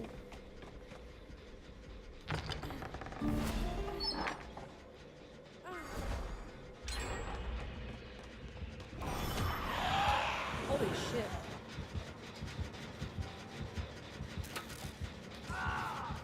I couldn't see it.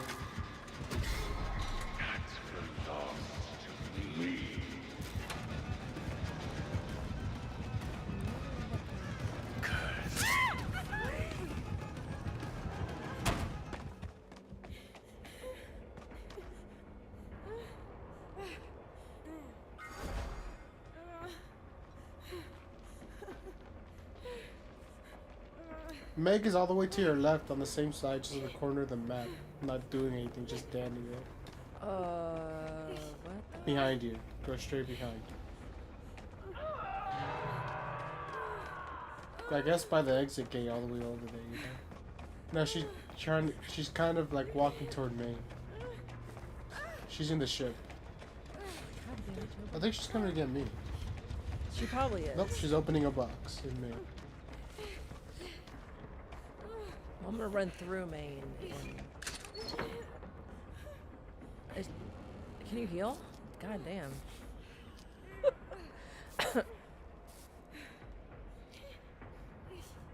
She got the hand. So you're just shit out of luck, bro. Not like I know what it does anyway.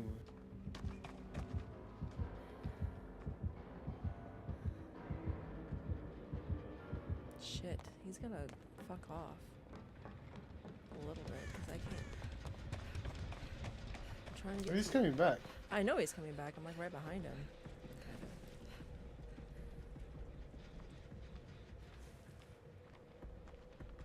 I'm in his second phase. I'm coming, dude. I know you don't hear I'm girls hitting say it that second often, but dude, I phase. got you. We gotta go because he's coming. He's coming right back.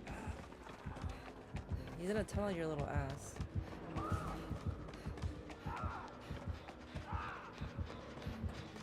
walking asshole. Booker.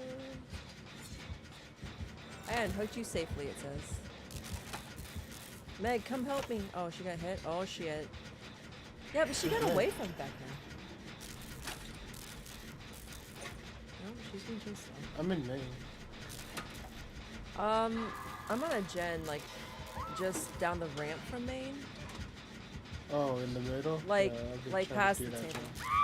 Oh, I know, it's the one in the middle. Where can I reset these pipes? It's like over here by where the chase is going on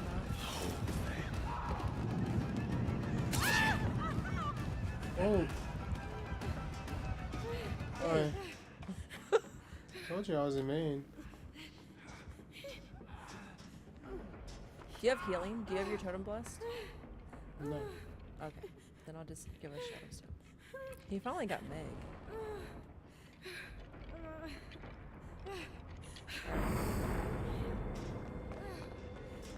Trouble. Stand still. Oh, I guess you're quicker than I am. Dude, we got 2 more gens. That one gen I was on was like 3/4. It was probably kicked. Yeah, that was mine.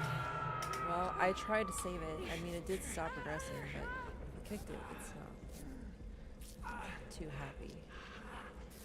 Capisti, bro?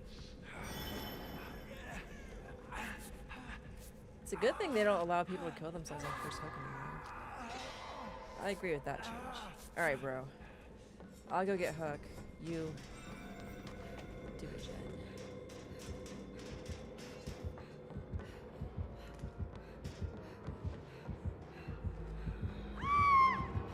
Shit. Never mind. Where you at? I'm going back through Maine. The ship.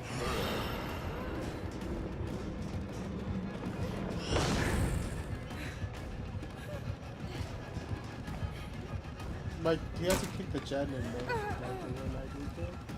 Or the one in the middle, I guess.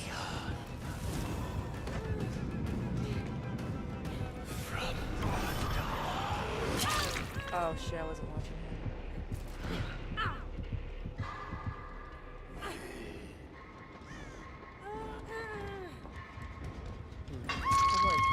I've never played against him. Well, it's been a while since he like has a thought process that's kind of weird. He might have nursing. Nurse is calling? Probably. Either that or barbecue. Meg's coming to get me, so don't worry about it. Tripped off.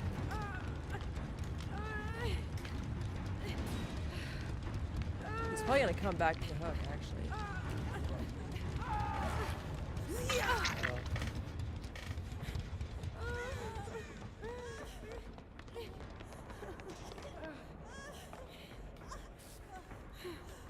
Oh, I got you, bro.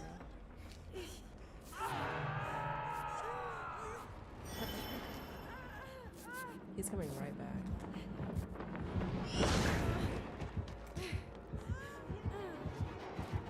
I think he's following Meg. Nope, he's following Meg.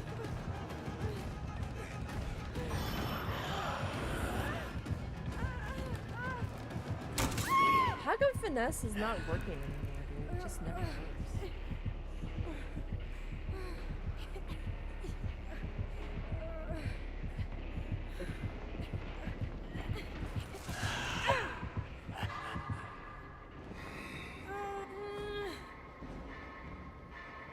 Don't mind me, I'm tired.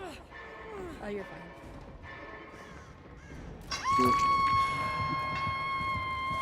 The idea sounds. He went to my right. Meg's getting my I'm so upset. I got tunneled by that spectrum. So weird. Yeah, he was kind of doing that.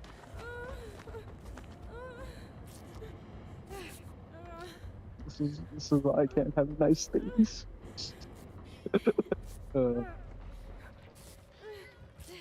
Busy and kill.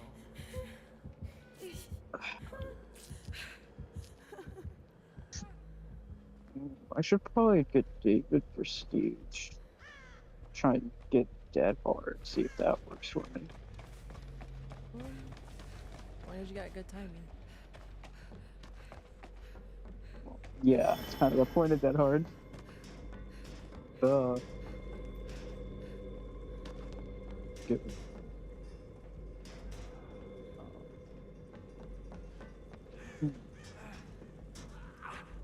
I don't want Dawn or any means necessary.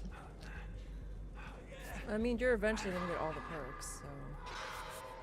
Just Well, whatever you eventually, wanna use but first. that's gonna take a long time, I know, man. it's what you want to use first. So. Oh, there's Meg.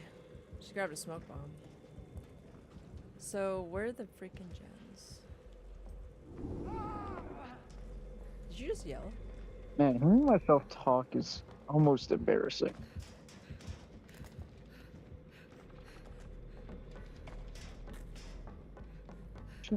What are those?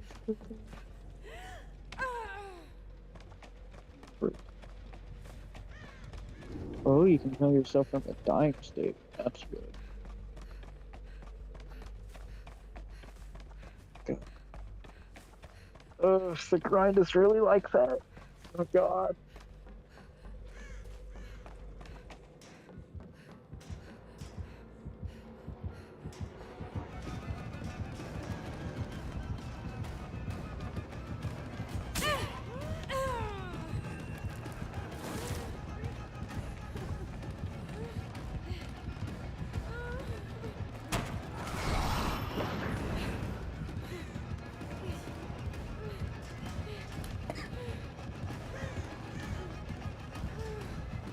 Where's Meg? I have she's running. She's on another gen. No, she's on another gen. That's further back. From, yeah, you're running that way.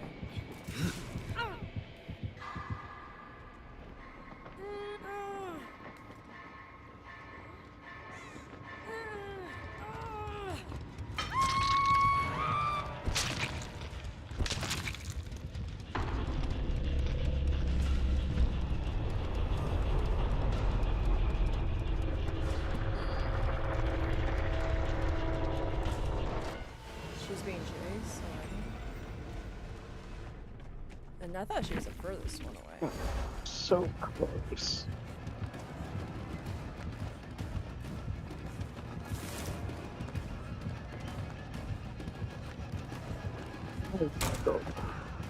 What are you looking at?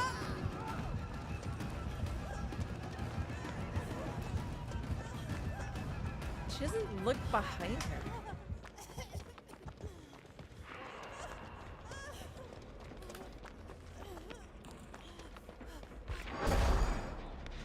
So Meg lost him? I'm gonna go let the dogs out. I'll be back in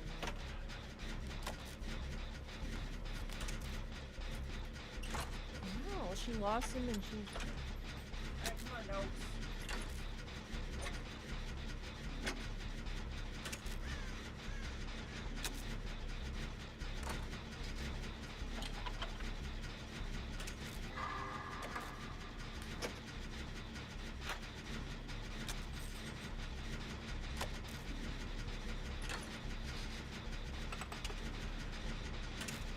My bad, my dogs are barking.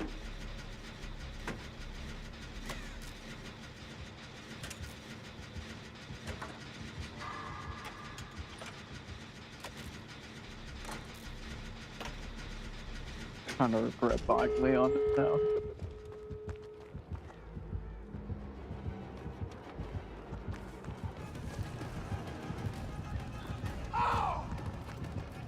What can you get for 50 cells?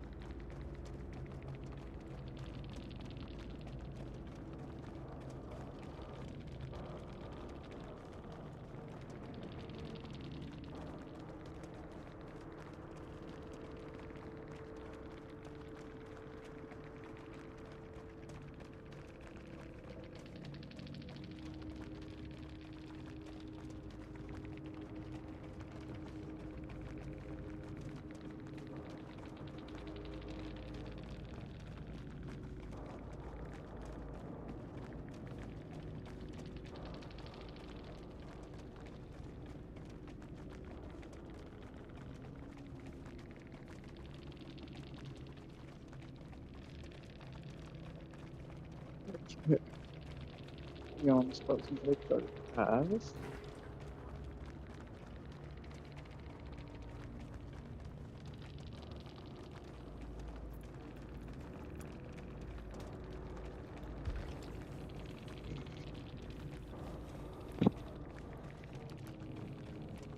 What did I miss?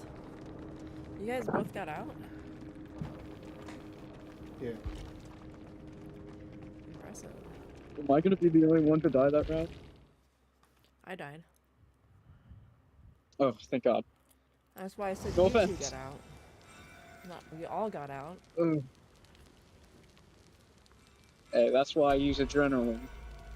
You never know what could happen. Well, you gotta survive the end game, so. Well, yeah, it's something I think apparently Hope's can't better, do. Listen, man, my perk setup is very weird.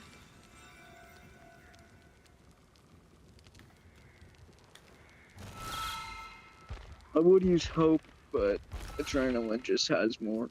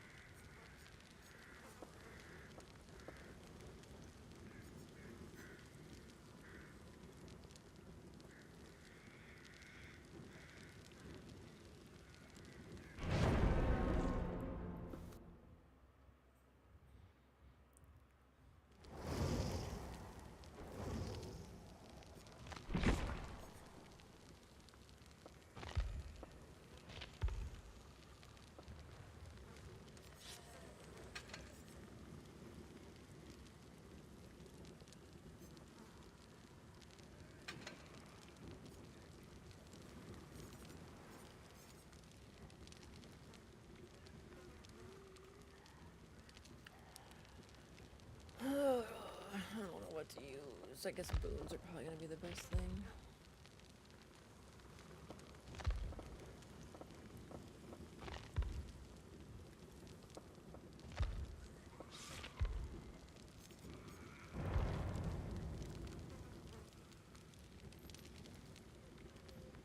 Yeah, I had to force Bacchus to go outside and busy, like, I don't even know. Did you potty? Did you potty out there? You better have, dude. Yeah. Because after I'm done, I'm gonna go to bed.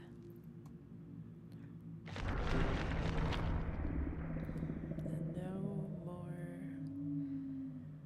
dogs. Oh, it's like drizzly and windy and cold, which is pretty crazy. There was like a tornado warning to the south of us, and there was like hail reported.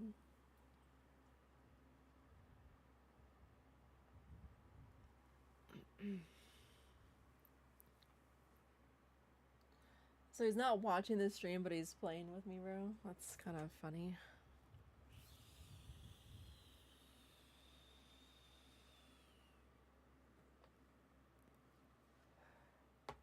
I mean, when I play with people, I lurk. I lurk on the phone or the iPad. Because I don't see any reason not to, right? Like, it's free. I mean, unless my battery's about to die, which, I mean, if you're at home, you're gonna have chargers.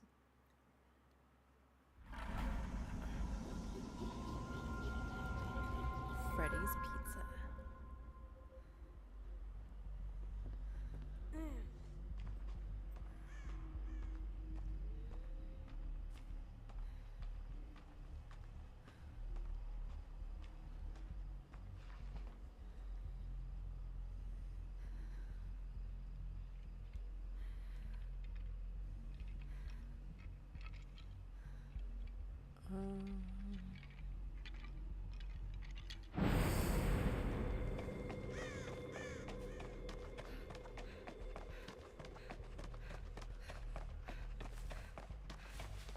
I got stuck on 3 things. It's a Myers, by the way.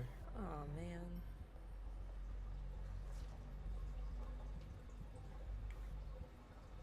Oh, he went after Not me. He went after the un-me. I tried to distract Myers. He just went right past me. I don't think Choba needs help with people distracting people. He can usually loot the killers better than anybody else. Choba's doing Choba things. Come on, man. Leave Choba. Yeah.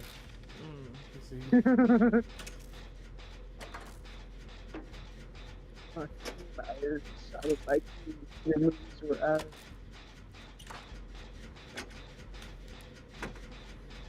You found David? Choba, I need you to scream a little bit. Scream a little.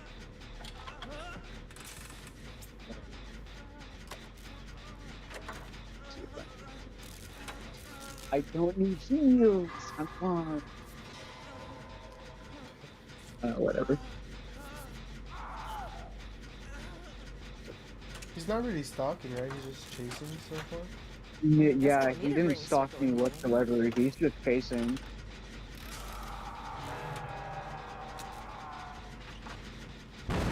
You finish that, Chen. I'm gonna go get you. I didn't mean to. I'm sorry. It was a misinput. I promise.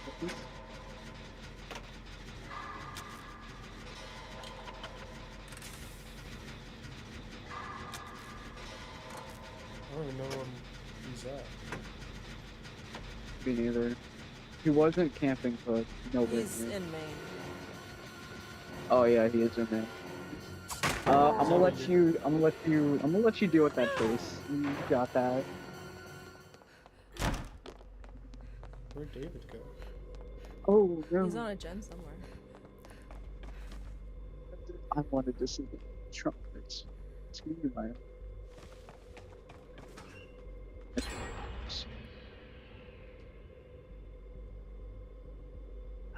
Is it the main gen? It's so close. No. Main gen's almost done.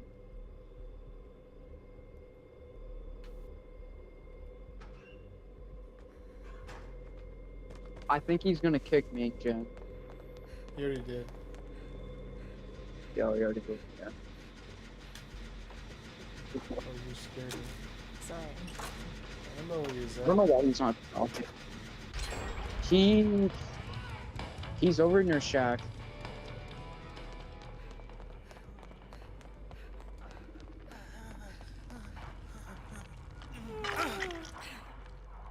Thank you. You found David? Not you. David.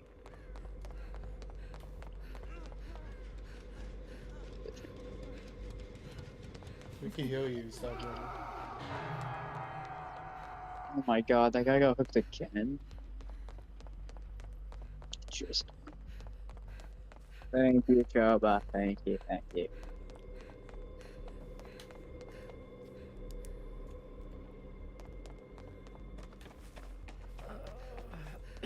I don't know where he is. I got David. Unless you're gonna. Is he stalking someone? He's on me. I was going for Hug. Oh. He turned around. He's looking. Oh shit! I was like, he turned around. And he's looking at somebody. Oh, he's talking. Oh, I'm going he's for already an tier open 3. burger.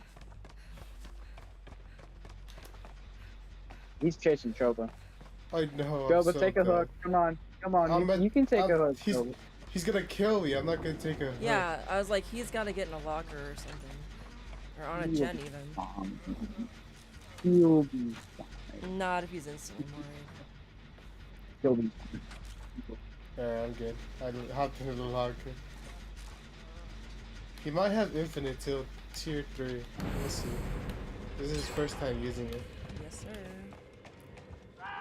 Pretty good. Nice. He still got it. He's going to you, I think, Mary. Yep. No. He's going to still Shaq, got- kind of? Yeah, he's going to you, Mary. Oh no, I'm in this guy. I'm punching it over. You're cleansing totems when you got a banner on your group? Yes. With a map? Yes. For points or? Absolutely. He's coming. I don't care. He's stalking. I see that. Oh shit, go in the locker, get in the locker. I might not have time for that. Good luck. I'll find one. He was chasing me in Maine, but he stopped because I'm he saw that outside I of was the Maine. one on her. Near the totem. I'm in a locker.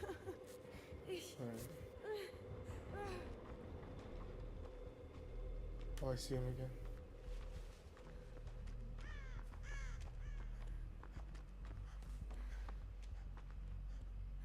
Oh. Could be good.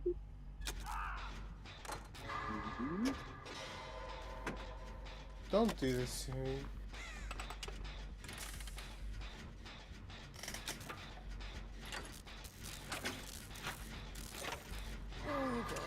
Oh shit! Oops, I was turning off my microphone. Because unlike some streamers, I actually like have 2 separate chats. Or whatever. 2 separate mics. Oh, but what the hell, man? He ran out of juice. He was just... No, he was waiting for me to get out of the locker, and then tier 3 ended, so I had to jump down. I'm coming, Bill. Okay. I don't know where he went. He went some. Yeah, he's already on it. Yeah, he found me. Yeah.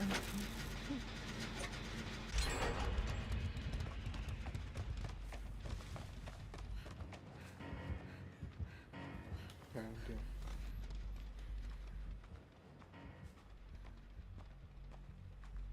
He's still on David.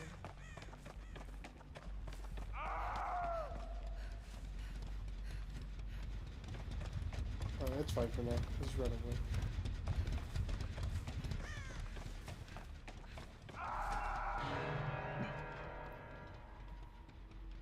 What's that? Maybe it's Bacchus.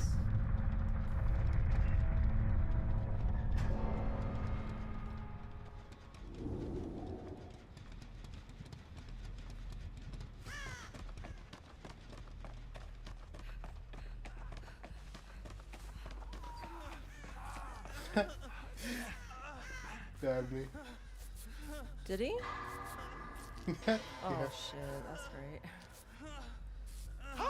He's right there. Stalking.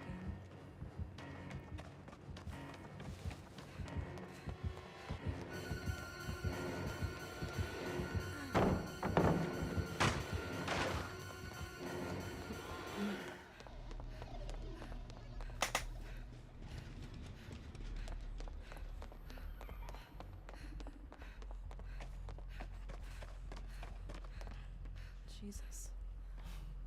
What are you doing?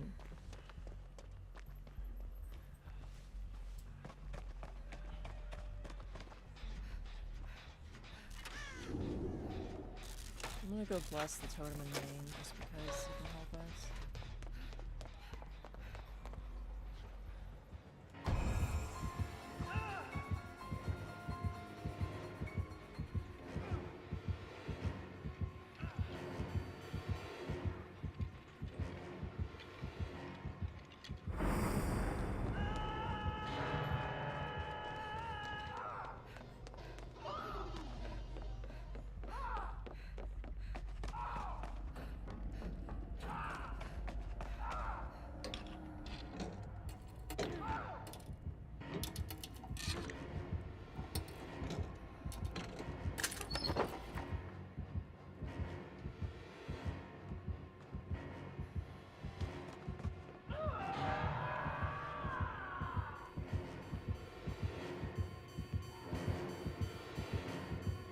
I hear him, but I don't see him.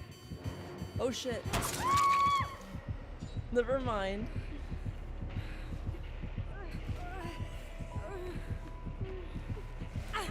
This is awesome.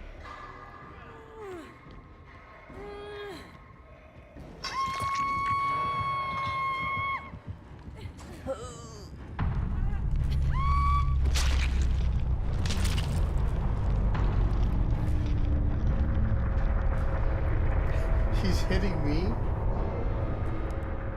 Like I hear him screaming. Like you're the most Nicolas Cage.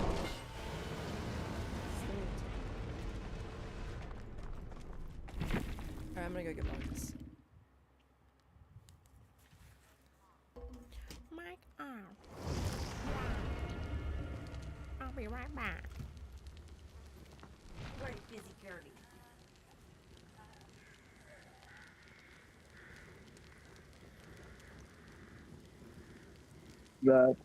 That wasn't fun.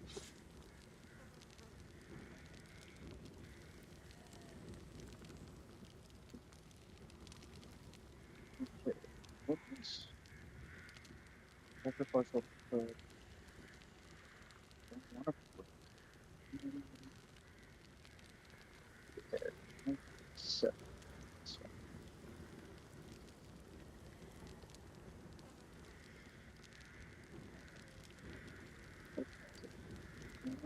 just in case.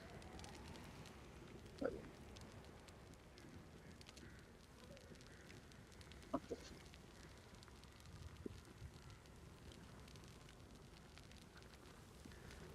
I should be good. Let's see. Sure. Let me check my first. What?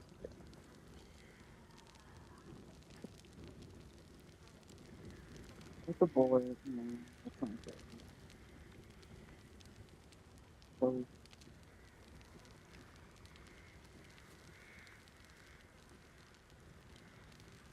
Oh, jeez. Jeez. okay. It's actually raining outside. It was drizzly, windy. Now it's like not windy and raining. Jesus! You scared the shit out of me. Vodka's yawned like pretty much right next to my hand. I was like, what the fuck was that? I guess we can give Busy half a greenie because she's here. There's Busy. Bacchus, sit. Wait.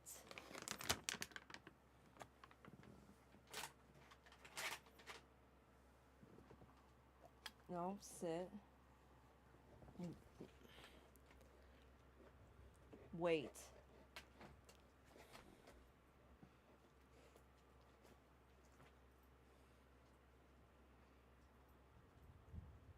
Good boy. Yeah, it's no fair. Busy just gets when you have to do stuff for your treat.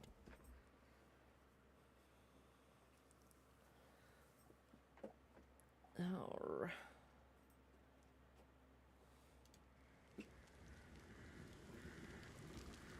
It's thunder. It's thunder. That's what I heard before. I couldn't figure out what it was. It just sounded like he was like on top of the the well cover? The window well cover. I thought he was just like chilling up there. And I'm like, uh-oh, he's probably gonna break the plastic and then I have to get a new one. So I had to get those because there was a possum that fell down in there. And then frogs get stuck down there. When Dad flooded the basement, he literally filled up a window well. And I think he had like the sprinkler running for like 4 days, like from the faucet, so it was like a lot of water. Because I just, like that shelf behind me, you can't really sell it. The one next to that shelf. It got warped on the bottom because the water came pretty much out to like the middle of those two shelves. Yeah, it's like a mess back there. I'm like sorting through stuff, dude. I'm probably gonna sell some game figurines.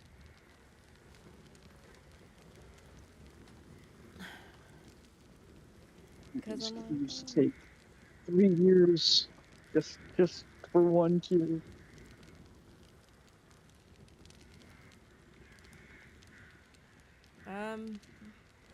Just chill, bro.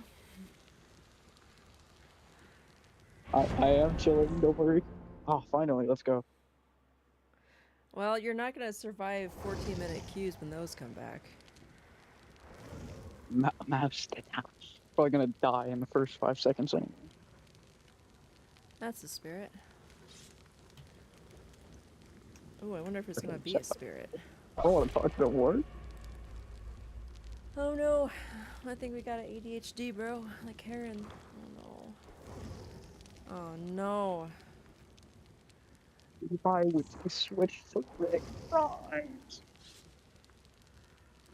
I was about to say we're cooked, because if they're Rick Grimes, we're just totally cooked, bro. I ain't gonna do nothing. Ain't gonna do nothing.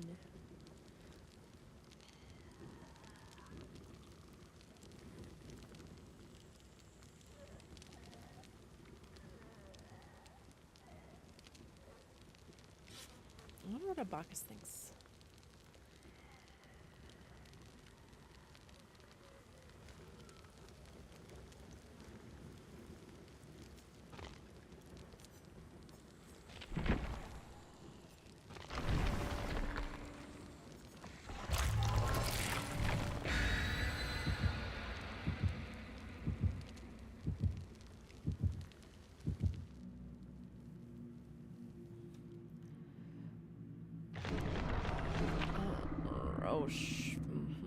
Did I bring that? I think Choba probably. I don't know. Because I do have one of my builds that has the hazy region. I probably should switch that.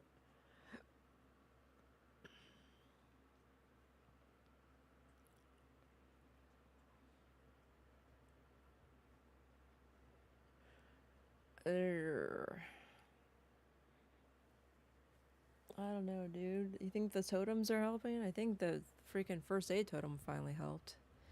Last time I used it, like the match I used it before last match, not a single person used it at all. It's good, like, if a survivor's hurt and they're running from the killer, and it's like, oh, like, there's a survivor. It's like empathy, pretty much. They took away healing at the totem for solo players, or for solo healers, for self-healers. What the fuck am I saying? The game.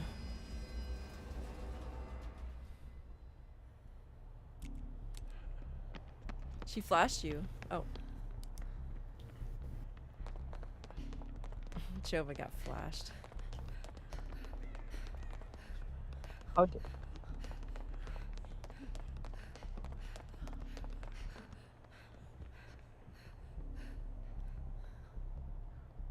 Is it Trapper?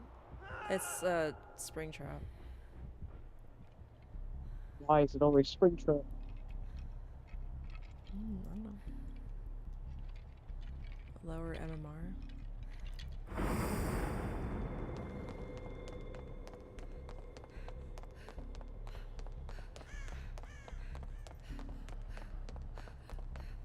What? How dare. There's a freaking door facing this gen, dude. I'm gonna get the bathroom generator down. Oh, come on.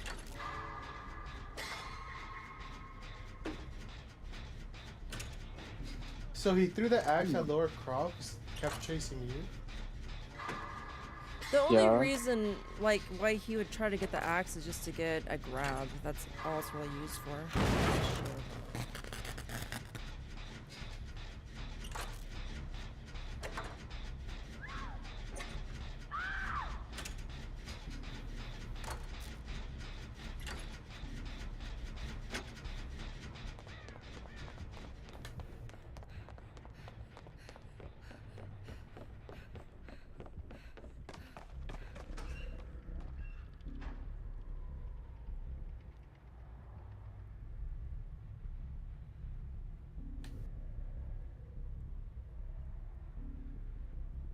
Was he have like iron grasp or something? Jesus. No way they're running fast. She's still being carried, so either she's not. Yeah, he's got iron grasp. Or she wasn't wiggling the whole time until right at the end. She's saying no.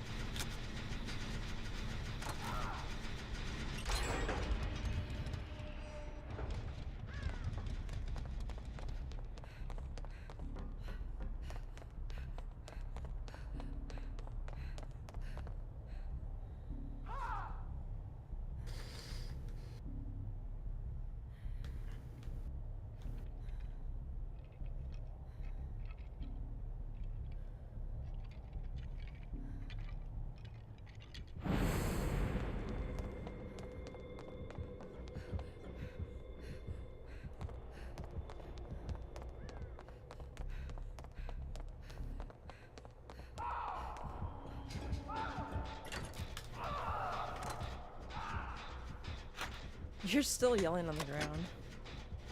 I know. That's so funny. I accidentally pressed my PS button, and so I stood still. And he got me. Jeez, how big are your hands? He might be going to the healing thing. To the people that were healing. He went away. Run away. Here seems safe. It is safe. I'm not ready. I scoped it out, bro. Totally Who safe. screamed? Was that you? I didn't scream.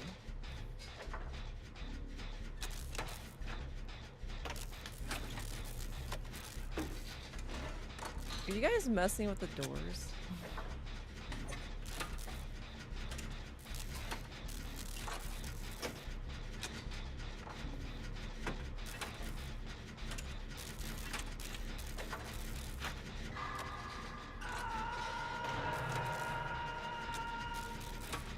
Yeah, he definitely has an iron grasp.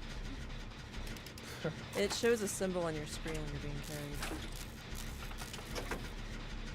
So if you're being carried, you definitely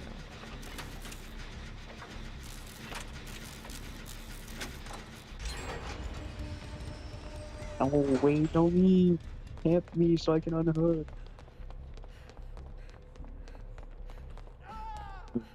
Nice technique, Choba. I always do that every time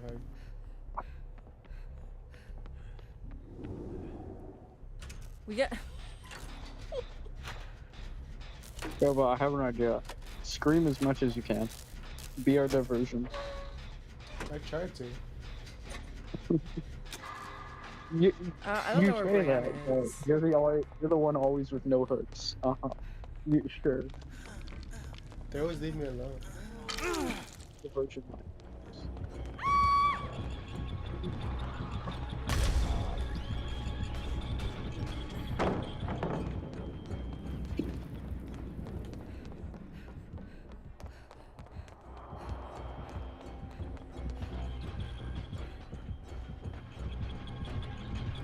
Is she chasing after you? No, he's gonna find coconut.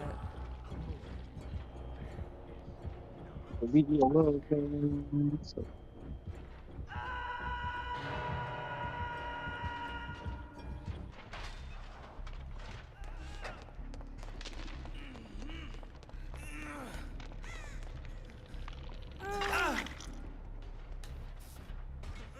He's behind us.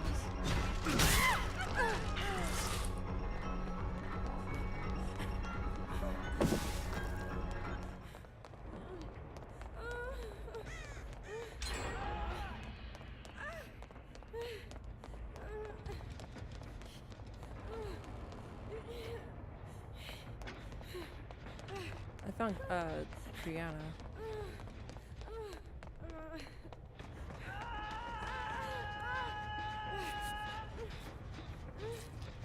What the heck? Maury. Why am I the one always getting worried, man? Okay. Well, they Another either day, bring another death. it's either their power or they bring iridescent, or they have the last person. So. Yeah, probably.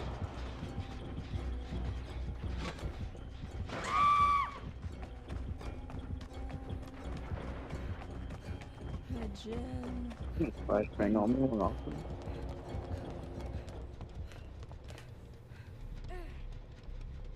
I lost him. I think.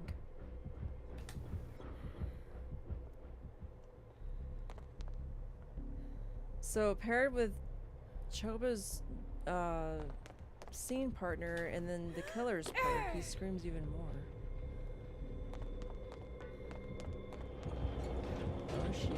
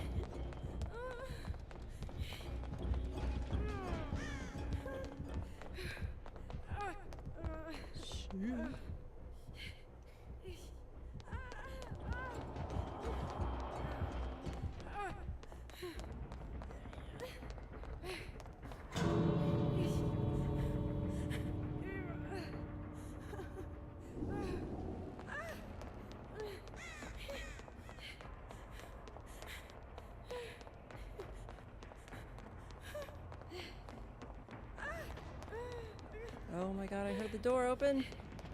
Oh shit, Chova! Thanks, Laura.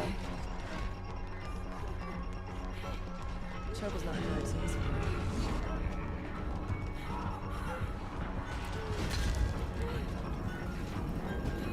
Jesus.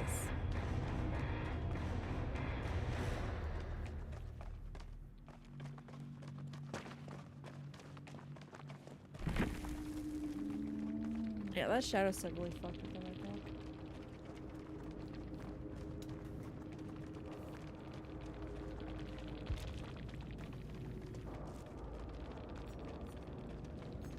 He does not have iron grasp.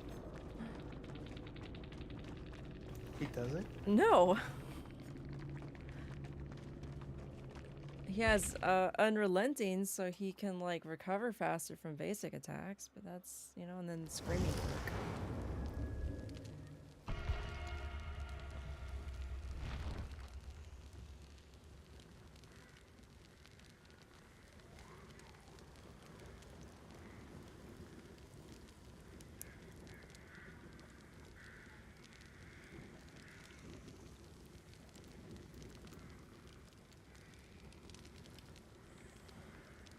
It's too late for Ohio.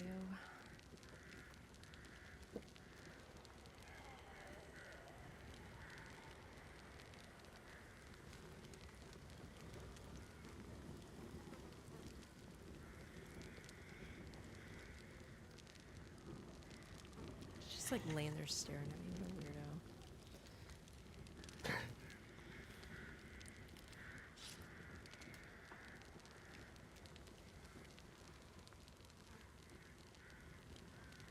Was he AFK?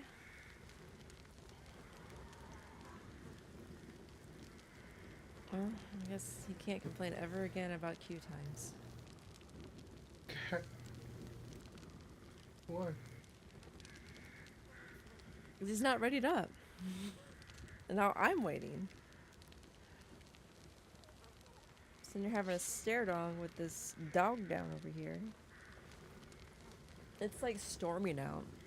My bad. My bad. I forgot to radio.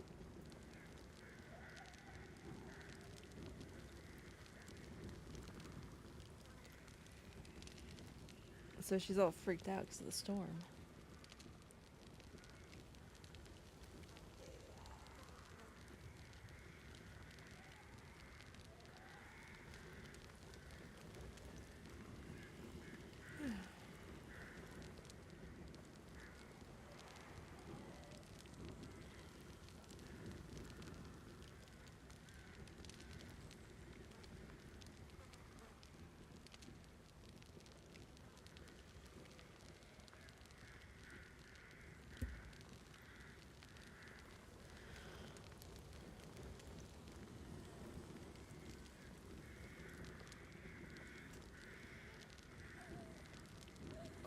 I gotta stop sitting on my foot.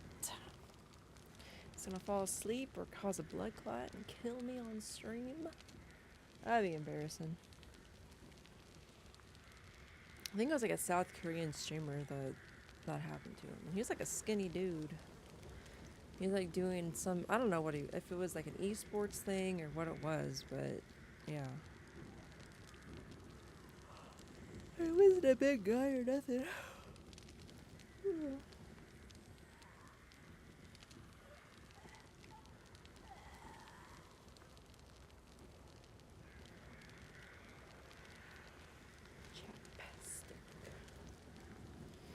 I want to watch the Mothman Prophecies again. It's been so long since I've seen it. It's actually a good movie.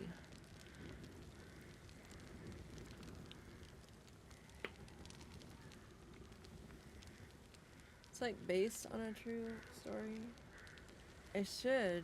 Ooh, I should see if Audible has that.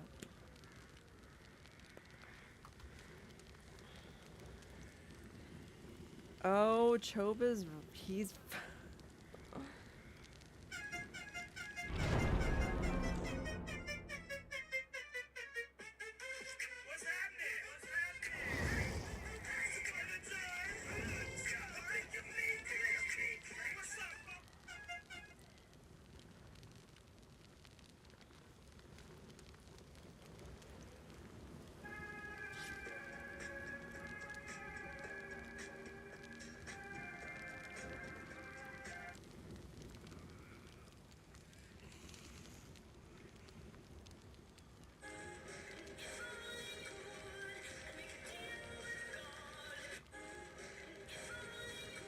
Oh.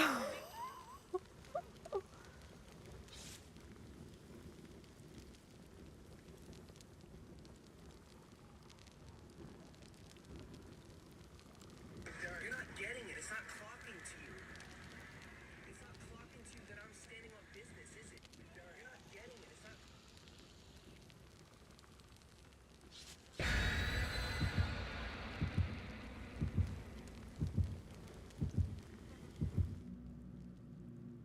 Hey, it's spelled Bieber. Bieber. No.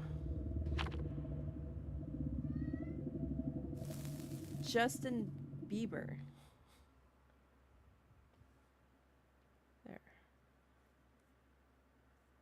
I don't know how to spell Bieber, dude. I don't even think about Justin Bieber. Choba's sending me Instagram reels. Oh, that's so rich. I doubt he watched all the ones I sent him. I sent him like so many, dude. I don't even know, dude. Oh, it was because I wasn't feeling very well, so I was laying down, and it was probably like I don't even know how many hours, dude. I'd have to go look at the timestamps.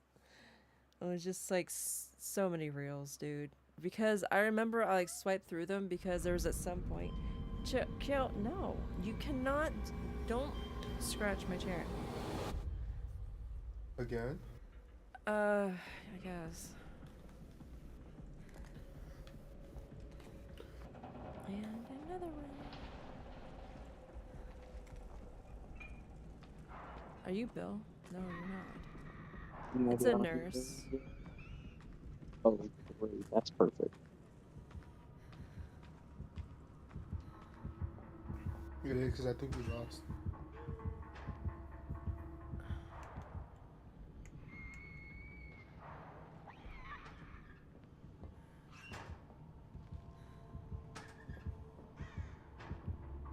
You guys are awesome.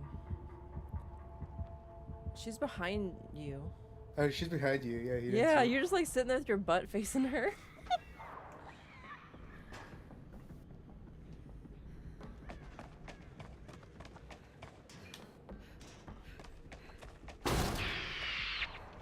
Coconut, she's gonna come to us right now.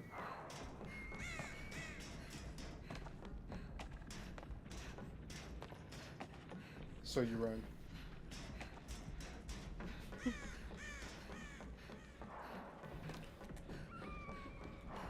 They stop putting the gin I in can the attract one, trust. Oh, nice. I see what you did now. You're the distraction.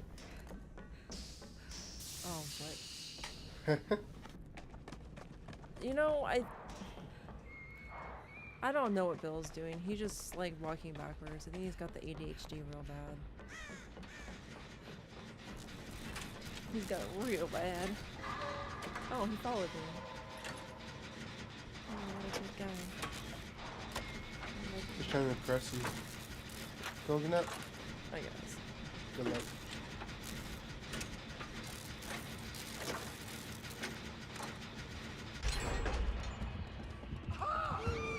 Wait, she's up. Scatter! Good God. She's on Choba still. I was distracting the killer, but they kind of just stopped chasing me. The Gen Nice. Is that how it feels, Shogo? To just, you know, have Yeah, that? yeah, where she just chases and stops chasing. Yeah, happens to me all the time.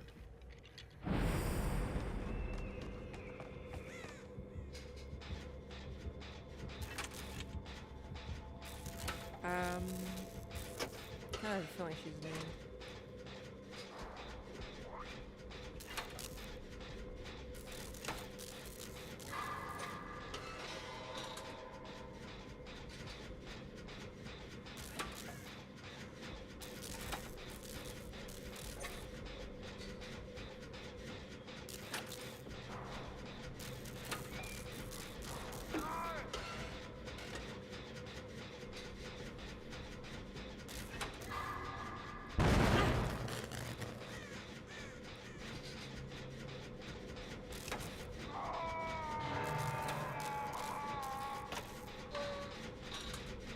I didn't see the turbo how many times.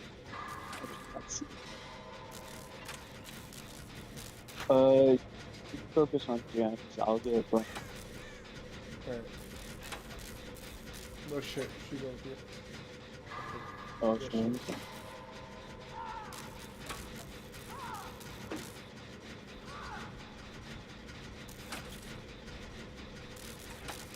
She went to hook, so watch out. I got that. A little early, but it's okay. I'm perfectly fine. Oh my god.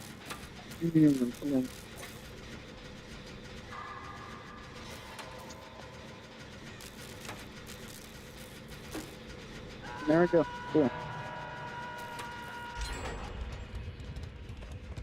Hey.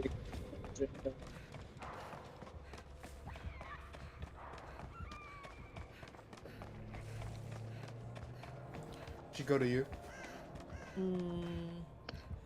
She's near me, but she's not quite chasing. I'm behind Hook on the edge of map. She's near me. My terror radius is still going on.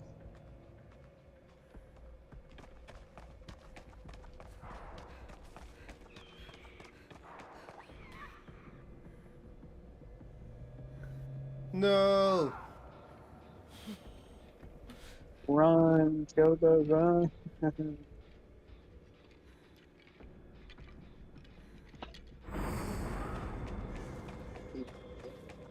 going for it. I thought she lost me.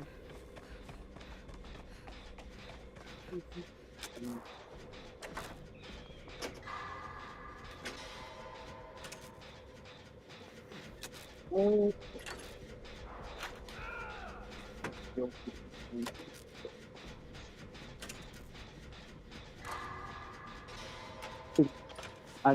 I can't give you attention right now. I'm in the middle of the game. The gen where I'm at is almost done. It's probably like halfway now.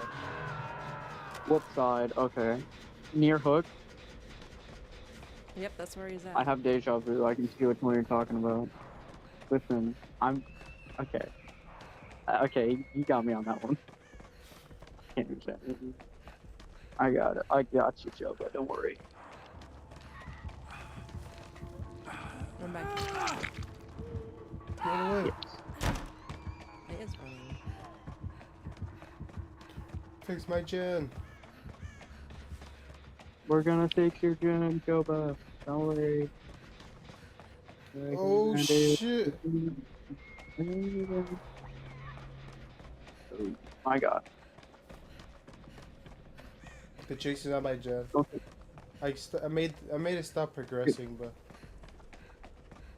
Yeah, I'm about to make it stop progressing. no, I already did. Unless she kicked it again.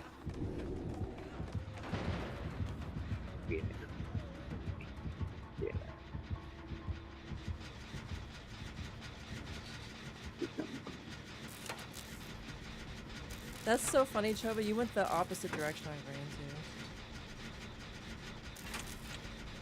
Because I like started off over at my totem and then I went it back.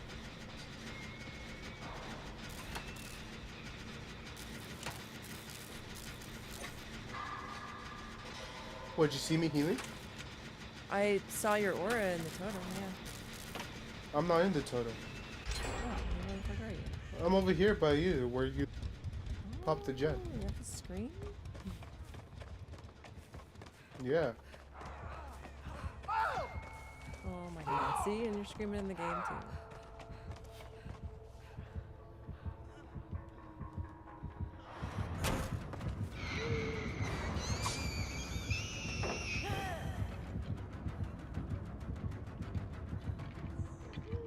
You were there, Coconut?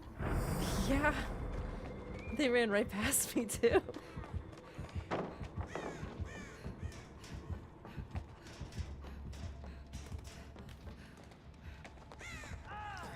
He's saying no.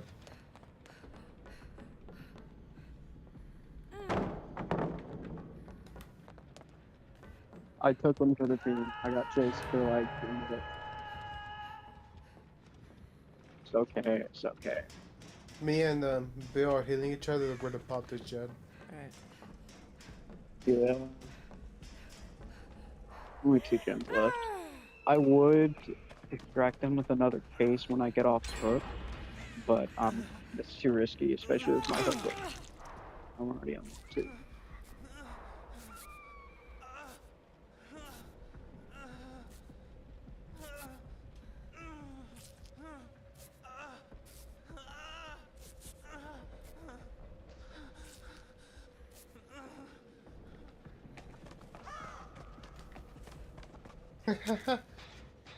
She found me.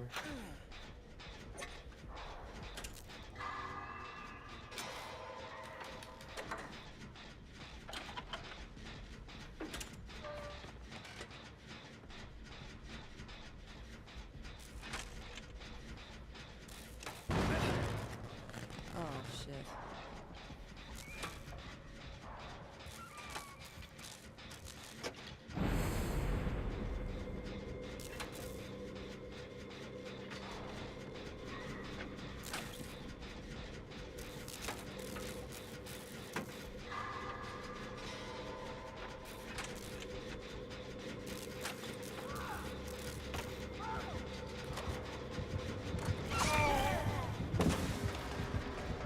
Oh, she saw you there? Yeah.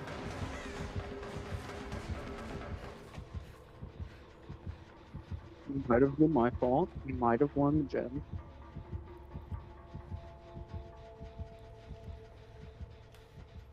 Did Bill lose him? I think so. She came back and kicked the gen. And kicked my totem. No, I already finished its regression. Yeah, but she still kicked it for it to progress. And it takes time out of her chase to kick. I'm dead.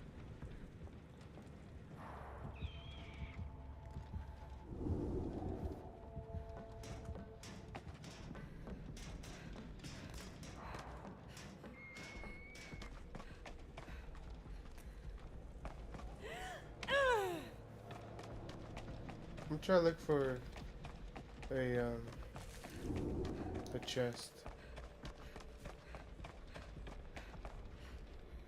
What do you need a chest for? I want to get toolbox. Why is Bill following me? Because he has a crush on you. He just went back up. I'm gonna work on a gen on the opposite side because she already knows that totem spot and the gen spot. Where'd you go? Where are you, Coda? He's by the totem.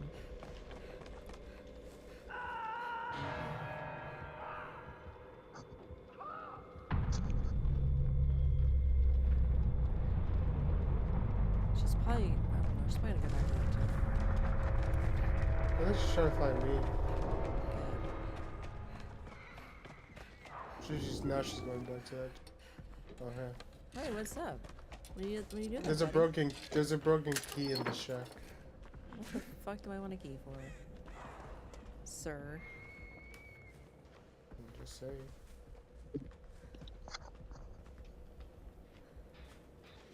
Well, I'll leave you two here as a 2-man gen. I'm gonna go try to do another gen as a distractor. She might be coming. Run away.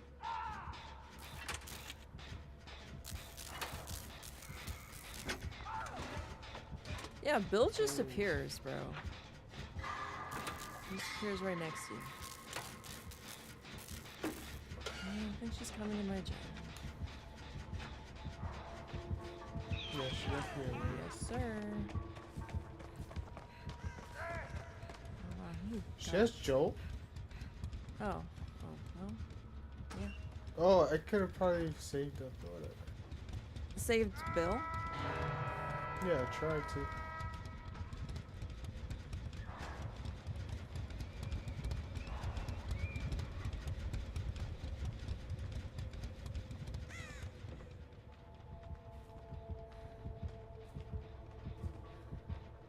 She's staying next to Hook. She breathed.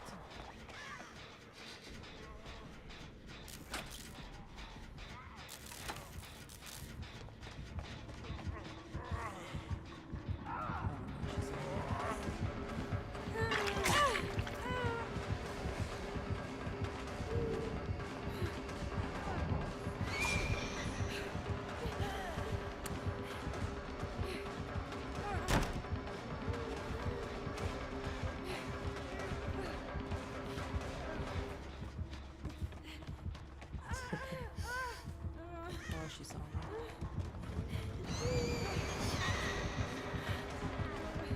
What? Why are you giggling? Because I was gonna go for the Hook? flashlight scene. Oh, no, you have a fuck, flashlight? dude. Did you just get one out of the box? She's going to y'all healing. She probably got caught. That's what I said she probably did. She's got. Oh, well, she's probably trying to get it dipped. She can hear her mouth breathing. See it was.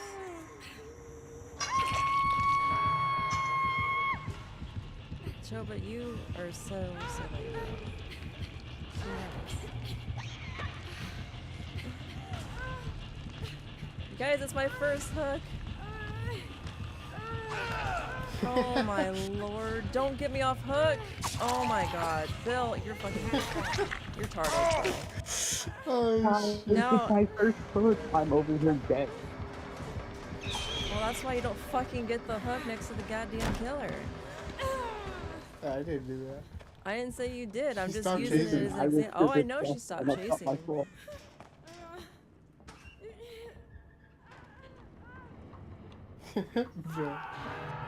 Ugh. He's on He's gonna death go hook find too, you. bro.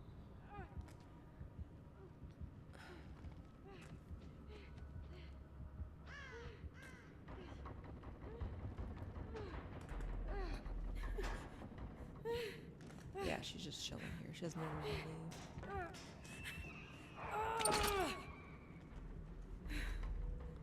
Yeah, come over here, Bill.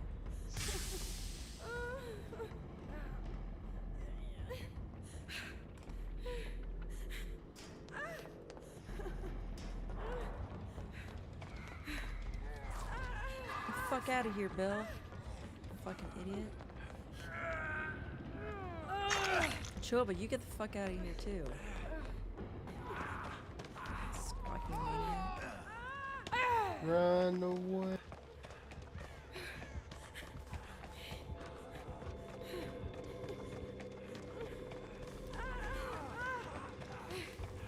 Alright. Oh my god. Oh my god. Shit.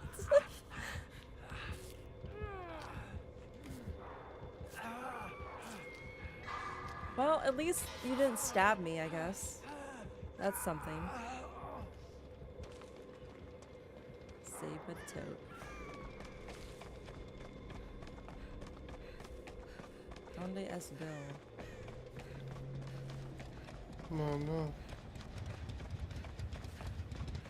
I think all the gens are on the other side, actually. They're all lined up.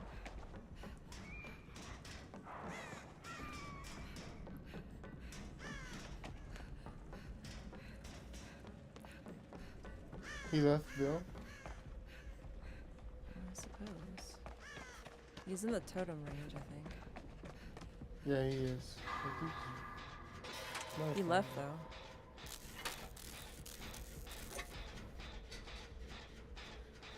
I'm so dead. Where are you at?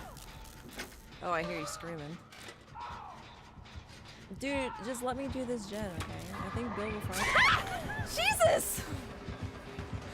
Chopa, you didn't say shit about her not chasing you. Oh, my bad. Yeah, communication, bro.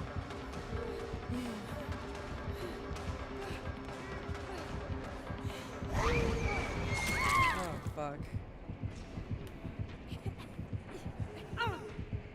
There's no gens on that side of the map, dude.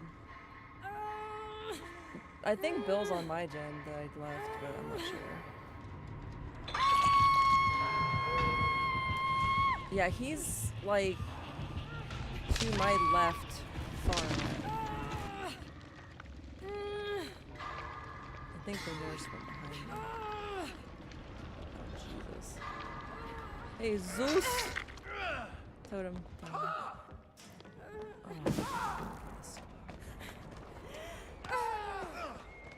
Did you fast walk? Yes, I did. Did you? No.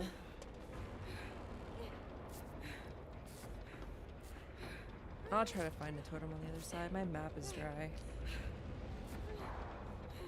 Bill's being chased. Where do you think? I don't know, probably on the other side of the map where the gens are, because he was on a gen. Oh, bro, I saw the dramaturgy.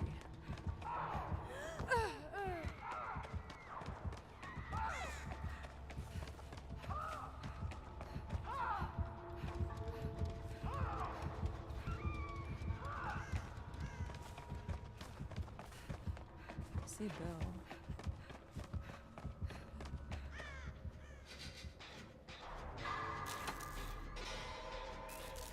You start chasing me? Maybe you should do a fast action and try to get her attention again. She's gonna come right back to the gens. We 3-gened ourselves. Where's... I know. Where's Bill? Bill was just... Bill was in the totem range. I have no idea where he is now. It's on the same side of the ship. She's eventually gonna not be able to kick this anymore. Where'd he go?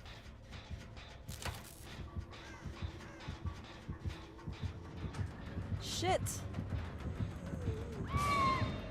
Oh, that's... Oh, I'm dead.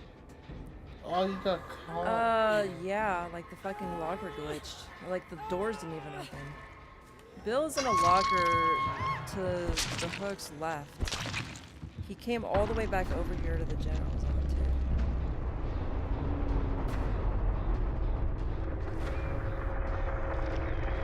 It's probably gonna be a hatch cam now. We almost did. I wish I didn't get caught.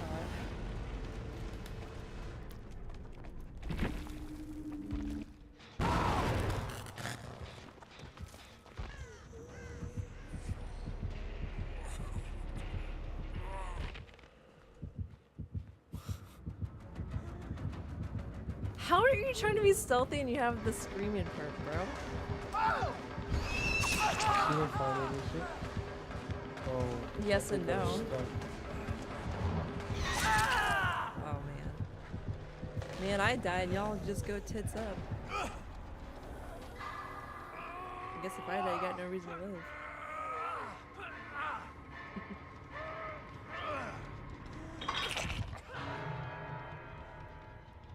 Bill has a full toolbox he brought in here that's barely used.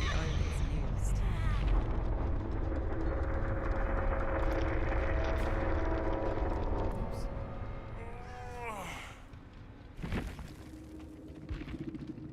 Wow. Ouch. Bill had... Is that fixated?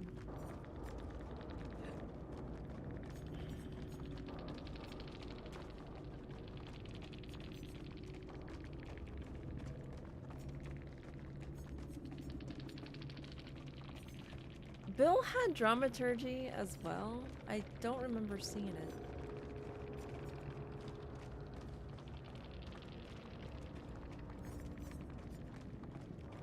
Let's see the ghost word for 6 seconds. Wow. Chopa's like full meta build, bro. What a like legend. Legend.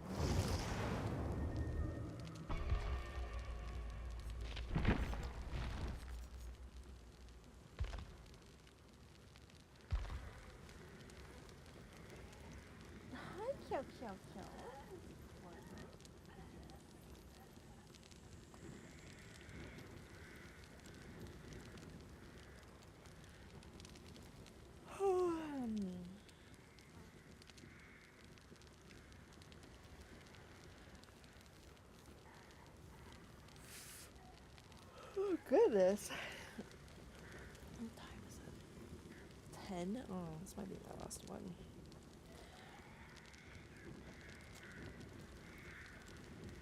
This might be my last one.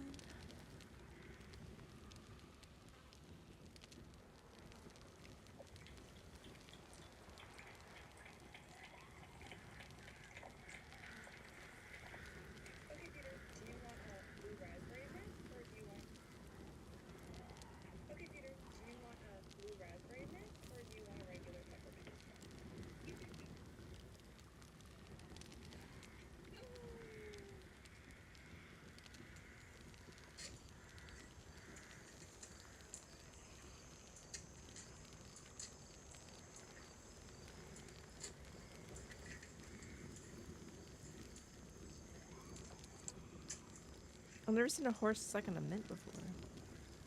I saw a thing, be kidding. Eat my jacket.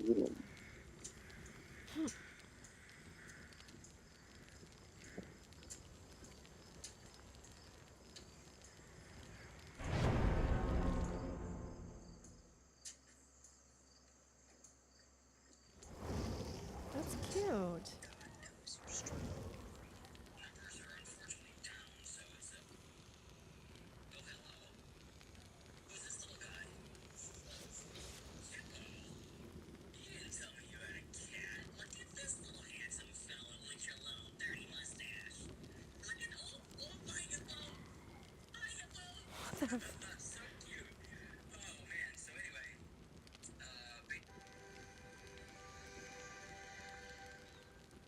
Thank you all.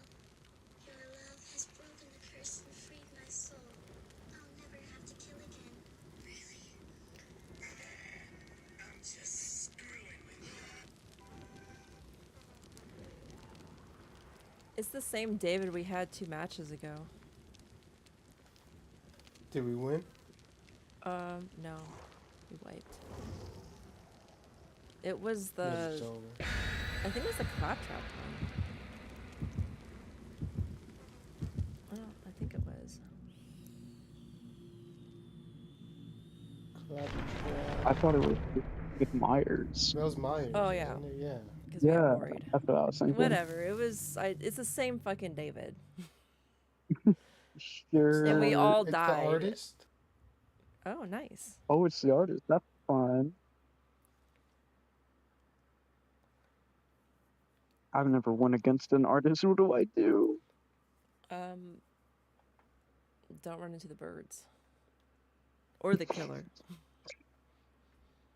That's a given, but alrighty. You can see the aura of the dire crows, like, from a distance and where they're pointed and where they're, like, gonna go.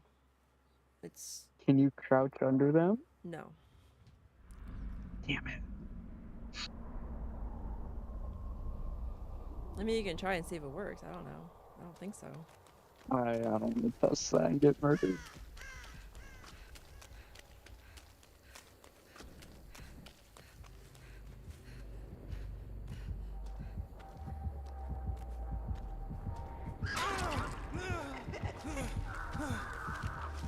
God, I just spawned in. How did you find me? Just probably got lured.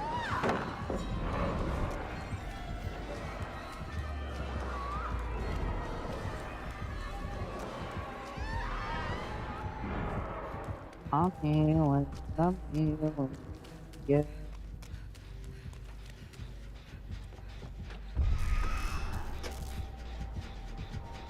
Yo.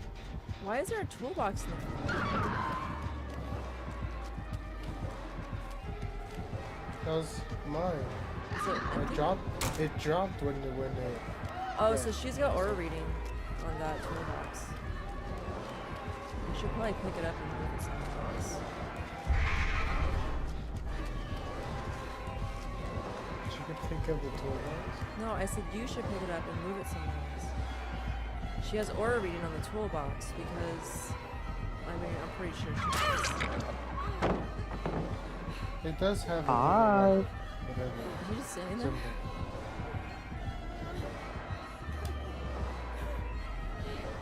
Please don't come Is after she me now. chasing Oh you? no, you're coming after me now. I guess not. You.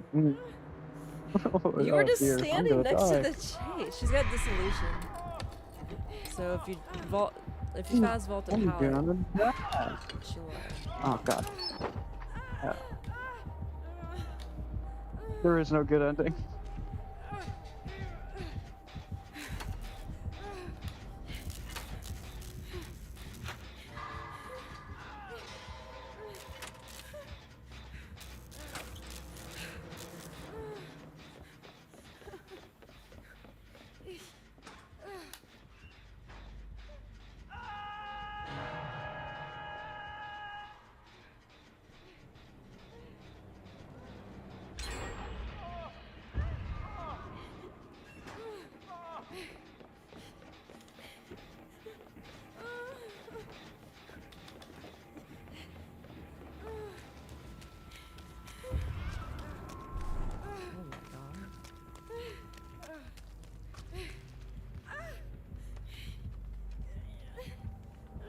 She's chasing. Are you in the docks, Choba?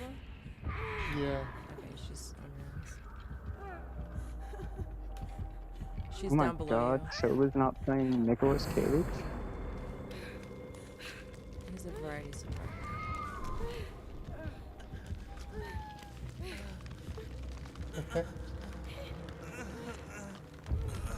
Yeah, she's looking for you. Bro.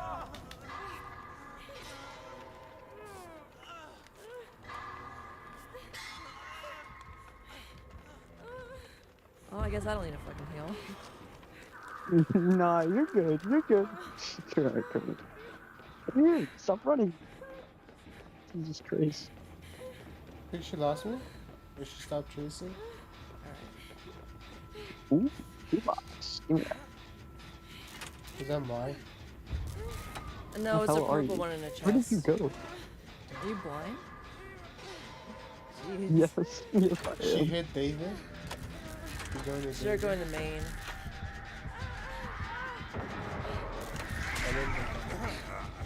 Oh, hi. That was. Oh my god. That's perfect. Jesus. I hope. So, you know what? I'm just gonna kill myself. I know, but you should run. Like, I was getting body blocked.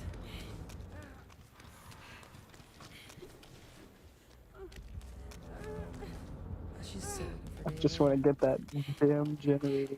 Where David's crouched, there's the gen she just kicked. No, she damaged Jeff.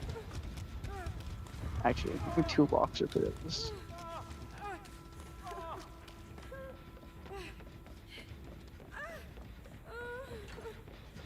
She's in chat right now. I think she's trying to find David.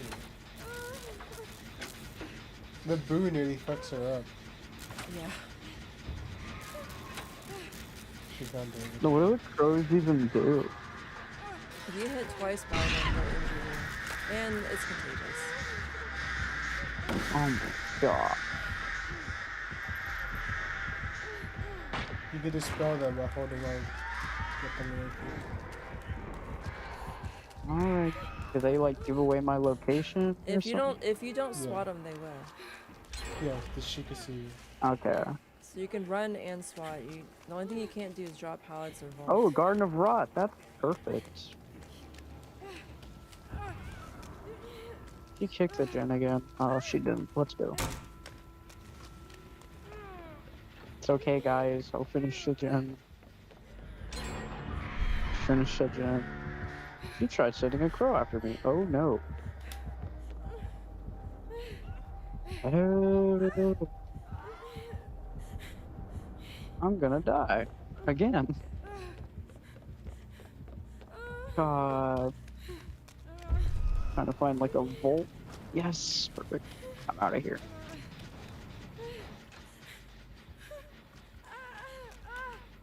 Screw yours. Really? I'm watching her struggle to find me. Bet David might die. I'm watching him struggle. I think she saw me.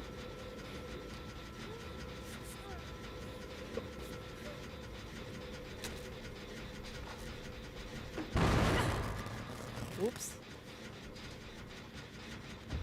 Guys, I think Artist saw me, but there might be a slight chance that She's she not did.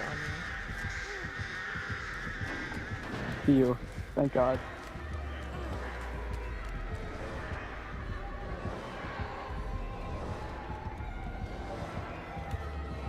You got this, girl. Woohoo. Oh, What the shit. fuck are you? God damn it!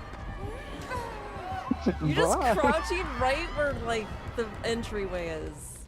Twice now. I want watching. I Twice. want Oh, you're popcorn. watching the chase? Yeah. I mean, fuck it. Choba's doing all the gens. It's cool. He's about to finish another one. She didn't get my token, did she? Yeah.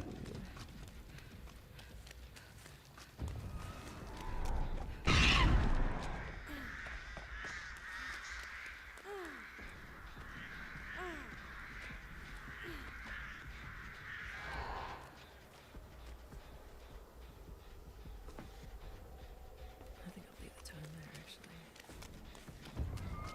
Where's that gen?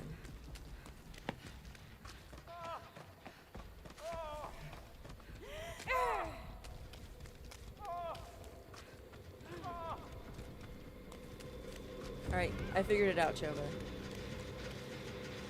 My cat's on top of me. I can't see. So you can't speak? I can't see. Leo, get off. Wow,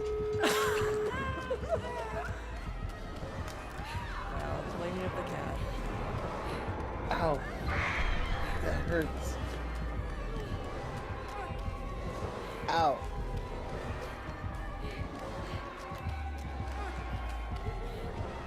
Ow.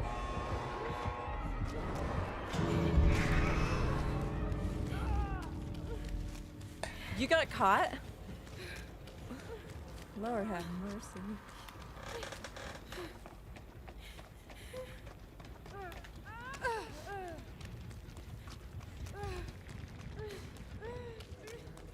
Let me unhook him. It's a challenge I have to do.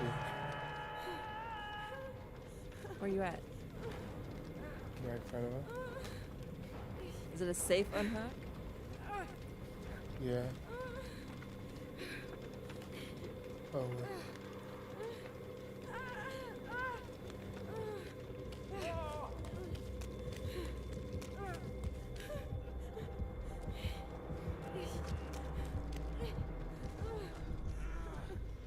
Oh. Yeah, I've been trying to get you to heal me this whole time you've been stalking the hook. Waving my arms at you, pointing. Just ignore me. That door's open beyond Shack. Alright. She's facing over at it. Alright, it's dissipated.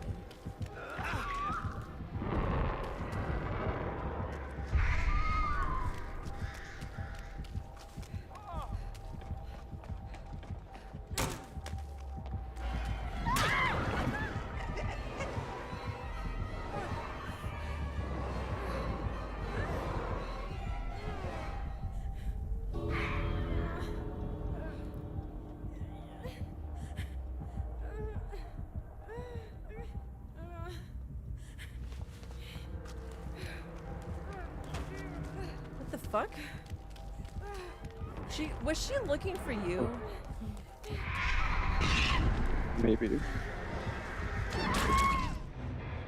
I was gonna go get David, but I didn't realize Choba was coming. I thought he left. As soon as I got unhooked, she came right for me. So I had to Yeah, escape. but this was like way after you left. I thought Choba left too. I wasn't paying attention. I saw David and I'm like, well, somebody should go help him, but maybe he'll get Hatch. I'm pretty sure And he Choba's did. like the definition of what? The definition of what? Luck. There's no way. I didn't see any lucky turdness in that match. Choba has to have like the cheat codes, man. Do we survive? Do we all survive? Yeah. I almost didn't. I saw David like over in the totem and he was just sitting there, so I was gonna go get him and then Choba David's runs away. fine. David's fine. He'll be fine. Yeah, you didn't say that at the time. It was afterthought. Shh. Okay. Okay, calm down. Shh. Oh, I'm totally calm.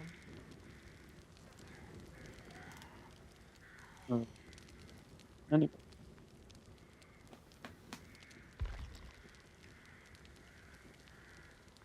Well, I guess that should be my last one. It's 10 o'clock. Yeah, I was about to say, I think that's fine. So I at least should fix my sleep schedule. Or at least keep on my sleep schedule.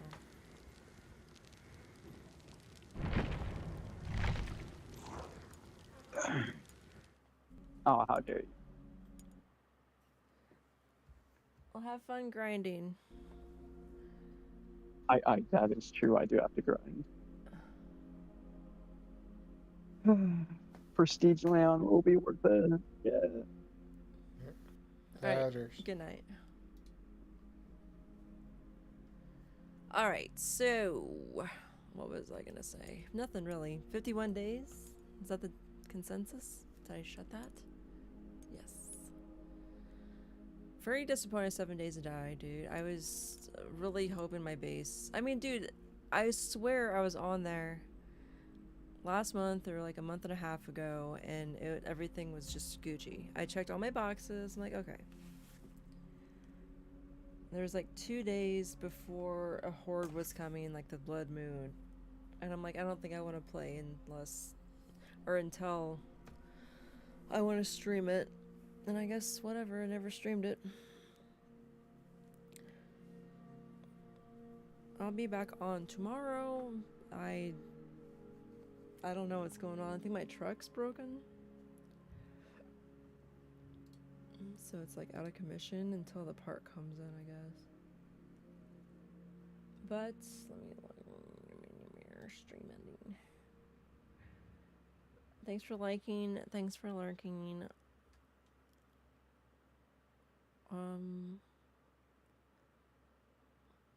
We really gotta like start Metal Gear Solid because I have not touched that game. I installed it and that was it. So maybe we'll try that tomorrow. Alright, good night guys.